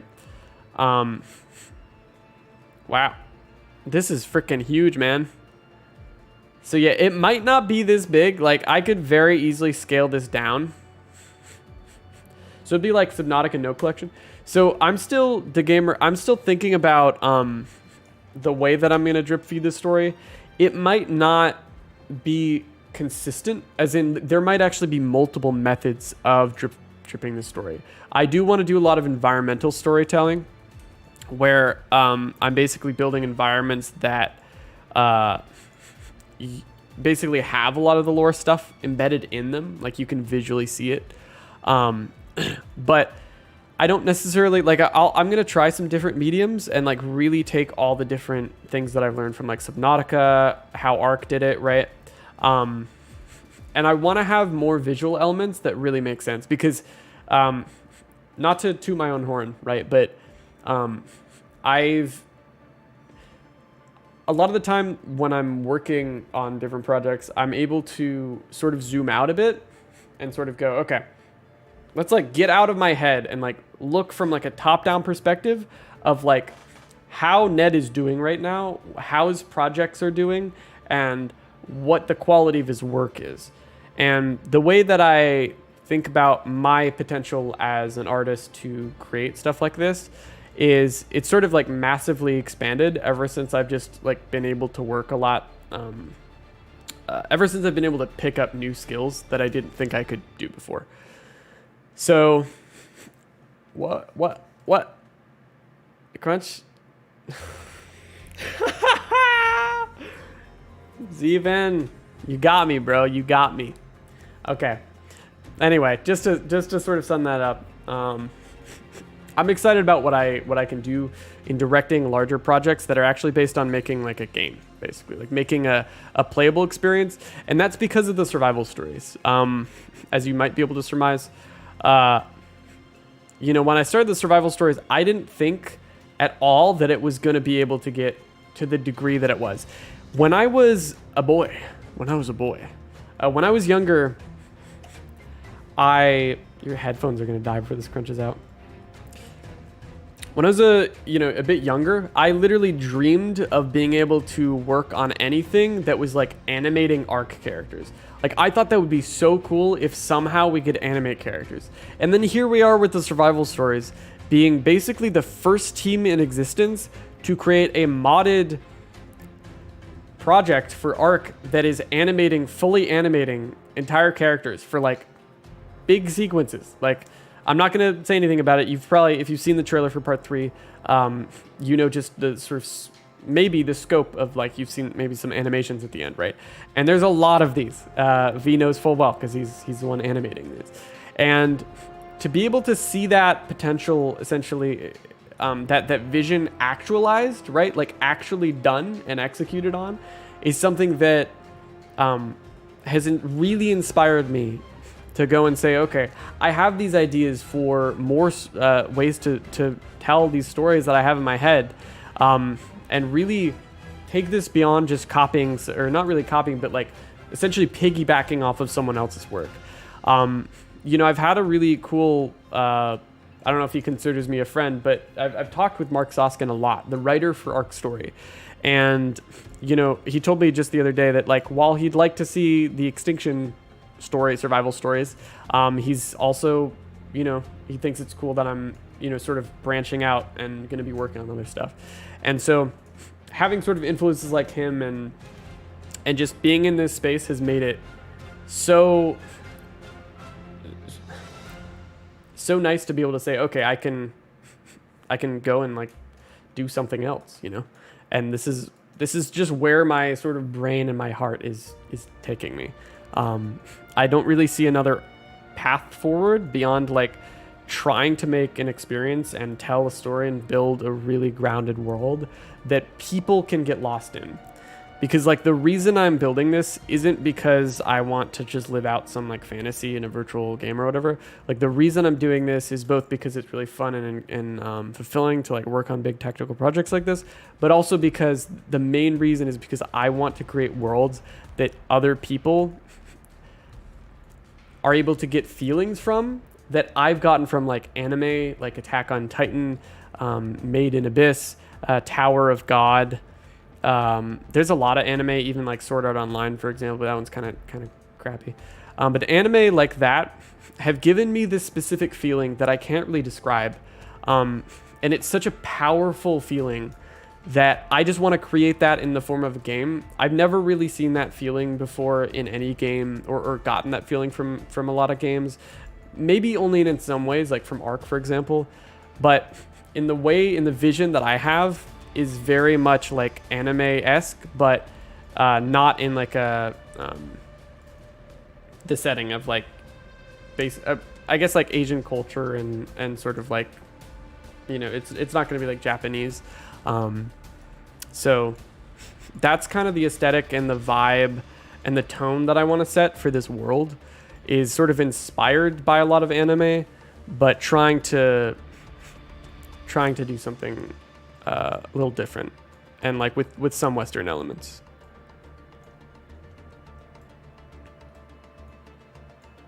That anime game feeling, I know that. I'm no good at game stuff. Yeah. I think like, you know, what's been challenging and like thinking about all this is like, a lot of developers have tried to like kind of do what ARK did, but they really failed. They really couldn't get that same thing. And I think it makes sense because it's like someone trying to up Mr. Beast. You know, nobody's going to be Mr. Beast better than Mr. Beast. Nobody will ever do it better than him, right? Do his thing. And I think that's the same thing with ARK. Like, nobody's going to make the next ARK-like game or like be the next big ARK. ARK, the creators of ARK are going to be the only ones who know how to do that. And so what I'm trying to do here is like, to take elements from ARK, but I want to create something entirely new that maybe just like borrows some of these elements and like totally sort of flops them on their head and, you know, tosses them upside down and tries some really like bizarre, sort of unpredictable and also very well written things, I guess. And so like right now I'm, kind of studying a course that's actually just free. It's literally just like a series of YouTube like college lectures on YouTube, and I just started listening to that today. Mark had sent me the writer for ARK, so I'm gonna listen to probably all of those just over the next few weeks, just in my pastime. I tend to listen to like podcasts and stuff like that in my like whenever I'm driving, but I'm gonna be listening to that so I can like understand writing better and like how to write good characters, and really make this something special, because I'm just blocking out this big old level here, but this is just one of the 5 floors that I have for the scope of this mod project specifically. Yeah, so this isn't really showing you much, and again, I don't really want to talk a lot about all my ideas because it can be easy for someone to just like vomit all their game ideas, and then it's like, okay, are you gonna stop talking? It's like, yeah. Do you write a lot, Nettie? I I've sort of written a little bit less as I've actually been paying someone Stel to write some of the scripts for the lore videos. But I mean, I write a lot for actual like PR stuff, or like press releases for announcements. Pretty much all my YouTube management is I just do that single-handedly. So I mean, most of what I'm writing is like copywriting, I guess, or what would you call it? Like, I don't know, PR, community management type stuff. But yeah, I mean, I'll still write scripts. Spartan, can someone confirm if Spartan's BSing? Because I really don't. He just tends to troll a lot. He doesn't really get the idea. Like when it's time to stop. Please stop.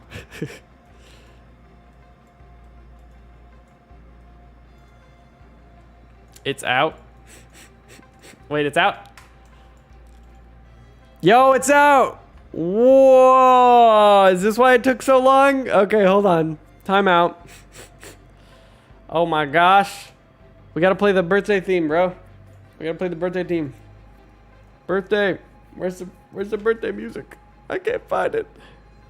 B-Day somewhere. ARK Aberration maybe. Where is it? I don't know where it is. Happy 8th anniversary. Is this every creature? Dude, no way this is why this took so long. That's insane. This is like every creature in ARK, including the Radiant Nathis. I guess they really wanted to like show everything. Hold on. Y'all, I really need to go to the bathroom, so I'll be right back, and then we'll read through this, okay? So just give me 1 second. I'm sorry, bad timing, I know. Give me 1 sec.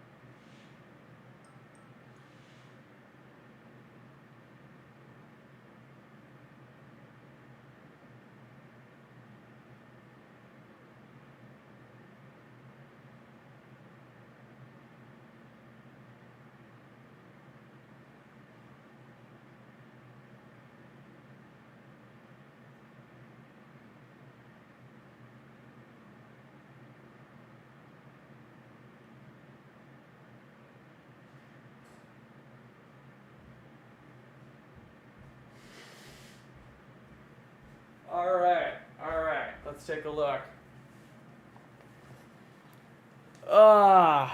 Okay. Spartan, you are still a troll. Always a troll. From the very inception of ARK, we were amazed by the passionate and dedicated community that quickly formed around the game. Your enthusiasm, unwavering support, and invaluable feedback through thick and thin and ups and downs have played a pivotal role in shaping the ARK experience we know today.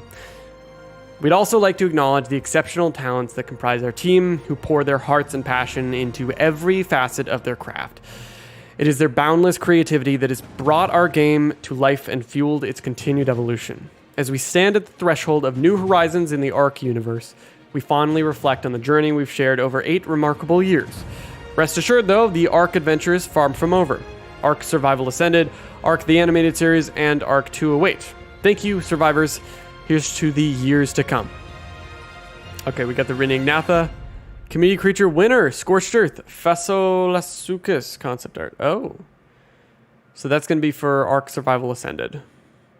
As we continue our journey towards ARK Survival Ascended, Fasolasuchus is the first of many new additions and reveals coming your way. With over 49,000 votes, Fasolasuchus won the Community Creature vote and will be the new creature added to Scorched Earth for Survival Ascended. What? Let's dive into the second installment of our thrilling community voting contest, a fan-voted real-world creature that will launch with Ragnarok for ARK Survival Ascended. Please note that this creature will be released for Ragnarok, so make sure your real-world submissions are in theme with that map. What about the center, yo? They don't care about the center? Come on. That's sad.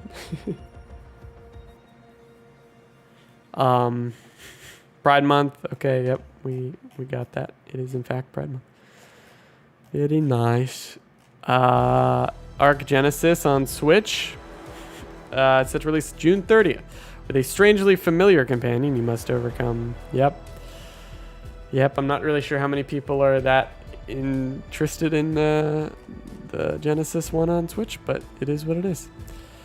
And then we get a community corner, of course. Creator Curtis. I rated Double Bear Cave. This looks like a Blender render. Wow, that's cool. I survived 100 days in ARK. Whoa. I've never seen that before.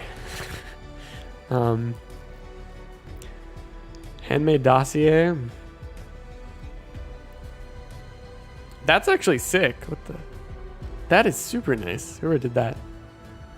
Every traffic. Super nice. Argent. Oh, that's pretty nice. A needle felted shine horn. That is so cute. Next to a penny. Whoa. Oh, I really like the perspective on this one. UP video and crunch. Milk in 100 days. Basilosaurus. Rock Drake. Wow.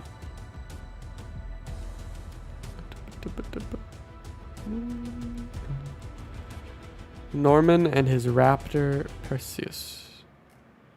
We need to nav the building. Okay, that's creative. End game tech base. It's pretty nice. Selfie group. Enjoy your weekend. That's interesting why it took so long. Maybe it was like they had to get certification about the Genesis one thing on Switch. And like maybe they were still solidifying their ideas for Ragnarok. But that's pretty neat. They had their artists make this. I like it. So wow. What a journey, y'all. I do like this. This is a... Wait, is this like... Wait, this is like...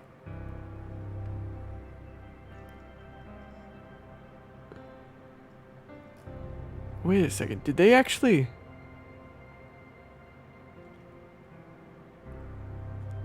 That might be in Unreal 5.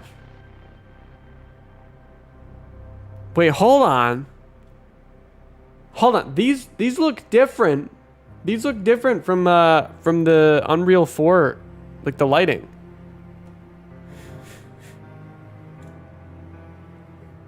What's happened? What's going on? Put where center in the comments on the website. Is that what people are saying? Y'all, I think there's only one comment that says it. I think this is UE5. Maybe. I mean, I'm just like noticing. I love how Motor, the most like unloved boss ever, is just like down there. Man, what I know it's like obviously day late, but yeah.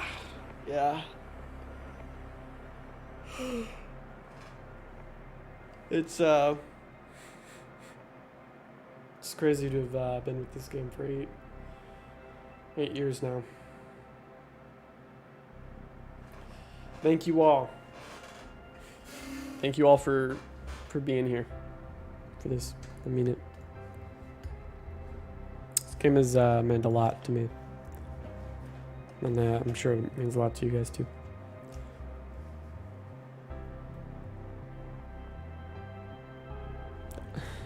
I don't know. It's really bittersweet. But until next time for Survival Evolved. Gotta be something hidden in that picture. Yeah, I bet there is. What is that background? It's just so weird because this looks like a render. Why is the Ravager so huge compared to like the Dilo?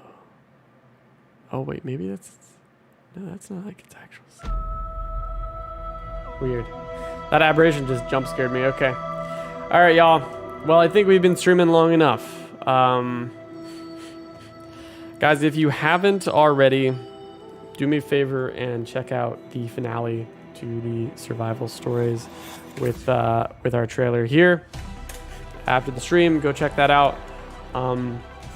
If you want to support myself and what I'm doing here, my vision, you can head on down to the description and become a YouTube member or support via Patreon. Any of those tiers super massively helps out.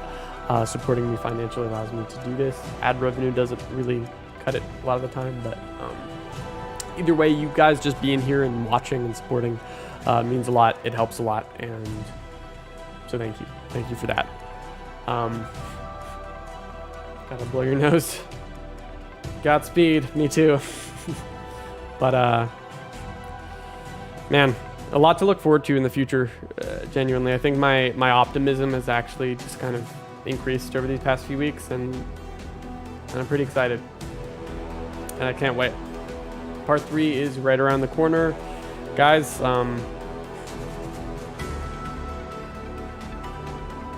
Yeah, it's almost here. The finale, the end to this project that I've been working on for 3 years, just about. So stay tuned. Stay tuned. All right, y'all. I'll see you next time. Take care. Love you all. And I'll see you next week. Bye.